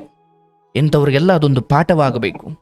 ನೀನೊಬ್ಬ ಅಯೋಗ್ಯ ಆಗಿ, ನೀನು ಪರಸ್ತ್ರೀ ಸಹವಾಸನಾಗಿ, ನೀನೊಬ್ಬ ಕುಡುಕನಾಗಿ, ನೀನೊಬ್ಬ ಜೂಜುಕೋರನಾಗಿದ್ದಿದ್ರೆ ನಾನು ಹೇಳ್ತಾ ಇದ್ದೆ, ನಿನ್ನ ಯೋಗ್ಯತೆಗಿಷ್ಟು ನಿನ್ನ ಹೆಂಡತಿಯನ್ನು ಸಾಕೋ ಯೋಗ್ಯತೆ ಇಲ್ಲ, ಯಾಕ್ರೋ ಮದುವೆ ಆಗ್ತೀರಾ ಅಂತ ನಾನೇ ಕೇಳ್ತಾ ಇದ್ದೆ. ಆದರೆ ಇದು ಯಾವುದೂ ಇಲ್ಲ. ಸ್ವಂತ ಬದುಕು ಮಾಡಿ ಚುರುಮುರಿ ಮಾಡಿಕೊಂಡು ಕಷ್ಟಪಟ್ಟು ಮಕ್ಕಳನ್ನ ಸಾಕ್ತೀನಿ, ನಿನ್ನ ತಪ್ಪನ್ನು ಕ್ಷಮಿಸ್ತೀನಿ, ಅದು ಬಿಹಾರದವನ ಜೊತೆ ಎಲ್ಲಿ ಹೋಗಿದ್ದೋ ಏನು ಮಾಡ್ದೋ ಆಯ್ತು ಎಲ್ಲ ಮರೆತಿ ನಾವು ಬದುಕ್ತೀವಿ ಅಂತ ಒಂದು ಅವಕಾಶ ಕೊಟ್ಟು ಪದೇ ಪದೇ ಕೊಟ್ಟರು ಕೂಡ ನಿನಗೆ ಹಿಂದೆ ಮುಂದೆ ಯಾರೂ ಇಲ್ಲ, ಅಥವಾ ನನ್ನ ತಂದೆ ತಾಯಿ ನಾನು ಯಾವಾಗ ಹೋದ್ರೂ ಅವ್ರ ಬಾಗಿಲು ತೆಗೆದಿರ್ತಾರೆ, ಈ ಧೈರ್ಯ ಅಥವಾ ಅವಳ ಸೌಂದರ್ಯವೇ ಅವಳಿಗೆ ಶಾಪವಾಗುತ್ತೆ. ಯಾವ ಸೌಂದರ್ಯವನ್ನ ಇವತ್ತು ಆಕೆ ಬಂಡವಾಳ ಮಾಡಿಕೊಂಡಿದ್ದಾಳಲ್ಲ, ಅದೇ ಸೌಂದರ್ಯ ಅವಳಿಗೆ ಶಾಪವಾಗುತ್ತೆ. ಇದು ನಿನ್ನ ಕಥೆಯ ಮಾತ್ರ ಅಲ್ಲ, ನಿನ್ನ ರೀತಿಯಲ್ಲಿ ನೋವುಗೊಳಗಾಗಿ ಹೆಣ್ಣಿನ ಕಣ್ಣೀರಿಗೆ ಈ ಸಮಾಜ ಕೊಡುವಷ್ಟು ಬೆಲೆಯನ್ನ, ಗಂಡಿನ ಕಷ್ಟ ಏನು, ಅವನು ಯಾಕೆ ಹಿಂಗೆ ನರಳ್ತಾ ಇದ್ದಾನೆ, ಅವನ ಕಥೆಯನ್ನು ಒಮ್ಮೆ ಕೇಳೋಣ, ಅವನ ತಪ್ಪಿಗೂ ಒಮ್ಮೆ ಅಥವಾ ಅವನ ದುಃಖಕ್ಕೂ ಒಂಚೂರು ಕಿವಿ ಕೊಡೋಣ ಅನ್ನೋ ಕಾಲ ಬಹಳ ಹಿಂದೆನೂ ಹೊರಟೋಯ್ತು. ಹೆಣ್ಣು ಮಹಿಳಾ ಸಬಲೀಕರಣದ ಹೆಸರಲ್ಲಿ ಹೆಣ್ಣಿನ ಆ ಸ್ವಾತಂತ್ರ್ಯವನ್ನು ಅಥವಾ ಹೆಣ್ಣಿಗಿರುವ ಒಂದಷ್ಟು ಕಾನೂನಿನಲ್ಲಿ ಏನು ಲಾಭ ಇದೆ ಅದನ್ನು ದುರುಪಯೋಗ ಮಾಡಿಕೊಂಡು ಈಗ ಮುಂದೊಂದು ದಿನ ಬರುತ್ತೆ ಗಂಡಿನ ಸಬಲೀಕರಣ ಆಗಬೇಕು ಅಂತ. ಹಂಗಾಗುತ್ತೆ. ಆಯ್ತು, ಈ ವಿಚಾರವಾಗಿ ಇನ್ನು ನಿನ್ನ ಜೀವನದಲ್ಲಿ ಯಾವ ಹೆಣ್ಣನ್ನ ಅಥವಾ ಯಾವುದೋ ಹೆಂಡತಿ ಅದೇ ಪರಿಚಯ ಆಗಿದೆ, ನಾವು ಮಾತಾಡ್ಕೊಂಡಿದ್ದೀವಿ ಎಂದಲ್ಲಪ್ಪ, ನಿನ್ನ ಜೀವನವನ್ನು ಬೇಕಾದರೆ ಹಿರಿಯರ ಅಥವಾ ನಿನಗೆ ಮದುವೆ ಮಾಡಿಸಿದವರ ಸಲಹೆ ತಗೊಂಡು, ಒಬ್ಬ ಲಾಯರ್ ಸಲಹೆ ತಗೊಂಡು ನೀನು ಆ ಜೀವನವನ್ನು ಮುಂದುವರಿಸು. ಅಂಡ್ ಅವಳು ಇನ್ಯಾವನೊಂದಿಗೂ ಸಂಬಂಧವನ್ನು ಮುಂದುವರಿಸಿ ಅಕ್ರಮವಾಗಿ ಬದುಕೋದಾದರೆ ನೀನು ಡೈವರ್ಸ್ ಮಾಡಿಕೊಂಡು ಎಲ್ಲವನ್ನು ಬದುಕಬೇಕು ಅಂತ ಇಚ್ಛೆ ಪಟ್ಟಿದ್ದು ಹೌದು, ಆ್ಯಂಡ್ ಬೇಡ ಅಂತ ನಿರ್ಧಾರ ಮಾಡಿರೋದು ಹೌದು. ಈಗ ಇವೆರಡರಲ್ಲಿ ಯಾವುದು ಮುಖ್ಯ ಅಂದಾಗ ಬದುಕಬೇಕು ಅಂತ ಇಚ್ಛೆ ಪಟ್ಟಿದ್ದೀನಿ ಅಂದರೆ ಅದು ಎರಡೂ ಕಡೆಯಿಂದ ಚಪ್ಪಾಳೆ 2 ಕೈಲಿ ಹೊಡಿಬೇಕಲ್ಲಯ್ಯ. ಹೌದು ಸರ್, ನಾನು ಏನಂದ್ರೆ ಈಗ ಮಕ್ಕಳನ್ನ ಬಿಡೋದು ಧರ್ಮನೋ ಅಧರ್ಮನೋ ಅಂತ ಗೊತ್ತಾಗ್ತಿಲ್ಲ. ಇಲ್ಲಿ ಧರ್ಮದ ಪ್ರಶ್ನೆ ಮಕ್ಕಳ ವಿಚಾರದಲ್ಲಿ ನಿನಗೆ ನಿನ್ನ ಪರವಾಗಿ ಅಥವಾ ನಿನ್ನ ಅಧರ್ಮಿ ಆಗಲಿಕ್ಕೆ ಸಾಧ್ಯನೇ ಇಲ್ಲ. ಯಾಕಂದ್ರೆ ಏನೂ ಅರಿಯದ ಮಕ್ಕಳು, ಅರ್ಥಾತ್ ಮಕ್ಕಳು ಯೌವನಕ್ಕೆ ಬರುವವರೆಗೂ ಅವರು ಯಾರ ಆಶ್ರಯದಲ್ಲಿರ್ತಾರೋ, ಅದು ತಂದೆಯ ಆಶ್ರಯವೋ ತಾಯಿಯ ಆಶ್ರಯವೋ, ಅವರ ವರ್ತನೆ ಏನಿದೆ ಮಕ್ಕಳ ಕರ್ಮವೂ ಅದಕ್ಕೆ ಸಂಬಂಧಪಟ್ಟಿದ್ದೇ ಹೌದು. ಅರ್ಥಾತ್ ತಾಯಿಯ ನಿರ್ಧಾರಗಳು, ತಾಯಿ ಜೊತೆ ಇರುವುದರಿಂದ ತಾಯಿಯ ನಿರ್ಧಾರ ಏನಿದೆಯೋ ಅದು ಮಕ್ಕಳ ನಿರ್ಧಾರವೂ ಆಗುತ್ತೆ. ಯಾಕಂದ್ರೆ ಅವ್ರಿಗೆ ಸ್ವಂತ ನಿರ್ಧಾರ ತಗೊಳ್ಳೋ ಶಕ್ತಿ ಇಲ್ಲ ಅಥವಾ ಆ ವಿವೇಚನೆ ಇಲ್ಲ ಅವರಿಗೆ. ಹಾಗಂತ ಮಕ್ಕಳ ವಿಚಾರದಲ್ಲಿ ನಾಳೆ ಒಂದು ದಿವಸ ಅವರಿಗೆ ಒಬ್ಬ ತಂದೆಯಾಗಿ ಅವರು ಬಂದು ಏನಾದರೂ ಕೇಳೋದಾದರೆ ಏನು ಮಾಡ್ಬೋದು, ನಿನ್ನ ಶಕ್ತಿ ಮೀರಿ ಮಾಡು, ಆದರೆ ನೀನು ದುಡಿಯೋದು ಬಿಡೋದು ಯಾವುದು ಪರಿಹಾರ ಅಲ್ಲಪ್ಪ. ನೋಡಪ್ಪ, ದುಡಿತಿರ್ಲಿಲ್ಲ, ಈಗ ದುಡಿತಾ ಇದ್ದೀನಿ, ಈಗ ನೋಡಿದ್ರೆ ಈ ತರ ಮಾಡ್ಬಿಟ್ರು, ಜೀವನ ಇಲ್ಲಿಗೆ ಮುಗುದಿಲ್ಲ. ನಿನ್ನ ಜೀವನ ಇನ್ನೂ ಶುರು ಆಗ್ತಾ ಇದೆ ಎಂದುಕೋ. ಅದ್ರ ಒಂದು ಅರ್ಥ ಮಾಡ್ಕೋ, ಹೆಂಡತಿ ಇಲ್ದಿರ ಬದುಕ್ಬೋದು, ಮಕ್ಳು ಇಲ್ದಿರ ಬದುಕ್ಬೋದು, ಯಾರಿಲ್ದಿರ ಬದುಕ್ಬೋದು. ಈ ಪಿಂಡಾಂಡಕ್ಕೆ, ಈ ದೇಹಕ್ಕೆ ಬೇಕಾಗಿರೋದು ಅನ್ನ, ತಾಯಿ. ಅನ್ನವೇ ದೇವರು, ಹೌದಲ್ಲಪ್ಪ? ಹ್ಞೂ ಸರ್. ಅನ್ನಕ್ಕೆ ದಾರಿ ಮಾಡಿಕೊಟ್ಟಿರೋ ನಿನ್ನ ಕಾಯಕ ಇದೆಯಲ್ಲಯ್ಯ, ಹ್ಞೂ ಸರ್. ಅದನ್ನು ಕೈ. ಯಾಕಂದ್ರೆ ಅದರಲ್ಲಿ ನೀನು ದುಡಿದ್ರೆ ಇನ್ನೊಬ್ಳು ಯಾರೋ ಬಂದ್ರು ನಿನ್ನ ಹತ್ರ ಉಳಿಯೋದು. ಯಾಕಂದ್ರೆ ಅಂತಿಮವಾಗಿ ಎಲ್ಲ ಉಳಿಯೋದು ಅದ್ರ ಮೇಲೆ ಕಣೆಯ ಇವತ್ತು. ಹೌದು ಸರ್, ಇವತ್ತು ದುಡ್ಡಿಗೆ ಬೆಲೆ ಸರ್, ದುಡ್ಡು ಈಗ ಇರ್ಬೇಕು ಸರ್, ಏನಿಲ್ಲ. ನಾನು ಧರ್ಮ ಕರ್ಮದ ಬಗ್ಗೆ ಏನೇ ಮಾತಾಡಬಹುದು, ನಿನ್ನಲ್ಲಿ ಧರ್ಮ ಇಟ್ಕೋ. ಅಟ್ ದಿ ಸೇಮ್ ಟೈಮ್ ಅಂದ್ರೆ ಅದೇ ಸಮಯದಲ್ಲಿ ಹಣವೂ ಕೂಡ ಬಹಳ ಮುಖ್ಯ. ಹೌದು ಸರ್. ಕುಬೇರ ಅನ್ನೋ ಸ್ಥಾನವನ್ನು ನಾವು ಸುಮ್ಮನೆ ಕೊಟ್ಟಿಲ್ಲ. ಕುಬೇರ ಹರಿಶ್ಚಂದ್ರ ಘಾಟಲ್ಲಿ ಹೆಣ ಕಾಯೋನು, ಇವರಿಬ್ಬರನ್ನು ನಾವು ಒಂದೇ ಸ್ಥಾನದಲ್ಲಿ ಕೂರಿಸಿಲ್ಲ. ಹರಿಶ್ಚಂದ್ರ ಘಾಟಲ್ಲಿ ಹೆಣ ಕಾಯುವ ಅಥವಾ ಹೆಣ ಕಾಯುವ ಹರಿಶ್ಚಂದ್ರನಿಗೆ ನಾವು ಗುಣವಂತ ಅಂತ ಪಟ್ಟ ಕೊಟ್ಟರೆ, ಹಣಕ್ಕೆ ಅಥವಾ ಸಂಪತ್ತಿಗೆ ಒಡೆಯನಾದ ಕುಬೇರನಿಗೂ ನಾವು ದೊಡ್ಡ ಸ್ಥಾನವನ್ನೇ ಕೊಟ್ಟಿದ್ದೀವಿ. ಅವನ ಫೋಟೋವನ್ನು ಪೂಜೆ ಮಾಡ್ತೀವಿ. ಅಂದರೆ ಗುಣ, ಹಣ ಇವೆರಡೂ ಒಟ್ಟಿಗೆ ಹೋಗಬೇಕು. ಬರೀ ಗುಣ ಇದೆ ಆಯ್ತು, ಗುಣವು ಅದು ಧರ್ಮ ಕಾಪಾಡುತ್ತೆ, ಇಲ್ಲ ಅಂತ ಅಲ್ಲ. ಬಟ್ ಒಬ್ಬ ಸಂಸಾರಿಯಾಗಿ ನೀನು ಇರ್ಲಿಕ್ಕಲ್ಲ, ಸನ್ಯಾಸಿಯಾಗಿ ಬದುಕಬಹುದು. ಸಂಸಾರಿಗೆ ಹಣ ತಾಂಡಿ ಏನು ಮಾಡ್ಕೊಳ್ತಾನ ಅವನು. ಬಟ್ ನೀನೊಬ್ಬ ಸಂಸಾರಿ ಆಗ್ಲಿಕ್ಕೆ ಇಚ್ಛೆ ಪಡ್ತೀಯ ಅನ್ನೋದಾದ್ರೆ ಗುಣ, ಹಣ ಎರಡು ಒಟ್ಟಿಗೆ ಹೋಗಬೇಕು. ಇಲ್ಲ ನಾನು ಸಂಸಾರವನ್ನು ತ್ಯಜಿಸ್ತೀನಿ ಅನ್ನೋದಾದ್ರೆ ಗುಣ ಇಟ್ಕೋ, ಏನು ತೊಂದರೆ ಇಲ್ಲ, ಜ್ಞಾನ ಪಡ್ಕೋ, ಅದರಲ್ಲಿ ನೀನು ಬದುಕು ನಡೆಯುತ್ತೆ. ಬಟ್ ಸಂಸಾರಿಯಾಗಿ ಇನ್ನೊಂದು ಯಾವುದು ಹೆಣ್ಣು ಬರ್ತಾಳೆ ಅಂದ್ರು ಅಂತಿಮವಾಗಿ ಎಲ್ಲರೂ ಅದಿದ್ರೆ ಅಲ್ವನಪ್ಪ ಸಂಸಾರ ನಡೆಯೋದು. ಸನ್ಯಾಸಿ ಆದ್ರೆ ಯಾರೋ ಊಟ ಕೊಡ್ತಾರೆ, ಅವನು ಜಗತ್ತಿಗೆ ಜ್ಞಾನ ಕೊಡ್ತಾನೆ, ಜಗತ್ತು ಅವನಿಗೆ ಊಟ ಕೊಡುತ್ತೆ, ಅಲ್ಲಿ ಮುಗಿದೋಯ್ತ ಒಂದು. ಬಟ್ ಸನ್ಯಾಸಿದ ಹಾಗಲ್ವಲ್ಲ. ಹಾಗಾಗಿ ನಿನ್ನ ಆಯ್ಕೆ ತಪ್ಪಿತ್ತು, ಅಥವಾ ಅದನ್ನು ನಿಭಾಯಿಸೋದ್ರಲ್ಲಿ ನೀನು ಎಡುವುದೇ, ಅಥವಾ ಅವಳು ಅಂತ ಆಗಾಗ ಅದರ ಸೂಚನೆ ಕೊಡ್ತಾ ಇದ್ದಾಗಲೂ ನಾನು ನಿನ್ನ ಮರ್ಯಾದೆ ತೆಗಿತೀನಿ, ಅಥವಾ ನಿನ್ನ ಇಚ್ಛೆಗೆ ವಿರುದ್ಧವಾಗಿ ಅಟ್ಲೀಸ್ಟ್ ತಂದೆ ತಾಯಿಯನ್ನು ನಾನು ನೋಡ್ಕೊಳ್ಳಲ್ಲ. ಆಯ್ತಪ್ಪ, ನೀನು ಈಗ ಸುಮ್ಮನೆ ಆಯಿತು, ಅವಳದು ವಿಚಾರ ಹೇಳಾಯಿತು, ನೀನೇನು ಮಾಡಬೇಕು ಅಂತಲೂ ಹೇಳಾಯಿತು. ಈಗ ಇಷ್ಟು ಮಾತ್ರ ಹೇಳ್ತೀನಿ, ನೀನು ಈ ಹೆಣ್ಣಿನ ವಿಚಾರವಾಗಿ ಕಾನೂನಾತ್ಮಕವಾಗಿ ನೀನು ಡೈವರ್ಸ್ ಆಗದೇ ಇರ್ಬೋದು, ಬಟ್ ಮಾನಸಿಕವಾದ ಒಂದು ಬಿಡುಗಡೆಯನ್ನು ನೀನು ಮೊದಲು ಪಡ್ಕೊಳ್ಬೇಕು. ಯಾಕಂದ್ರೆ ಈಕೆಯ ಈಗ ಪರಿಶುದ್ಧಳಾಗಿ ಉಳಿದಿಲ್ಲ ಅವಳು.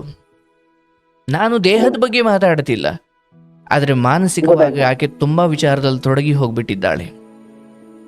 ನಿನ್ನ ಬದುಕಲ್ಲಿ ಈಗ ನೀನು ಕರ್ಕೊಂಡ್ರೂ ಕೂಡ ಅವಳ ಇನ್ಯಾವುದೋ ವಿಚಾರಕ್ಕೆ ನೀನು ಒಬ್ಬ ಬಲಿಯಾಗ್ತೀಯ ಅಷ್ಟೇ. ನಾನೇನಂದ್ರೆ ಈಗ ಕಷ್ಟನ ಸುಖನ ಕಟ್ಕೊಂಡ್ಬಿಟ್ಟಿದ್ವಿ, ಕೊನೆ ತಗ ಕಾಪಾಡ್ಬೇಕಲ್ಲ ಅನ್ನೋ ಭಾವನೆಯಿಂದ ಇದ್ ಮಾಡಿದೆ ಸರ್. ಅವ್ರಿಗೆ ಒಂದು ಗಂಟೆ ಅವ್ರಿಗೆ ಸೌಂದರ್ಯವೇ ಸಂಪತ್ತಾಗಿದೆಯಲ್ಲಪ್ಪ. ಅದೆಷ್ಟು ದಿನ ಉಳಿಯುತ್ತೆ? ಕರ್ಮ ನಿರ್ಧಾರ ಮಾಡ್ಲಿ. ಈಗ ನೀನ್ ಇಲ್ಲಿಗೆ ಬಂದಿದೀಯ, ನಿನಗೆ ನನ್ನ ಸಲಹೆ ಇದೆ. ಆ ಹೆಣ್ಣನ್ನು ದ್ವೇಷಿಸ್ಲು ಬೇಡ, ಆ ಹೆಣ್ಣಿನ ಮನೆಯವರನ್ನ ದ್ವೇಷಿಸ್ಲು ಬೇಡ. ಯಾಕಂದ್ರೆ ನನಗೆ ಒಂದು ಕಡೆ ಆಗ ಬರ್ತಿಲ್ಲ, ಅವ್ರ ಕೋಟಿ ಕೊಡ್ಲಿ, ಅವ್ರು ನಿನಗೆ ಒಲನೇ ಬರ್ಕೊಡ್ಲಿ, ಅಂತಿಮವಾಗಿ ನೆಮ್ಮದಿ ಮುಖ್ಯನಯ್ಯ. ಇಲ್ಲಿ ನೀನು ಆ ಹೆಣ್ಣಿನ ವಿಚಾರದಲ್ಲಿ ಅವಳು ಬರಲಿಲ್ಲ, ಅವಳು ನನಗೆ ಮೋಸ ಮಾಡ್ಬಿಟ್ಲು, ಎಲ್ಲ ಒಂಟಿ ಮಾಡಿಬಿಟ್ರು, ಅದು ಮಾಡಿಬಿಟ್ರು, ಇದು ಮಾಡಿಬಿಟ್ರು. ನಾಳೆ ದಿನ ಬಿಹಾರ ಹುಡುಗನ ಕರ್ಕೊಂಡು ನಿನಗೆ ಮಧ್ಯರಾತ್ರಿ ಕೊಯ್ದು ತಲೆ ಮೇಲೆ ಕಲ್ಲೆತ್ತಾಕಿ ನಿನ್ನನ್ನು ಯಾವುದೋ ಬಾತ್ರೂಮಲ್ಲಿ ತುಂಡು ಮಾಡಿ ಎಸ್ತಿದ್ರೆ ಏನು ಮಾಡ್ತಿದ್ದಯ್ಯ ನೀನು? ಏನು ಮಾಡಕ್ಕಾಗ್ತದೆ, ಯಾರು ಕೇಳೋರು ಯಾರು ಇರ್ಲಿಲ್ಲ ಅಲ್ವಾ? ಅಂದ್ರೆ ಭಗವಂತ ಇವೆಲ್ಲವನ್ನು ಸುಮ್ಮನೆ ಮಾಡಿರುವುದಿಲ್ಲ. ನಿನಗೆ ನಾನು ಅದು ನೆನಪು ಮಾಡ್ತಿದ್ದೀನಿ. ಯಾಕಂದ್ರೆ ನಿನಗೆ ಅದು ಆಗ್ಯೋ ಅನ್ನಿಸ್ಬೋದು, ಅಯ್ಯೋ ನಾನು ಒಂಟಿ, ಅಯ್ಯೋ ನನಗೆ ಯಾರೂ ಇಲ್ಲ, ಅಯ್ಯೋ ನನ್ನೆಲ್ಲ ಬಿಟ್ಟು ಹೋಗ್ಬಿಟ್ರು. ಎಲ್ಲ ಭಗವಂತ, ಎಲ್ಲಿವರೆಗೂ ಭಗವಂತನ ಅನುಗ್ರಹ ನಿಮಗಿರುತ್ತೆ. ಅಂದರೆ ಹೆಂಡ್ತಿ ಕಿತ್ಕೊಂಡ್ಬಿಟ್ಟ, ಮಕ್ಕಳನ್ನು ಕಿತ್ಕೊಂಡ್ಬಿಟ್ಟ, ಎಲ್ಲರನ್ನು ಕಿತ್ಕೊಂಡ್ಬಿಟ್ಟ, ಅವನು ಹೆಂಗೆ ಸರ್ ನನಗೆ ಅನುಗ್ರಹ ಮಾಡ್ತಾನೆ ಅಂದರೆ ಇವ್ರನ್ನೆಲ್ಲ ಕಿತ್ಕೊಂಡಿದ್ದಾನೆ ಅಂತ ನೀನು ಅಂದ್ಕೊಂಡ್ರೆ ಅದು ನಿನ್ನ ಮೂರ್ಖತನ. ನಿನಗೇನು ಒಳ್ಳೇದು, ನಿನಗೇನು ಕೆಟ್ಟದ್ದು, ನಿನಗೇಂತ ಅವನಿಗೆ ಚೆನ್ನಾಗಿ ಗೊತ್ತಿರುತ್ತಲ್ಲಪ್ಪ, ಹೌದಲ್ವಾ? ಯಾಕಂದ್ರೆ ಈ ಮಟ್ಟಿಗೆ ತವರು ಮನೆಯಿಂದ ಬೆಂಬಲ ಇರೋಳು, ಈ ಮಟ್ಟಿಗೆ ಎಲ್ಲರಿಂದ ಬೆಂಬಲ ಇರೋಳು, ಈ ಮಟ್ಟಿಗೆ ಸೌಂದರ್ಯವನ್ನು ನಂಬಿಕೊಂಡಿರೋಳು, ಹೊರಗಡೆ ಸಂಬಂಧವನ್ನು ಇಟ್ಕೊಂಡಿರೋಳು, ನಾಳೆ ನೀನು ಒಬ್ಬ ಅದಕ್ಕೆ ಅಡ್ಡಿ ಆಗ್ತೀಯ ಅಂದಾಗ ಅವರೆಲ್ಲರ ಕುತಂತ್ರಕ್ಕೆ ನಿನ್ನನ್ನು ಇಲ್ಲವಾಗಿಸ್ಬಿಡ್ತಾ ಇದ್ರು. ನಿನ್ನ ಧರ್ಮ ನಿನ್ನನ್ನು ಕಾಪಾಡಿದೆ, ಆದರೆ ನೀನು ಹೇಳ್ತಾ ಇದೀಯ ಧರ್ಮ ನನಗೆ ಮೋಸ ಮಾಡ್ತು ಅಂತ. ಅಂದ್ರೆ ಅದನ್ನು ಆಳವಾಗಿ ಬಿಡಿಸ್ತಾ ನೋಡಿದಾಗ ನಿನಗಾಗಬೇಕಾದ ನಾಳೆಯ ರಕ್ತಪಾತ ದುರಂತ ಇವತ್ತು ನೀನು ಬಚಾವಾಗಿದ್ದೀಯಾ. ಹೌದು ಸರ್, ನಿಜ ಸರ್. ಸೊ ನೀನು ನೆಕ್ಸ್ಟು ಇನ್ನೊಂದು ಹೆಣ್ಣಿಗೆ ಏನು ಬಾಳ್ ಕೊಡಬೇಕು ಅಥವಾ ಆಕೆನೂ ನೊಂದಿರೋಳು ವಾಟ್ ಎವರ್ ಇಟ್ ಈಸ್, ನಾನು ಇಷ್ಟು ಮಾತ್ರ ಹೇಳಬಲ್ಲೆ, ಬದುಕಲ್ಲಿ ಯಾರು ಬಂದರೂ ಅಷ್ಟೇ ಸರ್, ಯಾರನ್ನು ಬಲವಂತವಾಗಿ ಜೊತೆ ಇಟ್ಕೊಳ್ಳೋಕ್ಕಾಗಲ್ಲ. ಹೌದು ಕೆಲಸ ಚೆನ್ನಾಗಿ ಮಾಡಿ ಚೆನ್ನಾಗಿ ದುಡೀರಿ.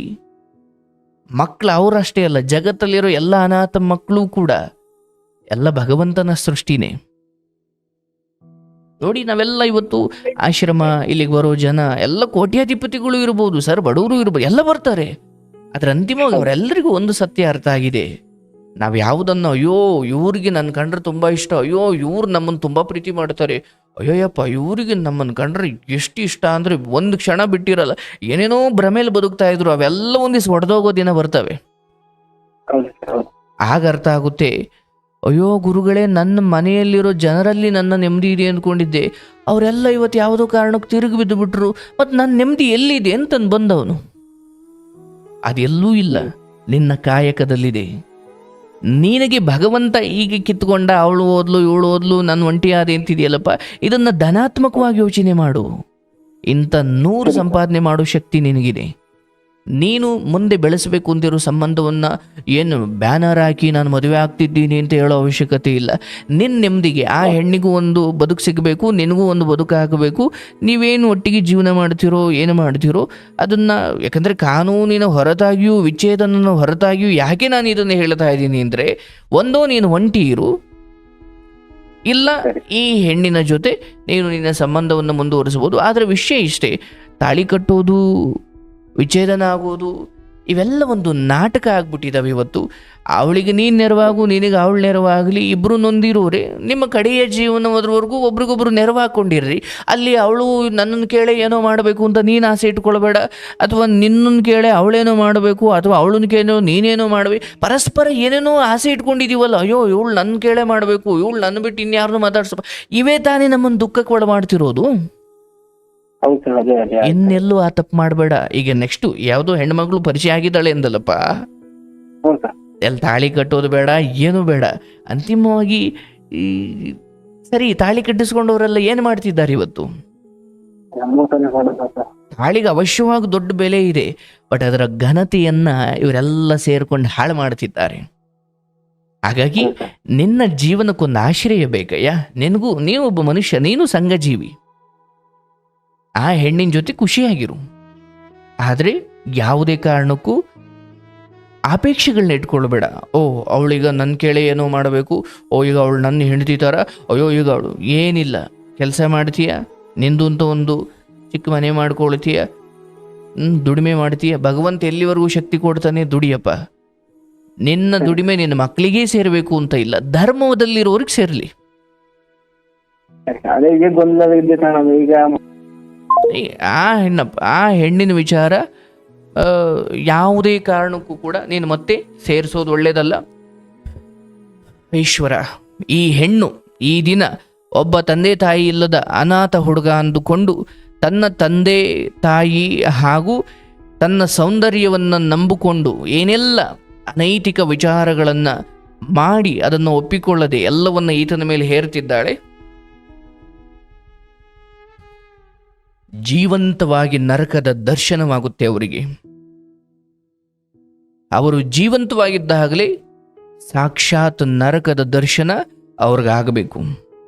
ಯಾವ ಒಂದು ಹೆಣ್ಣಾದರೂ ಸರಿ, ನಮಗೆ ಗಂಡನ ಹತ್ರ ಈಗ ಮದುವೆ ಆಗೋದು, ನಾನು ನೀನೇನು ಕೇಳಂಗಿಲ್ಲ, ನಾನು ಯಾವನ ಜೊತೆನಾದರೂ ಮಾತಾಡ್ಬೋದು, ನಾನು ಯಾವನ ಜೊತೆನಾದರೂ ಹೋಗ್ಬೋದು, ನಾನು ಯಾವನ ಜೊತೆನಾದರೂ ಸುತ್ತಾಡ್ಬೋದು, ಎಷ್ಟೊತ್ತವರೆಗೂ ಚಾಟ್ ಮಾಡ್ಬೋದು, ನೀನು ನನ್ನನ್ನು ಏನೂ ಕೇಳಂಗಿಲ್ಲ. ಹಿಂಗಿರೋದಾದರೆ ಮದುವೆ ಯಾಕೆ ಆಗ್ತೀರಮ್ಮ? ನಾಚಿಕೆ ಆಗಬೇಕು ನಿಮಗೆಲ್ಲ. ನನ್ನನ್ನು ಬೈಕೊಳ್ತೀರಾ? ಈ ಕಾರ್ಯಕ್ರಮ ನಿನಗೆ ತಲುಪಿ ನೀನು ನನ್ನನ್ನು ಬೈಕೊಳ್ತೀಯಾ? ಕೇಳಿಸ್ಕೊ, ಇದೇ ನಿನ್ನ ಕಾರಣಕ್ಕೆ, ಇದೇ ನಿನ್ನ ನಿರ್ಧಾರ ನಿನ್ನನ್ನು ಸರ್ವನಾಶ ಮಾಡುತ್ತೆ. ಸಾಯಿಸಲ್ಲ, ನರಳುತ್ತೀಯ. ಯಾವ ನಿನ್ನ ಸೌಂದರ್ಯ ನಿನ್ನ ಅಹಂಕಾರಕ್ಕೆ ಕಾರಣವಾಯಿತೋ ಅದೇ ಸೌಂದರ್ಯ, ಅದೇ ದೇಹ ಕಾಯಿಲೆ ಬಿದ್ದು ಔಷಧಿ ಸಿಗದಂಗೆ ನರಳುತ್ತೀಯ. ನೀನು ನರಳಬೇಕು.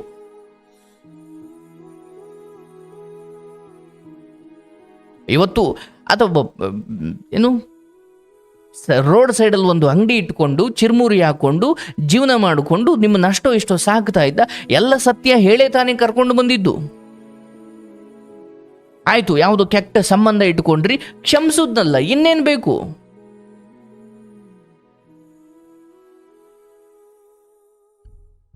ಒಂದು ಇಡೀ ಹೆಣ್ಣು ಕುಲಕ್ಕೆ ನೀವು ನಾಚಿಕೆ. ದಯವಿಟ್ಟು ಹುಡುಗರಿಗೆ ನಾನು ಹೇಳೋದು, ಇಂಥ ಮನಸ್ಥಿತಿ ಅಂತ ಗೊತ್ತಾದರೆ, ಏನೋ ಆಯಿತು ಹುಮ್ಮಸ್ಸಲ್ಲಿ ಆತುರದಲ್ಲಿ ಮದುವೆ ಆಗ್ಬಿಟ್ಟಿರ್ತೀರ, ಆಮೇಲೆ ಇಂಥದ್ದೇನು ಅಂತ ಗೊತ್ತಾಯ್ತಾ, ದಯವಿಟ್ಟು ಒಂದೆರಡು ಬಾರಿ ಕ್ಷಮೆ ಕೊಡಿ. ಯಾರು ತಪ್ಪು ಮಾಡದೇ ಇರಲ್ಲ, ಕ್ಷಮೆ ಕೊಡಿ. ಆದರೆ ಅದನ್ನೇ ಮುಂದುವರಿಸೋ ಬುದ್ಧಿ ತೋರಿದ್ರ ಆಕೆ ಎಂಥ ವಿಶ್ವಸುಂದರಿನೇ ಆಗಿರಲಿ, ನಡತೆಗೆಡಿಸಿಕೊಂಡ ಹೆಣ್ಣು ವಿಷ ತುಂಬಿದ ನಾಗರ ಹಾವಿಗಿಂತಲೂ ಡೇಂಜರು, ಭಯಾನಕ. ಅವಳು ಮಧ್ಯರಾತ್ರಿ ನಿನ್ನ ತಲೆ ಮೇಲೆ ಕಲ್ಲೆತ್ತಾಕಿ ಪ್ರಿಯಕರನ ಜೊತೆ ಹೋಗ್ಲಿಕ್ಕೂ ಏನು ಹೇಸ್ದವಳಲ್ಲ ಅಂತ. ಧರ್ಮವನ್ನ ಮೀರುವ ಧೈರ್ಯ ಬಂದಿದ್ದಲ್ದೇನೆ ಅದನ್ನು ಒಪ್ಕೊಳ್ಳೋಕೆ ತಯಾರಿಲ್ಲ. ಅಂಡ್ ಡೈವರ್ಸ್ ಕೊಟ್ಟು ಆಯ್ತು, ನಿನ್ನ ಅಕ್ರಮ ನಡೆಸ್ಕೊಳ್ತೀಯಾ, ನಡೆಸ್ಕೋ ಬಿಡು, ಈ ಹುಡುಗನ್ ಬದುಕೋಕೆ ಬಿಡು. ಕಾನೂನಿನ ಮುಂದೆ ಇಲ್ಲ ಬದುಕ್ತೀನಿ ಅಂತ ಹೇಳಬರೋದು, ಇಲ್ಲಿ ಬಂದು ಈಗ ಓಕೆ ಈತ ಈಗ ಬೇರೆ ಮದುವೆ ಆದರೆ ಕೇಸ್ ಹಾಕೋದು. ಅಯ್ಯೋ ನನ್ನ ಬಿಟ್ಟು ಮದುವೆ, ನನ್ನನ್ನು ಬಿಡೋಕೆ ನೀನೆಲ್ಲ ಅವನ ಜೊತೆ ಇದ್ದೆ, ನೀನು ಇನ್ಯಾವನ ಜೊತೆನೂ ಇದ್ದೆ.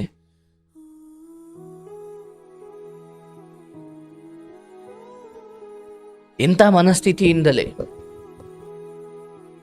ಎಷ್ಟೋ ಹೆಣ್ಣು ಮಕ್ಕಳು ಹೀಗೆ ಮಾಡ್ಕೊಂಡು ಬೀದಿ ಹೆಣವಾಗ್ತಾರೆ. ಅಟ್ಲೀಸ್ಟ್ ನಾನು ಸಲಹೆ ನೀಡ್ತೀನಿ ಗಂಡು ಮಕ್ಕಳಿಗೆ, ನಾನು ಪ್ರೀತಿಯಿಂದ ನಿಮಗೆ ಹೇಳ್ತೀನಿ, ಯಾರನ್ನು ಕೊಲ್ಲೋ ಹಂತಕ್ಕೆ ಹೋಗಬೇಡಿ. ಆ ಹಕ್ಕು ನಿಮಗಿಲ್ಲ. ನಿಮಗೆ ಅವಳು ನಡತೆಗೆಟ್ಟವಳು ಅಂತ ಅನಿಸ್ತಾ ಅವ್ರ ಅಪ್ಪ ಅಮ್ಮನಿಗೆ ಹೇಳಿ ಕಾನೂನಾತ್ಮಕವೂ ಏನಾಗಬೇಕು ಆಗಲಿ, ಬಿಡುಗಡೆ ಆಗಿ. ಬಟ್ ಅವಳನ್ನು ಕೊಲ್ತೀನಿ, ಅವನನ್ನು ಕೊಲ್ತೀನಿ ಮಾಡಿದವ್ರ ಪಾಪ ನೀವ್ಯಾಕೆ ಕಟ್ಕೊಳ್ತೀರಪ್ಪ? ಯಾವುದೇ ಕಾರಣಕ್ಕೂ ಯಾರನ್ನು ಕೊಲ್ಲೋ ನಿರ್ಧಾರ ಯಾವತ್ತೂ ಒಳ್ಳೇದಲ್ಲ, ಅದನ್ನು ನಾನು ಬೆಂಬಲಿಸೋದಿಲ್ಲ. ಬಟ್ ಮಕ್ಕಳ ನೆಪ ಇಟ್ಟುಕೊಂಡು ಎಷ್ಟು ದಿನ ಆಟ ಆಡಿಸ್ತೀಯಮ್ಮ ನೀನು? ಹೀಗೆ ಇರ್ತೀಯ? ನಿನ್ನ ಸೌಂದರ್ಯ ಹೀಗೆ ಇರುತ್ತಾ? ಭ್ರಮೆ.